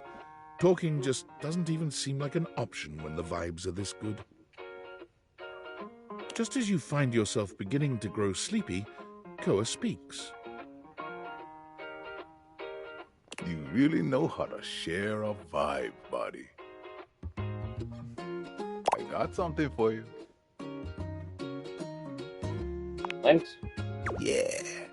When a couch gives, it's really meaningful. It's kind of like a human. I heard that's like real big in human culture.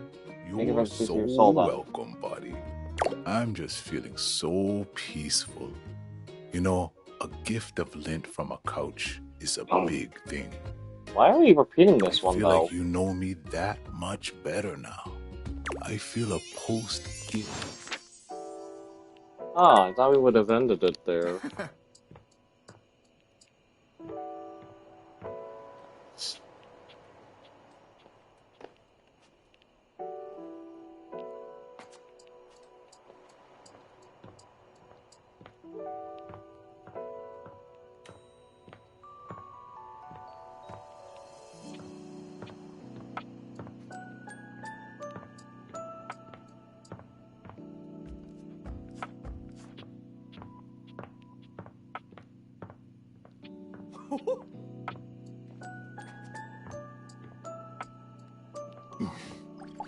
I want to talk to walls again.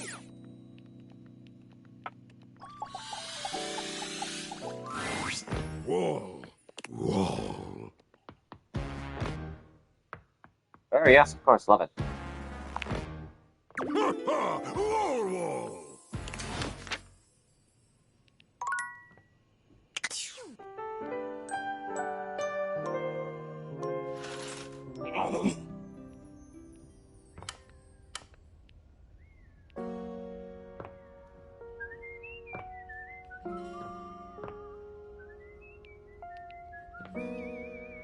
We'll go through...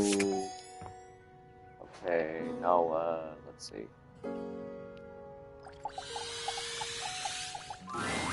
Ah, man, this isn't where the experience is for today. Pick a ball. Any ball. See you tomorrow. Oh, it's the ball. Oh my god, I should have picked it. Damn it! That was a waste. Forgot to save, too.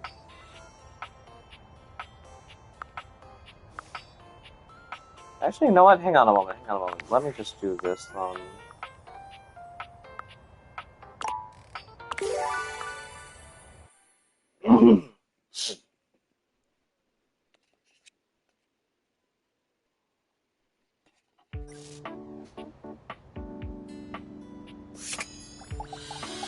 we can just... Here we go. I'm absolutely... Thank you for your help. I quite literally could not have even... Smarts. Okay.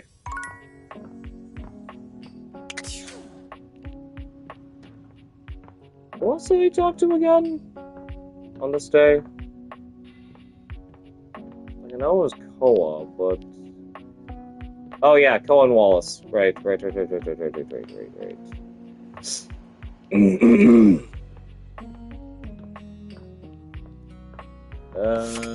us discuss things with Penelope then. Huh? What?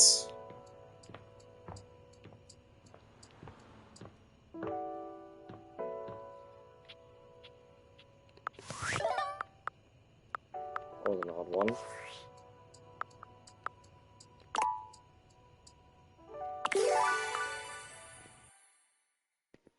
Reload the save again. Here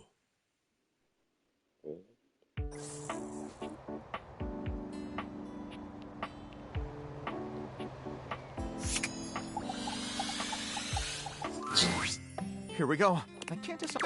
Thank you for your help. I quite literally... This is so wonderful. Okay, why don't we just instead...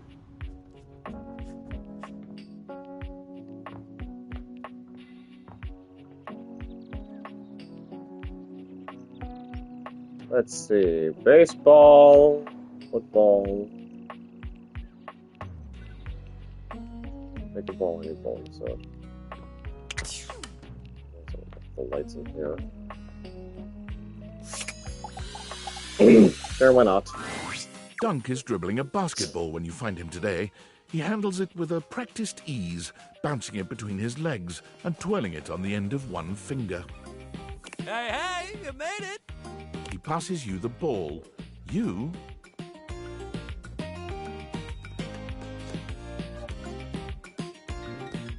catch it easily. Dunk is delighted by even this small display of bare minimum athleticism. Hell yeah, great catch! He takes the ball from you, setting it aside. Dunk claps his hands together as though he's psyching himself up. Sport, baby! He turns to pick up the baseball and football from behind him, holding one in each hand. We already had a little taste of basketball, so let's just stick with these two. What do you think? Baseball? Football? He holds them both out to you, alternately raising one up and then the other. Baseball. Oh, hell yeah, baseball! Ah, it really takes me back, you know. Never been a real fan of football, honestly. He tosses the baseball to you, and to your pleasant surprise, you catch it easily. You'd been expecting some sort of fastball, but Dunk seems uninterested in styling on you. I had a little stint playing baseball for a while. Football was more my thing.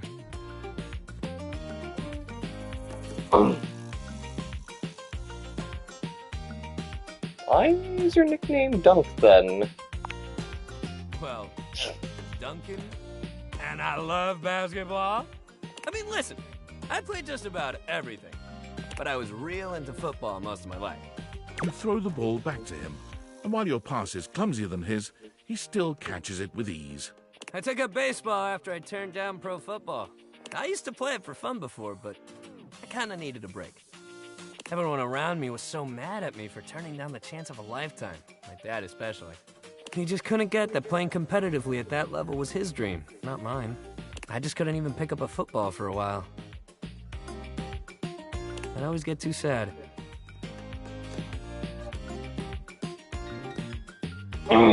Sorry, Dad couldn't be more supportive. Me too.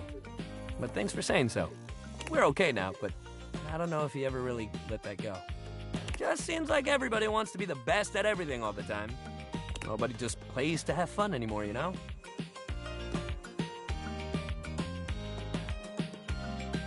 I wish more people thought like you. Yeah? He gives you a soft smile, his usual high-energy cheer replaced by a surprising sweetness. It's quite charming. Well, I'm glad you feel like I did. I don't get why everyone else has to make it so hard. Sports and exercise should feel good. Winning is fun, but if you play a good, clean game, you should feel just as good walking off that field. I hope as we do what we're doing here, you can feel that too. Don't worry about me, I'm having a great time. Yes, that's just what I want to hear. I'm so glad. Dunk tosses the ball up in the air, catching it handily.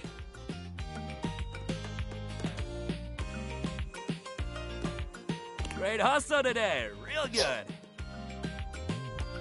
We should keep up that positivity. Change it up a bit and try something new. Okay, yeah. Next time we'll hit the rackets. Oh, rackets? Knock the birdie around, get those arms swinging. Okay, tennis then. Yeah, that'll be great. Meet me at the rackets, pal.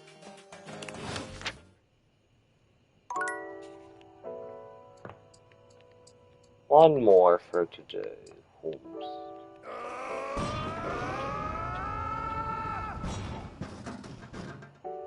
Why did that...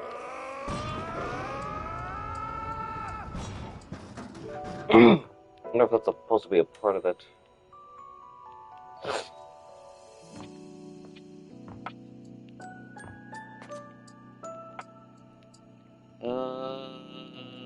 Rebel. You again?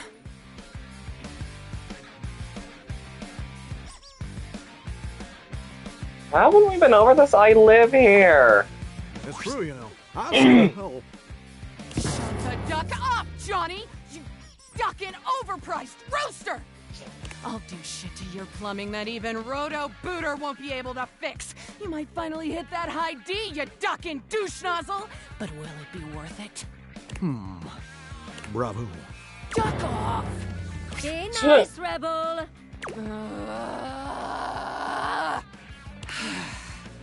So, what brings you back, poser? See? I'm being nice. Ugh. I wanted to get to know you. I'm a duck. Quack. Riveting.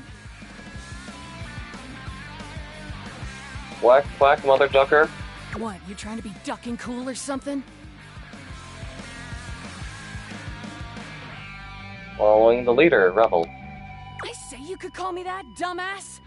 Pretty damn sure I didn't.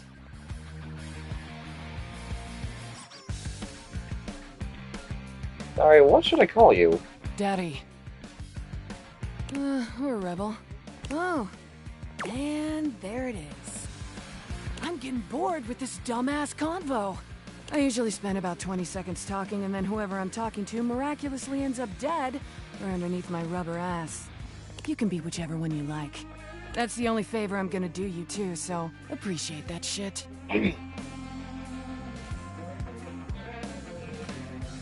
So, Rebel's your real name? Yes and no. Well, that makes no sense. What is? It's Nunya.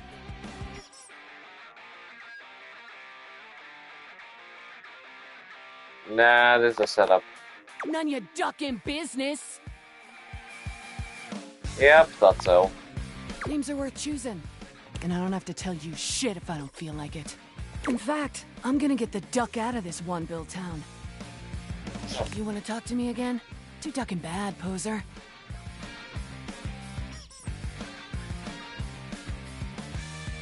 You can't just leave, you're a rubber duck. You ever heard the saying, gone like a rubber duck who's done with your shit?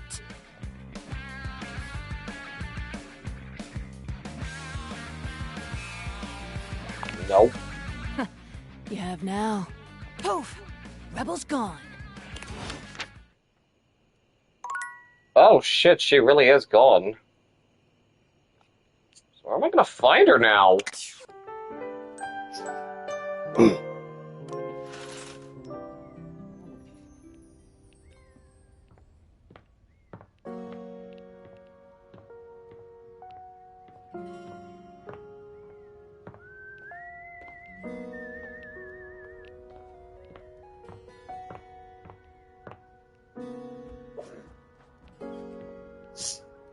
Let me try looking for her. Let me look at the data deck.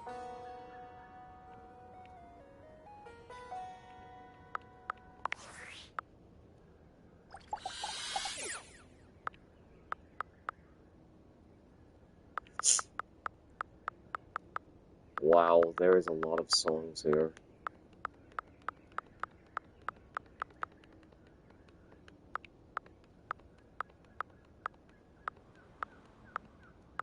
I'm guessing it's all ordered in...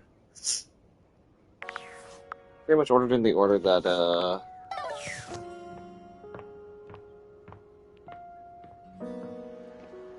like, same order as the data decks, in terms of the character themes.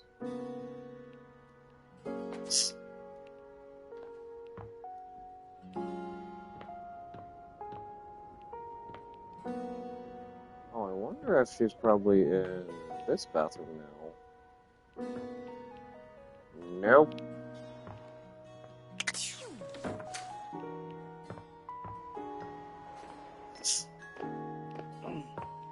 Or here?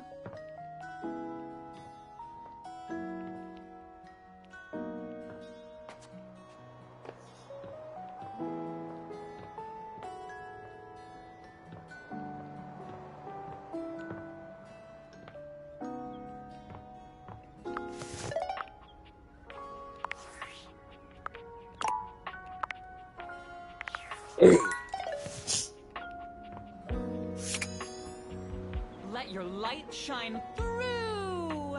Oh.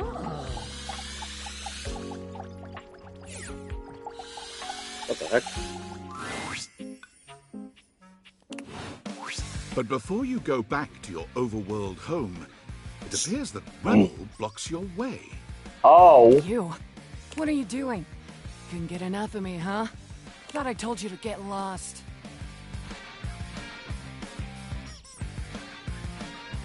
I'm checking out others here, not you. You're insane. You said you were leaving. Oh, okay. I can dig a little sass. Want to know what else I can dig just as much? This feels like a trap.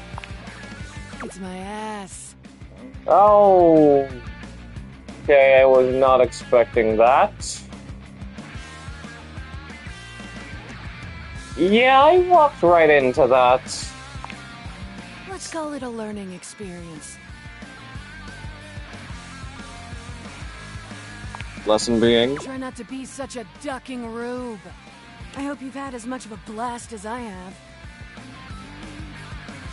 Yeah, real treat. You're funny, I like it. Rebel seems surprised for a moment. They look at you hard as if trying to decide if you're serious before their eyes fall to their feet and they mumble a response. Sure, whatever. Well, it's a good thing that unlike the other idiots in this house, I'm not just here to fawn over you and try to get you to love me. So you can take me as I am, or you can go right ahead and duck off. Rebel out.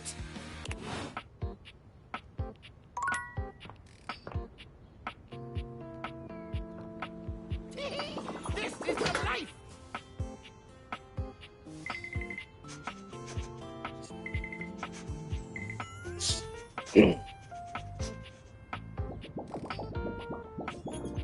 I still really like this one a lot.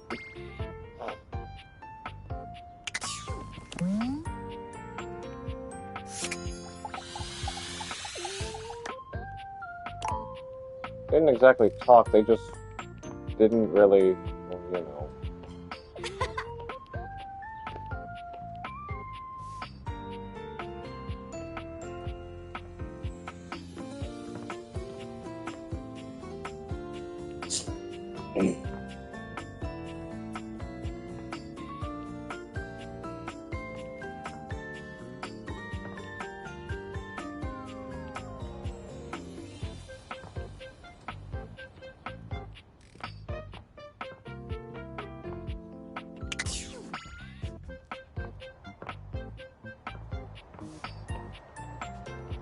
There you are.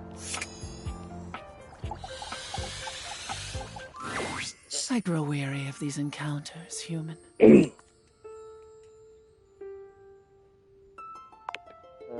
This? As in a score of some form? Do I count 9 separate silences from you, human? I am quite nearly pleased. Does this satisfy you? Yes. Good. I leave you to your remaining days. I am always listening, always recycled with every breath. I just gotta try and find her and visit her as many times as possible. Let's see.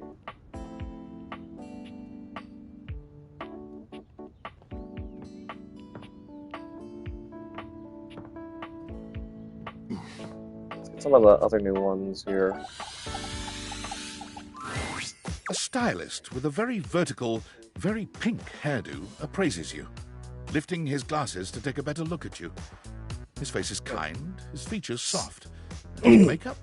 Oh, impeccable. Oh!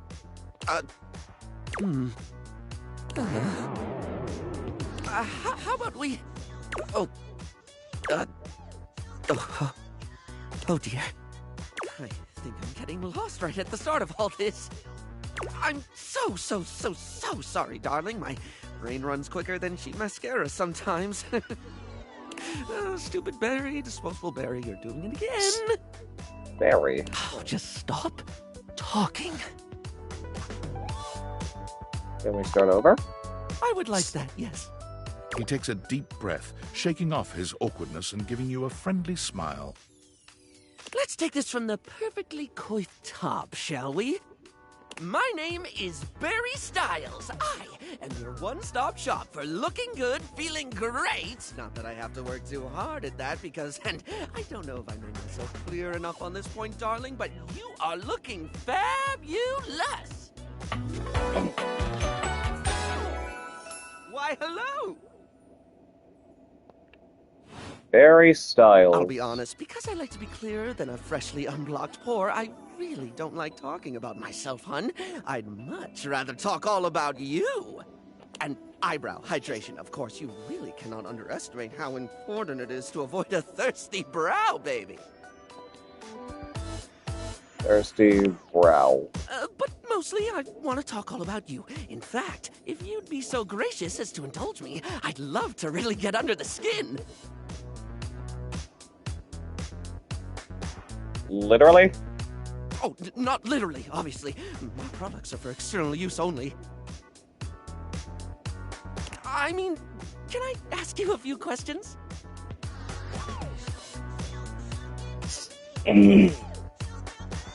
Sure. Oh, fabulous, darling. Okay. This is super exciting. I just love learning about what other people like. I haven't yet met with a taste I can cater to. So, with that in mind, I simply have to ask. Drum roll. Favorite brand of tweezer?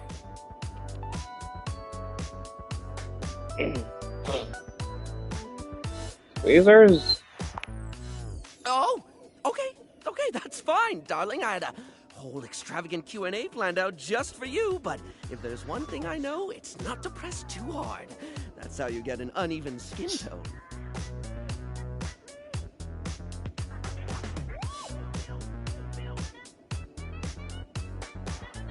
I'm absolutely happy to move on if you are.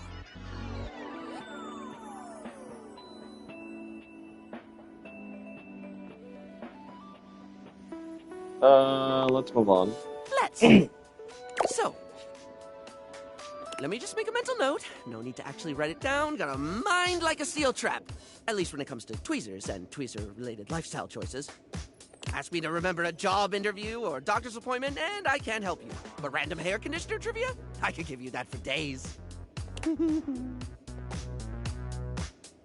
Next question.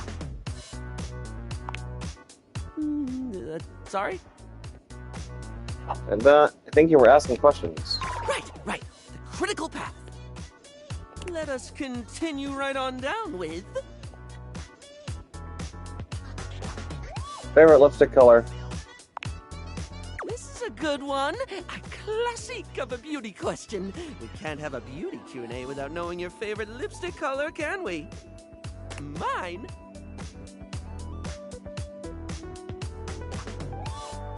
is pink.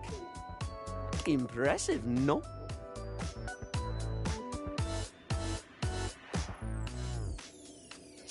That sounds very middle of the road.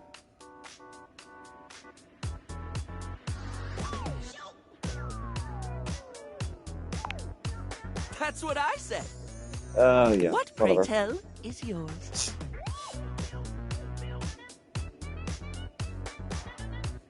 I don't like lipstick. Oh. Moving on. It's time for our final question. For now. That sounded threatening. Anyway, third cue. What do you think is the biggest reason to wear makeup? Confident, unique, somebody else.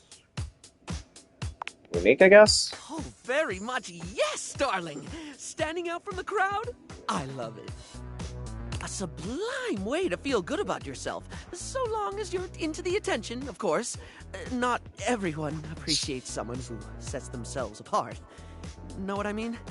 There's always going to be those who want conformity to keep you comfortably quiet.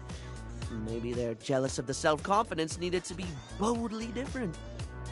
Or maybe they're just self-centered and think their idea of normal is the only way to be.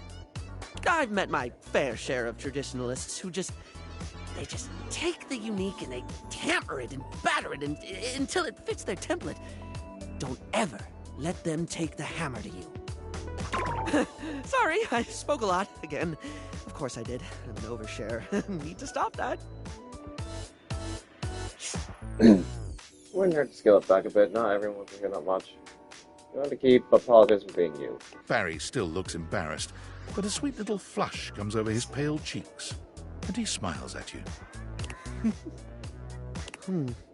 Well, darling, that about wraps up the cues. It was going to be a big 20-question thingy, but I just didn't do it, I suppose. Plus, I forgot half the ideas I had for it when I thought about combs for an hour.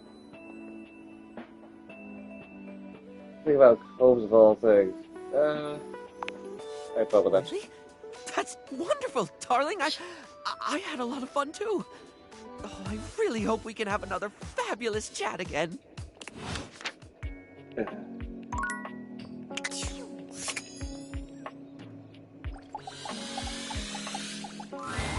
Shelley's endless energy doesn't seem to have lessened any today.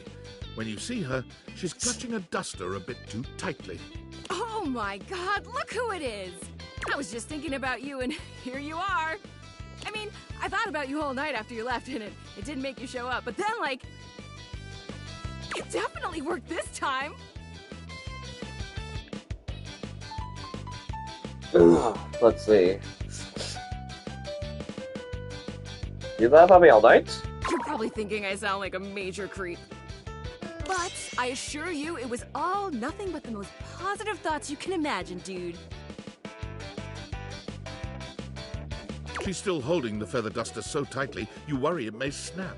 A distinct possibility with all that muscle.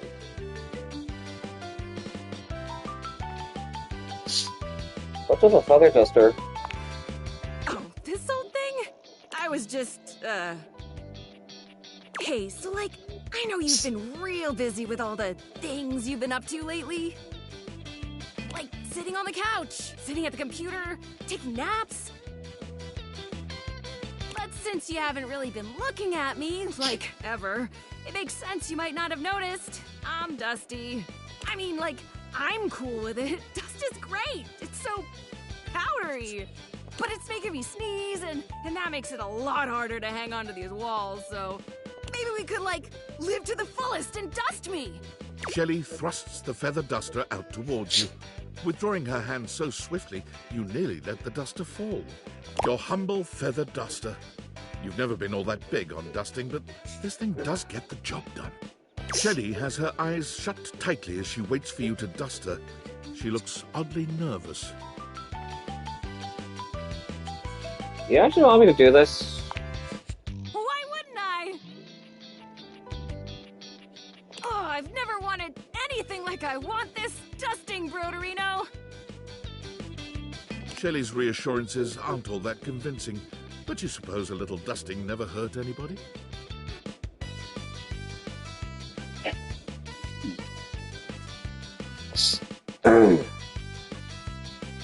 Just fast and furious, gently, thoroughly. Shelley winces when the duster makes contact with her, and once or twice she looks as if she wants to complain. But eventually she relaxes under the duster's touch. She actually seems pretty pleased with your work. Okay, You try to correct hand choice. the duster back to her, but she shakes her head. Bobby. You keep it. Wow, look at us, huh? You actually talked to me, and now you've actually cleaned me. Our relationship is deepening already. You're not gonna leave now, are you?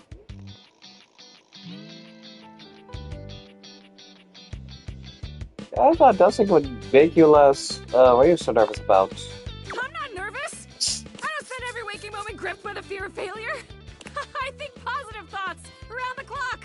Look, buddy, pal, Boo-Boo Bear, you're a human being and not a shelf, so like, I don't know if you can understand the kind of stuff I deal with. And that's okay. Nobody understands the pressure of being a shelf. Personally, I love being so unique that nobody gets me. Imagine if I was one of those people who had tons of friends who supported them. Where would I be then? Supported, probably? Oh, you'd think so, wouldn't you? That's how they get you. You think just because people believe in me and support me, I'd suddenly shake off the fear of falling? Wow, I'd like to get a taste of some of that positive thinking for myself. Tell you what, pal. Why don't I show you just what kind of life I live? Next time you come back, I'll give you a day in the life of a shelf. And then you can see just how and why I maintain such an impressively sunny and positive outlook. Do I have any choice? We always have a choice, bucko. I hope you'll choose the best and right and most positive thing. See you next time, pal.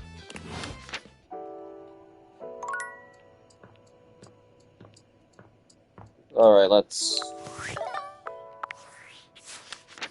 99, so that means, okay, I now know who are the remaining 3, aside from this here. The one that we unlocked with, after, like, completing all of Bo's interactions, and one after realizing 10 characters. You walk into what you thought was your breaker box, but as the dark door swings open, you realize you're somewhere entirely more stimulating. A classic speakeasy club welcomes you in. The low electric lights glow warmly. Live music drifts languidly from a sumptuous velvet red stage and envelops the audience in a pleasurable haze of pure vibe. The gentle clink of cocktails in glasses rises from a wood bar to the left of you, and then a gentleman with a languid, easy air to him approaches you. Well now, what a delightful surprise. A brand new patron. I live here, actually. Really? Are you sure? I find that hard to believe, since this is the first time I've seen you here. That voice sounds familiar. Trust me, I would never forget such a striking face. You seriously don't know who I am? Striking, huh? Oh yes, distractingly so. I imagine it would be quite difficult to focus on anything else with you around. Though, I can't say I mind. You have quite the reputation around the house, live wire. I'm eager to explore it for myself. But we're getting ahead of ourselves. Where are my manners? My name is Volt. Volt?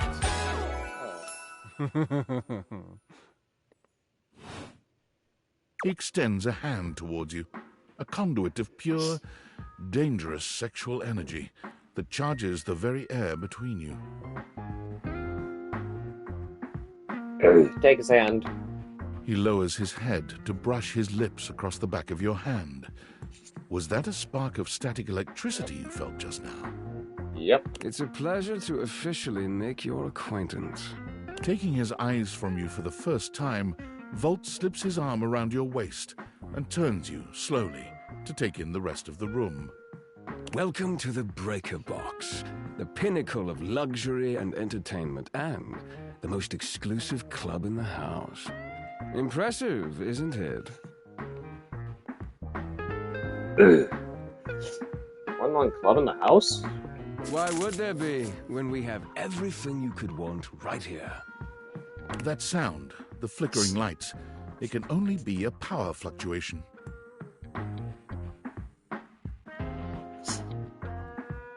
Well, what happened? That even happens here? What? Oh, that. Well, that was nothing, just a little surge. With this much energy coursing around, it's bound to happen from time to time. Volt. Here's Eddie. This newcomer looks exhausted, frustrated, and annoyed. His sleeves are rolled to the elbow, revealing calloused and bruised hands that he wipes on a rag.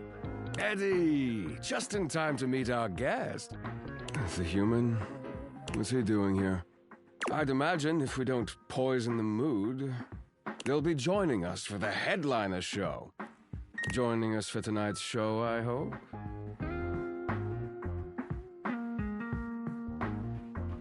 Am I? Unless you have other plans. I mean, yeah, I kinda do. You're funny. Right. Well, have fun with that. I finished the patch, I'm clocking out. Not my best work, but it'll hold for the show. Ah, I see. And you're sure you're feeling all right? I'm fine. Just don't overdo it.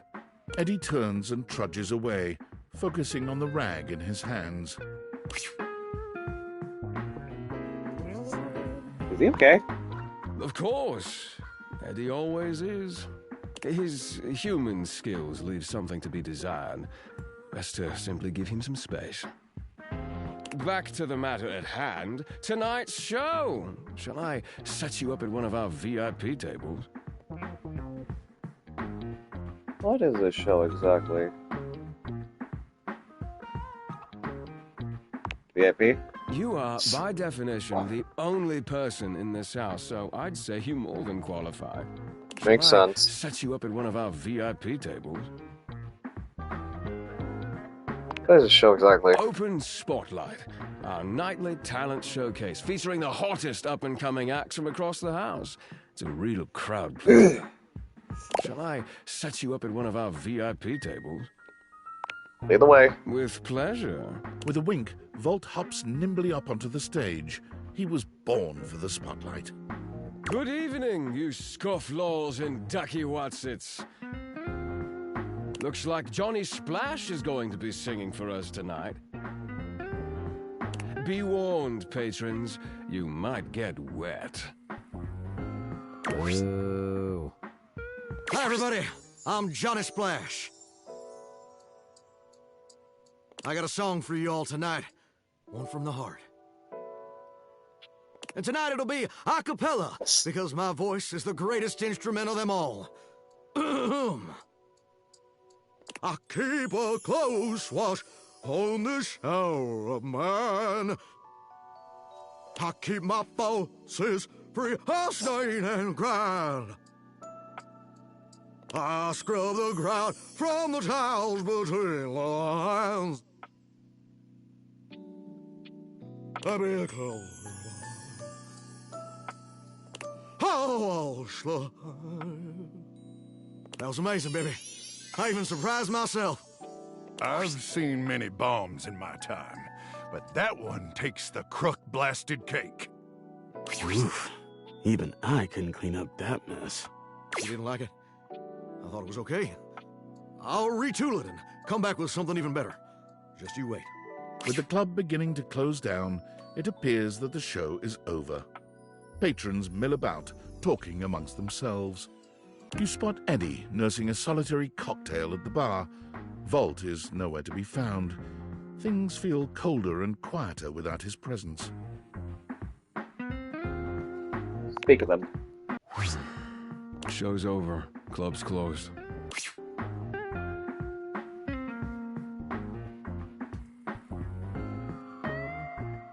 I just want to check on you.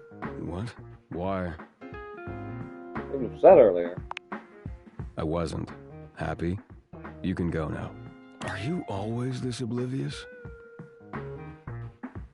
Yeah, kinda. Then allow me to make it perfectly clear.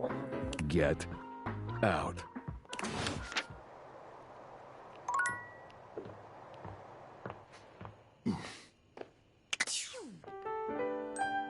Alright, one more endgame day to... Are you here to beg for your dreams back? It's not going to work, you know. You've already shown me what a waste it is. I don't need you, so no. Go then. Stay in your ignorance. Ah, so that's what happens when, like, if we still encounter Nightmare like that. Ugh.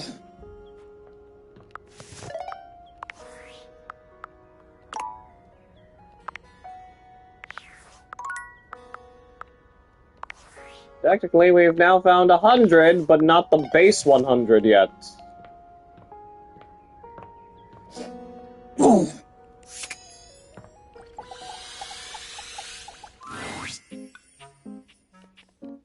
Why is this why? What is going on with Penelope here? She just soft lock?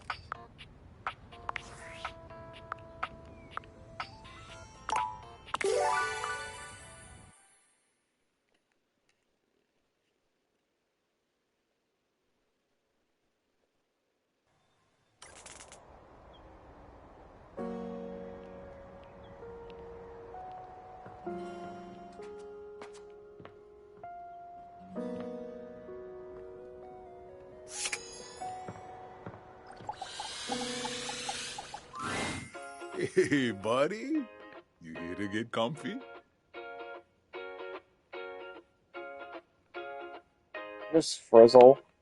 Koa looks Not really. genuinely pained. Relaxing really isn't enough for you? You have to hear some gossip? Oh boy. All right. Koa pauses, closing his... I heard Dolly and Who had a falling out. She was telling her little pal Lint about it. Something about him going too hard vacuuming the carpet near the couch and messing up her place. So she's been staying under me for a little while. I don't know, I couldn't hear the details of what she was saying. It's not really my business. That's all I got for you. I don't feel much like talking about that. Koa closes. Okay, yeah, don't do that. That was obviously an example of getting on his bad side like that.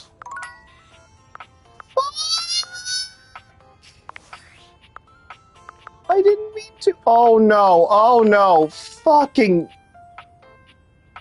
I'm an idiot. I'm an idiot. I saved over that like an idiot. I meant to load. I meant to.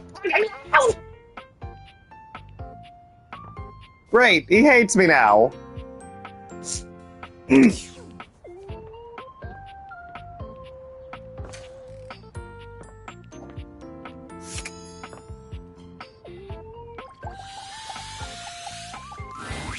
Shelly is pacing when you come upon her. When she spots you, she startles. Hey, hey, hey! She bounds over to you, arms wide open for a hug. Embrace her. Shelly's embrace is absolutely crushing. But it's not just her raw power that makes you feel smothered. There's a desperation in her grip that makes you feel like you've entered a place you can never escape. The hug seems to last an eternity. Shelly's fingers sinking into your soft skin with a bruising force. She releases you eventually, but you're certain you'll be sore later. Alright, you're really gonna love this. I stayed up all night thinking about how to explain what I go through in terms you'd easily understand. I borrowed a bunch of weights from Dunk to show you. He was so excited to help me, he practically threw them at me. If I wasn't as strong and positive as I am, my feelings might have been real hurt. It's fine though, he just wanted to help. Really special cause of positivity. Thanks, bro. It ain't easy keeping it up in the face of the world's negativity. For me, I am an endless ray of sunshine. Alright, so here's what we're gonna do. I got this yoga mat right here. If you don't mind, get on your hands and knees. Excuse me? I know it sounds like some weird kink thing, but I promise it's totally normal. I won't be staring at your can, I swear. Shelly waits patiently for you to lower yourself to the ground, or about as patiently as she can manage. You humor her, settling on your hands and knees on the yoga mat Shelly has brought for you. Okay, great, excellent. Now the weights. One by one, Shelly begins to carefully arrange weights across your back. They're heavy and precariously placed. One wrong move would send them tumbling to the floor. Alright, how you feeling?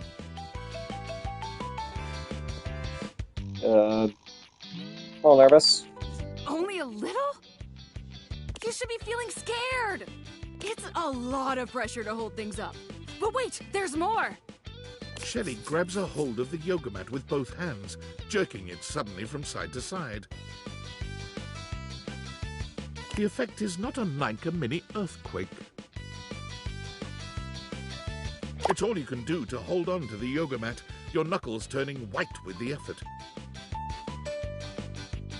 How do we feel now? Stressed. Bingo!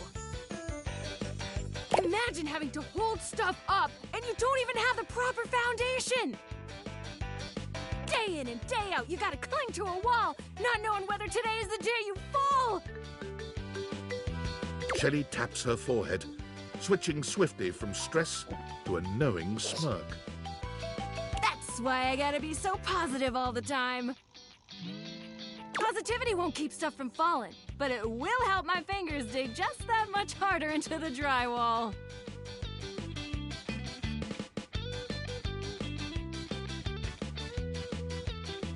Get up now.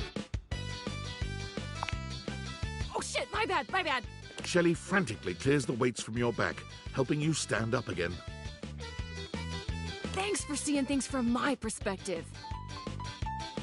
Nobody else ever wants to listen long enough to get what I'm talking about. It's always, not now, Shelly, and please stop yelling at me, Shelly, and please leave before I have you escorted out, Shelly. I gotta take these back to Dunk now before he needs them again. But it was real nice talking shelf with you. Catch you on the flip side, my pal.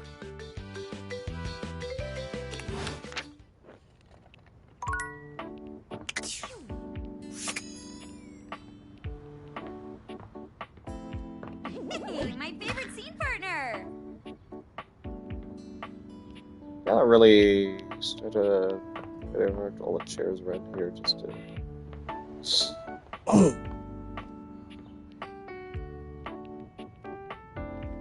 Okay, one more in-game day after this is what I want to try.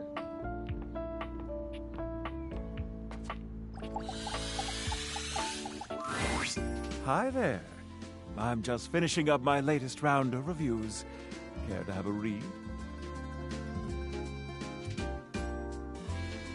Let's hear Daisuke's sushi shop. Here's my review for Omakase Daisuke. The headline reads, "A traditional triumph." From the exquisitely understated decor to the traditional greetings at the door, Omakase Daisuke hits every single mark of a great sushi restaurant. Ambiance, menu selection, food quality, and value are of the highest grade. The at first glance hideous presentation belies sushi of the highest caliber. I've truly never tasted its equal. My guest and I enjoyed a wonderful and, dare I say, romantic dinner for two. And I can recommend this restaurant without a shred of hesitation. Omakase Daisuke receives 5 out of 5 stars. This new kid on the block is here to stay. Which review next? Freddy's Ice Cream Place. Ah, yes, Freddy's Yummy Yeti. Ahem. This rustic hole in the wall is, at first glance, nothing to write home about. But the frozen exterior belies an inner warmth that brings joy to the soul. From the icicles hanging off the sign to the vintage ice cream box seats, the Yummy Yeti transports one to a magical frozen kingdom reminiscent of a time gone by. Ambiance? 5 stars. But what about the food? While at the Yeti, we devoured 2 absolutely delightful frozen treats. And let me assure you, this isn't the kind of place you go with a full stomach. You'll want a single scoop of one of his unique flavors. And don't forget to save space for his one-of-a-kind, decadent masterpiece. The Everyday is Sunday. Food? 5 stars. Service, of course, can make or break a new restaurant. How was Freddy's? My lovely guest and I were tended to and immediately made to feel right at home. We were never without our host's attention. He saw to it that we treated ourselves to whatever we liked. 5 glowing stars for service. All in all, well, dear friends, I must say that new ice cream joint in town is an absolute accomplishment. All things considered, Freddy Yeti has cracked the code. Or should I say, cracked the cone.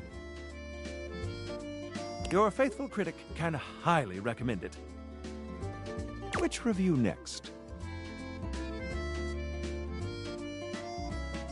Koa.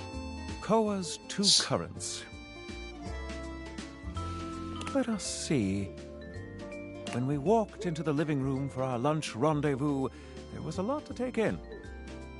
Hawaiian and Korean themes blended seamlessly in this laid-back barbecue joint.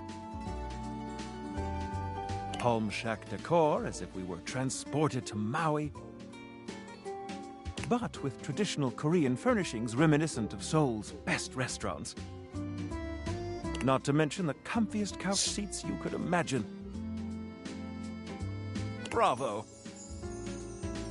But what about the food? The food? Simply put, this is comfort food that is big on comfort. And we are here for it. My guest and I love the crisscrossing flavors that seem to add a new punch to old classics. This fusion left us feeling fused to the couch in the best possible way. Koa has won big in the food department. In conclusion, if you want a fusion that leaves you feeling like you've just toured the world, all without leaving the comfort of your own couch, Koa's Two Currants is our current pick for the best new restaurant in the living room. I'm afraid I must tell you, my review of your performance over these past few dates is not a good one. Your knowledge about the culinary industry is pathetic. Your attention to the finer points of dining experience is lacking. You are rude, crude, and have a poor attitude. And frankly, you smell of low-quality beef. I give you a 1 out of 5 stars. Goodbye. What? You've yucked my yum.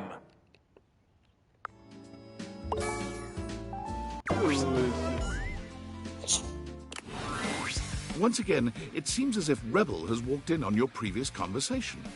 How they are able to do so is unclear. I think I was not paying attention there. I need to look back at that. I think I might have accidentally hit a frickin'...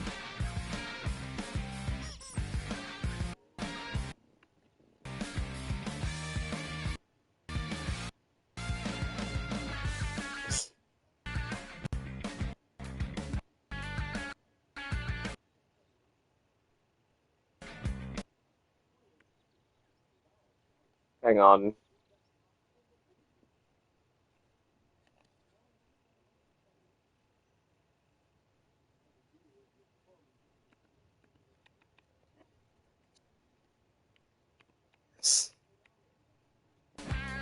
Okay, that's why he hates me. You again?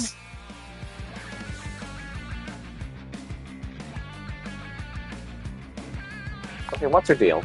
My deal is that I call it like I duck and see it.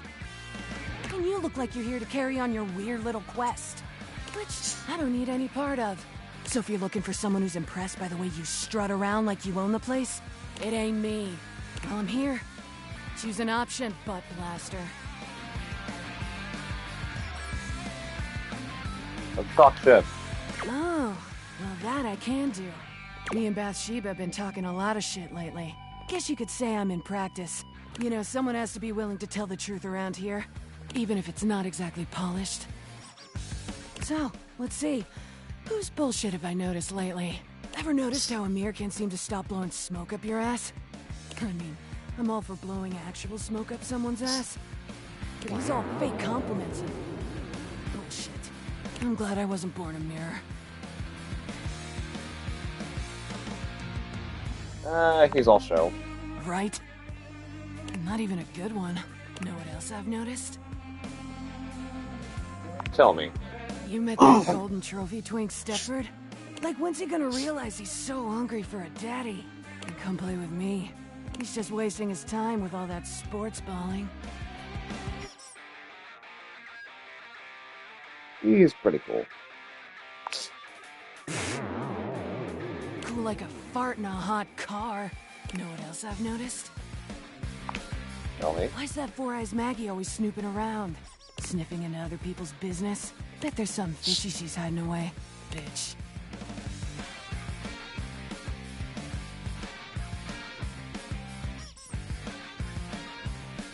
He's a friend. And I should care why exactly? Know what else I've noticed? Tell me. How about that Betty?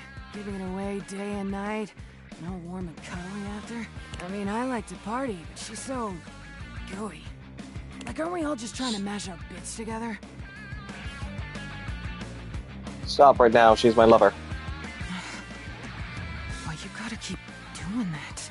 Yeesh. Fine. Sure. Know what else I've noticed?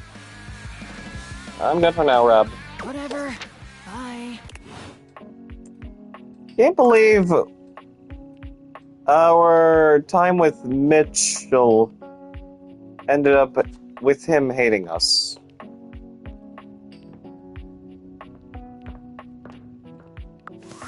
Nice.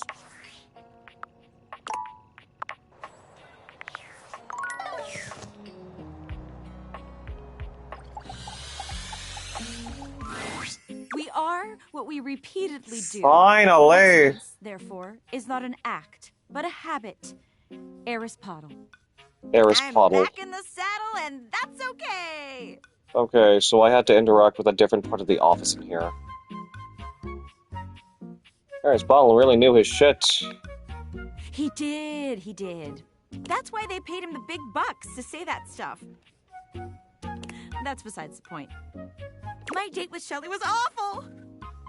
It was a complete disaster. She wouldn't stop crying at dinner. She kept talking about how I was her last chance at happiness, and that if we didn't hold on to each other, we'd both be old and alone. Had a babe like you on a date and cried the whole time? She definitely cried the whole time. I gave her all the motivational quotes I had, but nothing worked. Like, if I was crying and somebody said to me, "It's not about money or connection, it's the willingness to outwork and outlearn everyone," Spark Cuban, I definitely would have cheered up. But I guess we can't all be me. So, Shelley, not the one. But hey, I managed to get another date lined up on my way back here, and it was like a totally real and spontaneous connection. Not at all, because he was, like, around.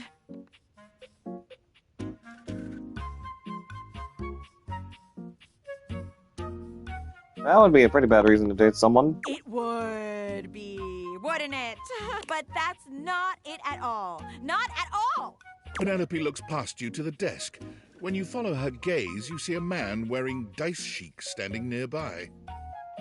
Oh my god, Chance! How long have you been standing there?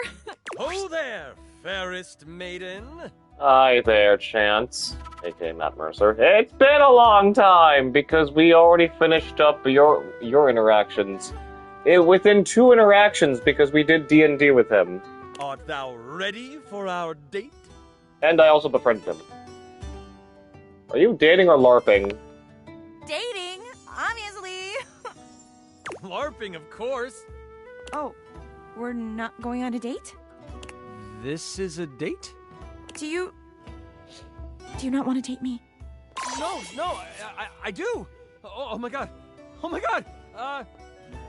He rolls a small die, seemingly thrilled with the result. Okay. It's definitely a date. Let's go. There! See? A real date. Not just me dating a guy out of pure convenience. This is gonna be the one. I can tell. Oh yeah, definitely. I rolled a 19 on my charisma check. This is gonna be truly excellent.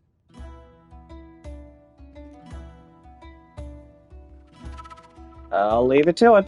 Help! You leave them to it.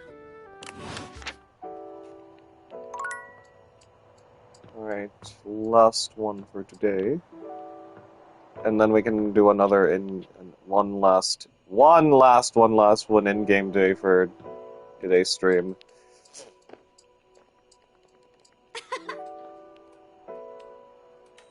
Hey, my favorite scene partner!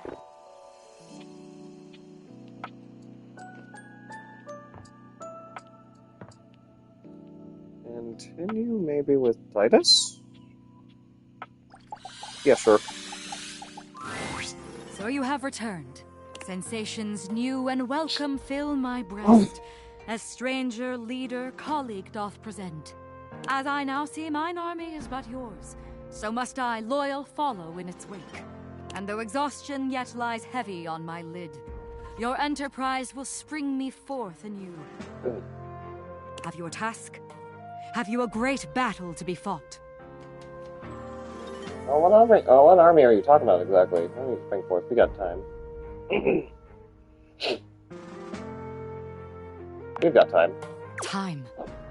Haven't we always time? What is time? Time is measured only by our actions, by our awareness of it.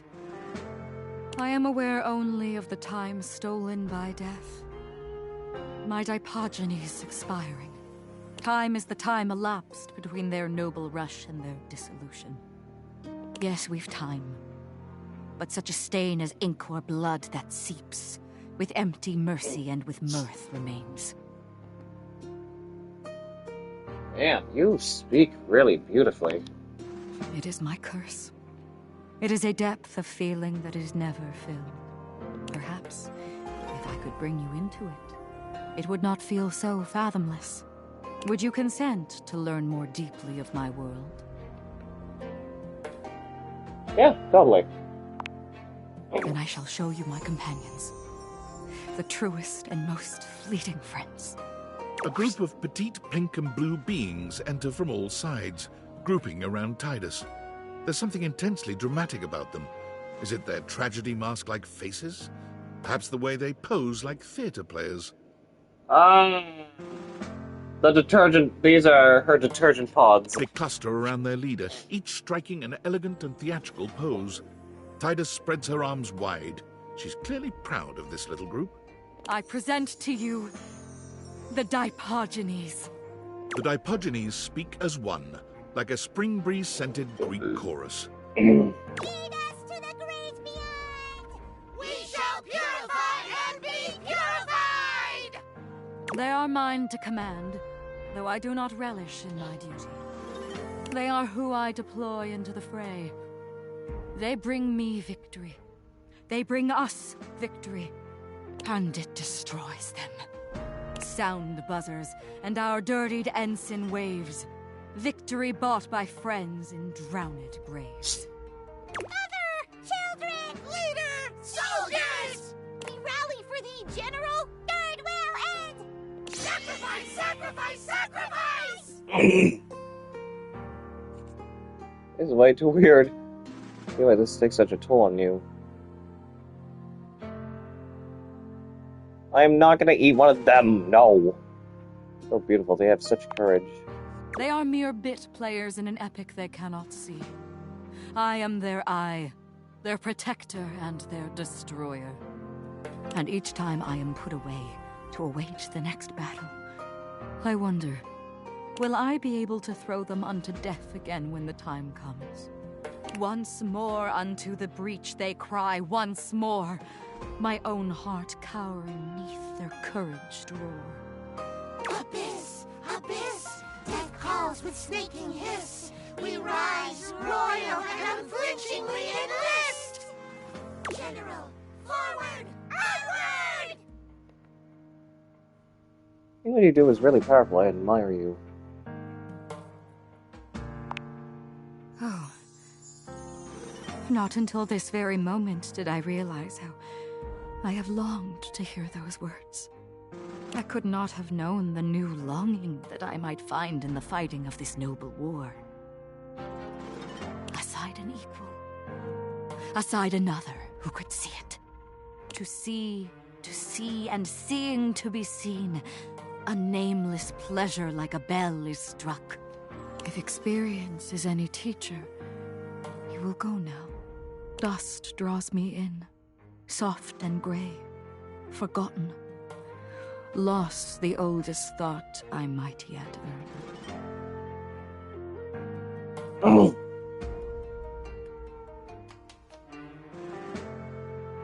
I'm not going anywhere. Not in heart, I see. But leave you must. I must prepare the Dipogenies for the next engagement. And you must gift me with an absence. A moment to take stock of sensation and possibility. When you return, you will fight with me. You will fight with us. Perhaps a battle of a different character. On field and flirtatious fold will run. A war for honor, victory, and for fun. That word is so new. It breaks open like bright candy on my tongue. Go now, before the sparkle can turn to fire.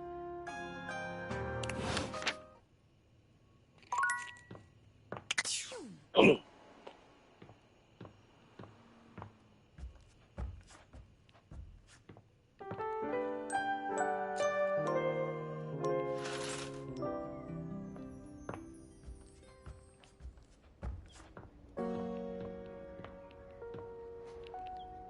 time to make amends with Koa. Hope he's not too mad at me. Hey, come Okay, on good. over and have a seat, buddy. Happy to. Awesome. It's a good day to spend some nice quiet time together, isn't it? Isn't it always? You know it. Koa tries to relax, but it doesn't seem to come to him today. He sighs, shaking his head. Who am I kidding? It's just too much on my mind. Sorry to break the silence, but it's important. We've been hanging out a lot lately, and I'm glad it happened. I've been having some trouble getting my mind around some things, and having you here, well, it's just made some things real clear to me. So I hope you won't be upset with what I'm about to say. I've got one last gift that I think will say it much better than I can. Oh my gosh, we did it. We actually did it. Leftover sweets? See that one in the middle? The heart? Can you read that for me? I love you. You dropped these, and I know it's a little too soon for love, but you make me feel safe and happy. And as a couch, a gift like this means more than words. I've been holding on to this, hoping for the right time to give it to you. Thank you. My previous owner, he used to talk nonstop. He never took a moment to relax. He was always on the phone, gabbing away. It just made me nuts. I couldn't even hear myself think, you know? I came to appreciate the silence all the more. The fact that you could respect my wishes every time I asked. Except for that one time yesterday when I accidentally kind of like ruined it for the both of us. You really gave me the space to be me. I've had so much on my mind lately, and your presence near me has just been such a blessing. You calmed my thoughts and let me sort through them. And with all that time to think, I know now that I just want to keep enjoying the silence with you. What do you say? Want to keep doing this with me? I stale Valentine. Heart you too, Koa. That might be the nicest thing anyone's ever said to me. Koa envelops you in his strong arms, wrapping you into a hug that feels like a sweet ocean breeze. I'm the luckiest couch in the world. Wanna cuddle? Hell yeah. You and Koa spend a pleasant time cuddled up in each other's arms. You had no idea your couch could be this comfortable.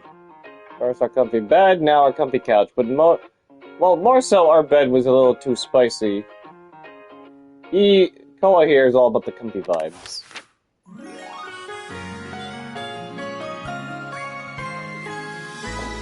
make me feel so cozy inside. We got more empathy out of that, at least. Or wait. We got more smarts? I think? Wait, when did we get more smarts? Or was it when we freaking... Was it with Mitchell, I guess? I didn't pay attention. But I can read the one for smarts here. Genius. You can invent an invention that invents inventions that invents things. Oh, I'm so freaking using that for a future TTS message. When Rebel walks in on you this Oh my time, god, Rebel! they seem to be unaware of your presence. Unlike your previous encounters, Rebel is gazing off into the distance with a strange look on their face, as if they could see through the walls and they're searching for something out there. Maybe even something they know they will never find. You okay? Straight away, any hint of softness in Rebel's face dissolves. They turn on you, the mask already back in place. With a disdainful laugh, they raise an ironic eyebrow and put their hand between their legs in a gesture that can only mean one thing.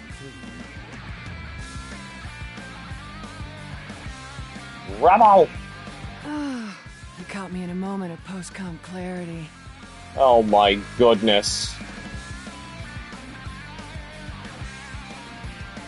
And you came to tell me that? I thought you were sad. Only thing I get sad about is when the poppers wear off. And then it's just until I can find someone new to pound into next week. You want to be the next merry-go-round? Good for now, thanks. So, what brings you to my domain on this fine, hormonally unstable day?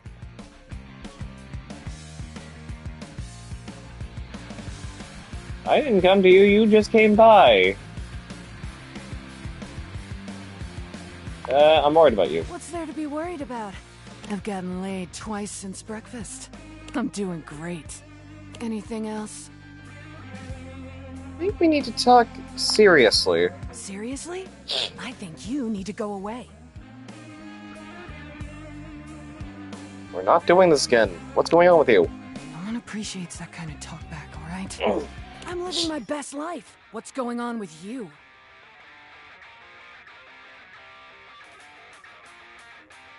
Stop all the posturing, just talk to me.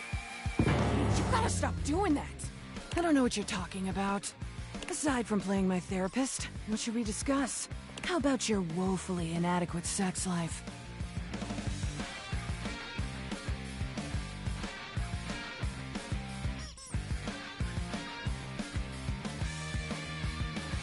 You make it less inadequate. Thought you'd never ask. Get a pair of gloves and some handcuffs. Your time with Rebel is, well, any description would probably leave out one of the many modalities of mattress mashing that you experimented with.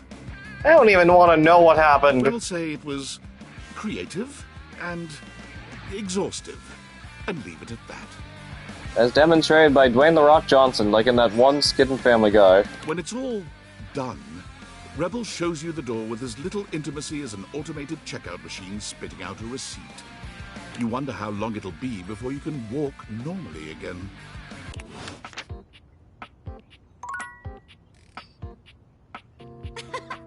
We're not even going to discuss that. Nope. Just nope.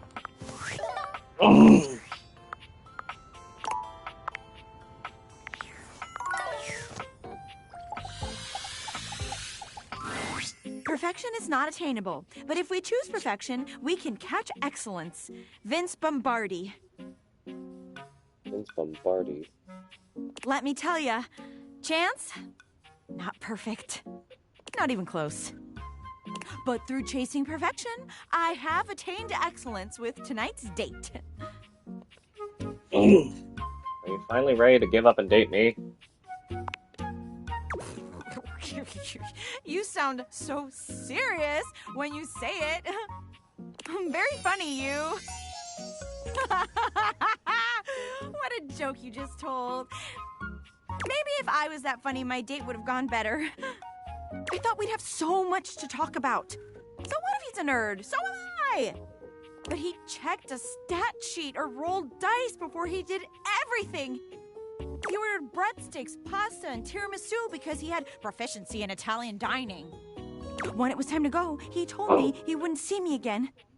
Because he rolled a 7, and a 1 through 10 meant he couldn't see me again. Oh, Chance, you really are a dummy. Oh, I'm so sorry. I'm so sorry. I should not have bluffed at that, but it was still funny regardless. Do you ever suggest me?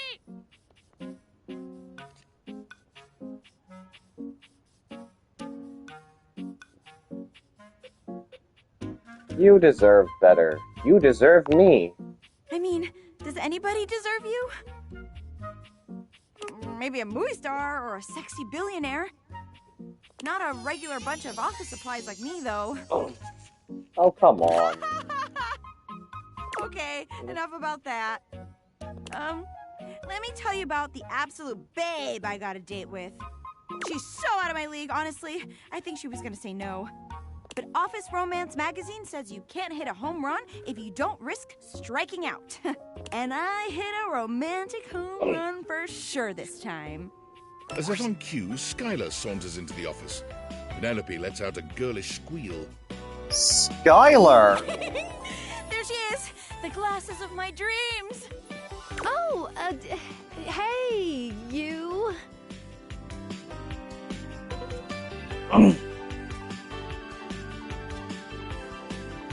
Oh, how did we...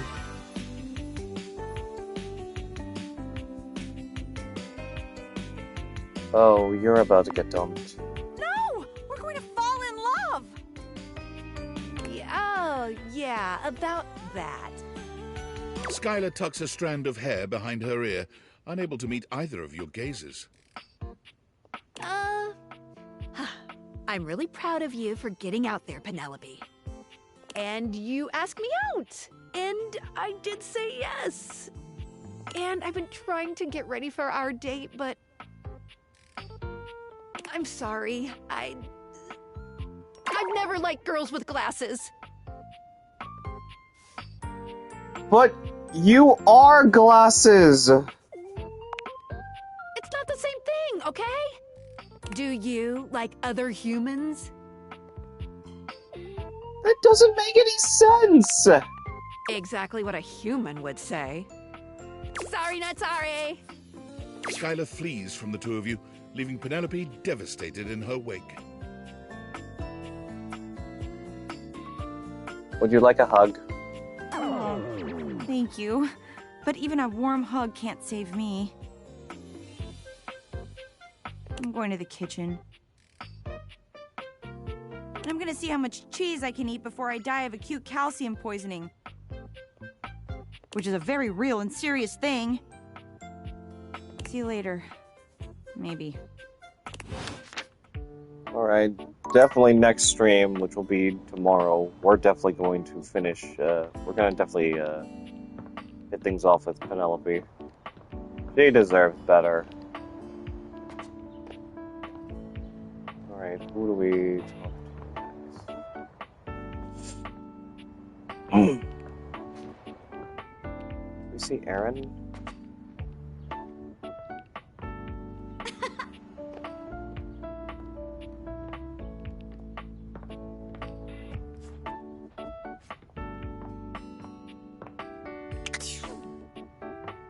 Nope, I don't see her.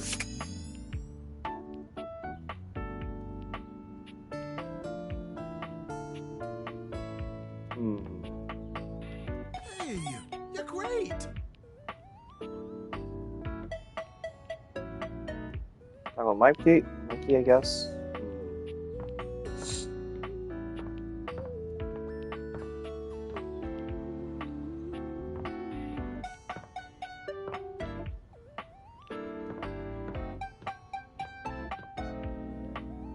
Talk with Holly during the mornings and only the mornings.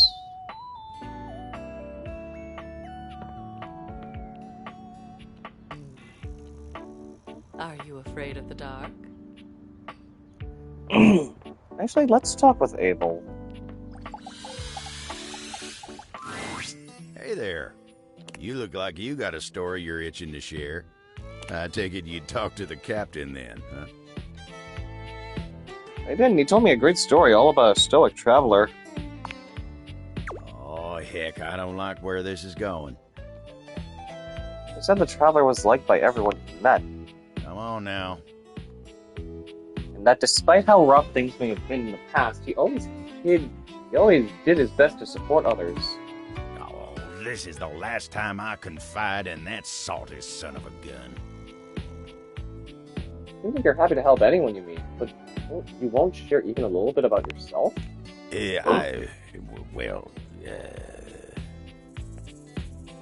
Abel? Yeah, look, I just... Time spent on me's time I'm not spending on others, right? You remind me of my old rectangular friend. Right, Dasha. Nice lady. Anyway, you remind me of her. She's a sly one, too. Always trying to get me to focus on myself. I think you're more interesting than you're giving yourself credit for. Well, that's real nice of you to say. You mind giving me some time to myself? I need to get my head on straight. Yeah, sure. As long as you're gonna be okay. Always am.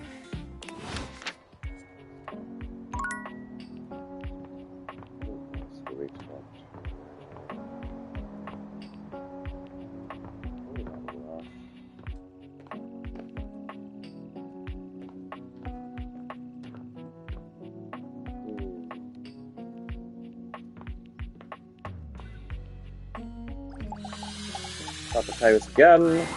Well, I wagered so. They, being generous of sod and spirit, wagered you would find your courage. And so you have. Your medal mayhaps buys a chance to fight in comradeship once more. We, the Dipogenes and I, are just about to begin our daily training. Should it please you, you will join us.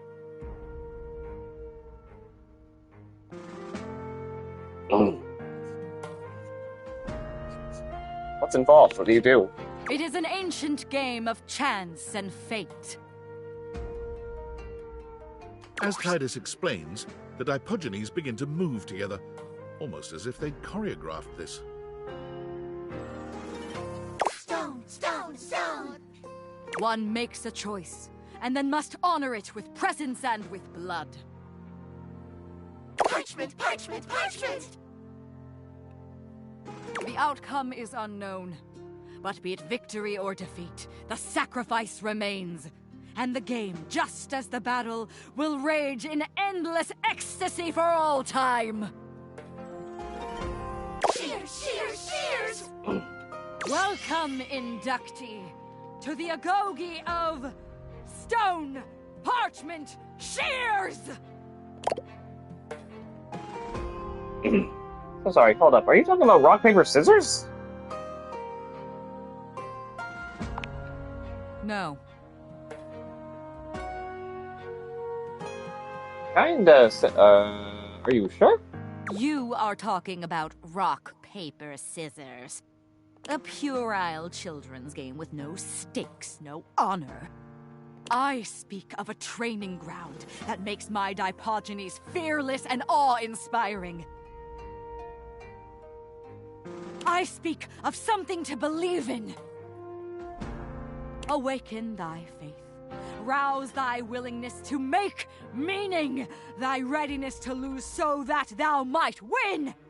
Honestly, when she said, here's to make something to believe in, I'm like, oh my god, I'm just thinking of, like, Byleth, and whenever, you know, he or she says that in Three Houses, honestly, is my favorite frickin' crit line from them. And because, you know, Allegra Clark is also voiced in Three Houses as the love of my life, Dorothea. No more talk. We train! As you try to analyze what Titus may do, the Dipogenes are moving through 3 different poses. They cluster into a group for Stone, they form into an opening and closing V for Shears, and they all flatten themselves to the ground for Parchment.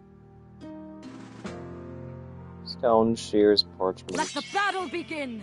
Unus, duo, tres, saggito! The Dipogenes move into place just as you're calling out your own play. I say... Ahmed! Stone! A stalemate between worthy rivals. Duel again! Unus, duo, tres, saggito! I say... Shears. Agony, anguish, affliction. These are but words. Unus, duo, tres, saggito! I say we go with Stone again. A stalemate between worthy rivals. Duel again! Unus, duo, tres, sagittò! Parchment? 'Twas well fought, stranger. 'Twas well fought. Now thou must see the truth beneath the game. Duty above all else. I can't believe I won a... I can't believe I won, her interpretation of, rock, paper, scissors. Take thy sacrifice and leave me be. I have seen enough loss for one day. Come, let you go and make thy mother blind. For such a sight will blind a general's eye.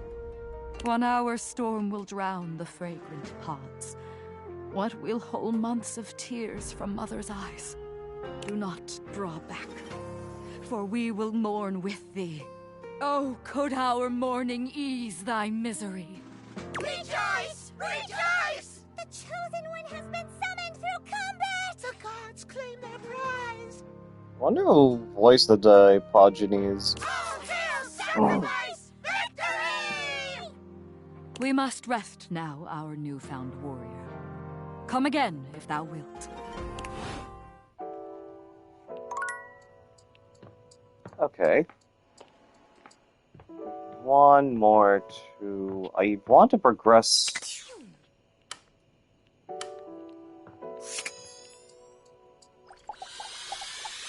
Alma. You? Hi. Arma. I'm so happy to see you. Hi, Arma. You seem much better than the last time I saw you. I feel like a huge weight has been taken off of me. I owe it all to you. You helped me release the burden I've been carrying for so long. Has it made you feel more relaxed? You have no idea. I'm not sure if you noticed, but my batteries are totally full now. No more unnecessary beeping. That's great. Not to mention, releasing all that tension and anxiety has given me so much more energy to focus on my job. I've set some new records in my training, and the relaxation has me far more perceptive. Thank you so... Wait a minute.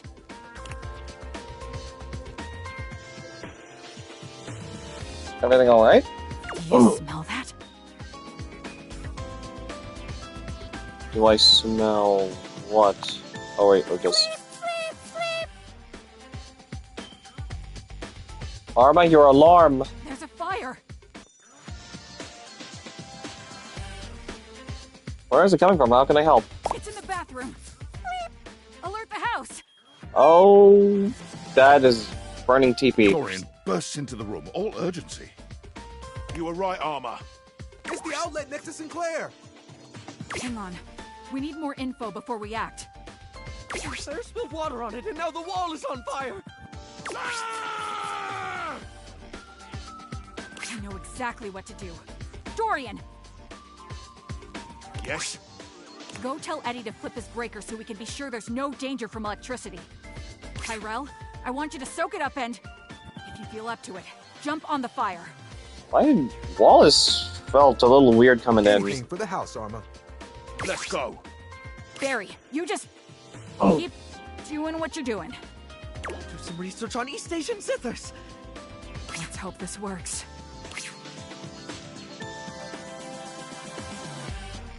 Amidst the chaos of the fire, Arma stands firm, shouting out orders and ensuring everyone in the area is safe. It all happens so quickly, but when the smoke clears, your home and objects are all relatively unharmed. Woohoo! We did it! The fire's out! Yeah!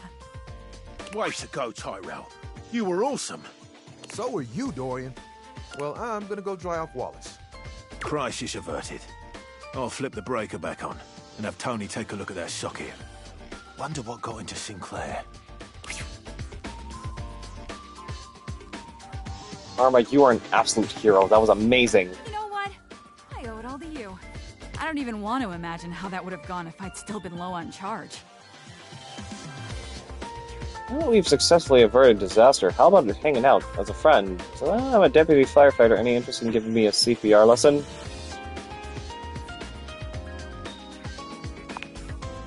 Seems to me like all you need is a little mouth-to-mouth. Usually when we train like this, one of us plays the patient in distress and one plays the paramedic. Which would you like to be?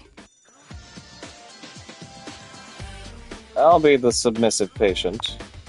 Then let me take over. I'm so glad Kai's not here for You this do part. your best to play the part of the patient in distress. But once Arma's lips find yours, all pretense of training fades away. There is only you, her, and the budding connection growing between the two of you.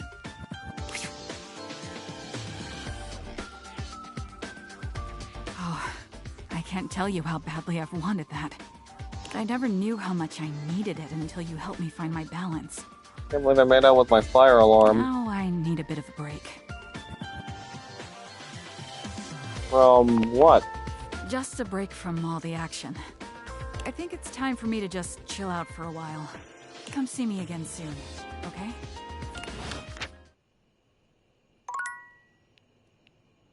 Oh, and we didn't even declare us as lovers. Yet.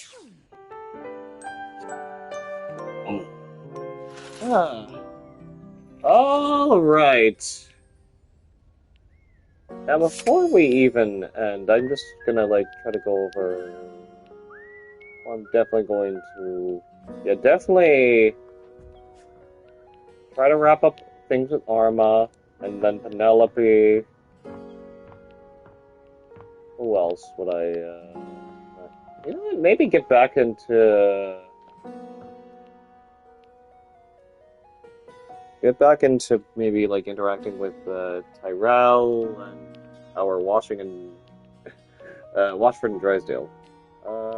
Oh yeah, and continue with Titus. That's right.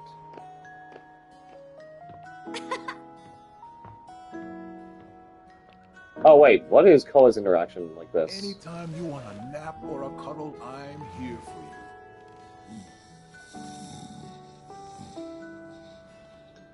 you. That looks like he made a face.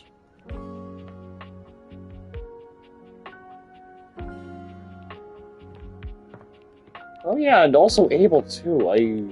Oh yeah, and Bo. That's right. Yeah, those are the other things I need to definitely make some pretty interesting progress with. Yeah, this is where we'll definitely save around here. Oh my goodness, we've almost gotten every dateable in this game. I'm just only missing 2, which need to be unlocked properly. Alright. That will be it for me. This has been nearly 6 hours, good God. The VOD for this will definitely go up as soon as possible. But okay, thank you to all that said hi and came in lurking. Like I said, more of this is going to be happening tomorrow, but I'm probably going to be maybe streaming this sometime maybe in the, a little early, a little afternoon. Trust me, I can, like I said, I'm going to be streaming as much as this before July. And if we can't get it done before July, then do I leave it as to be continued until first full week of August? Who knows? Anyways, I think I know the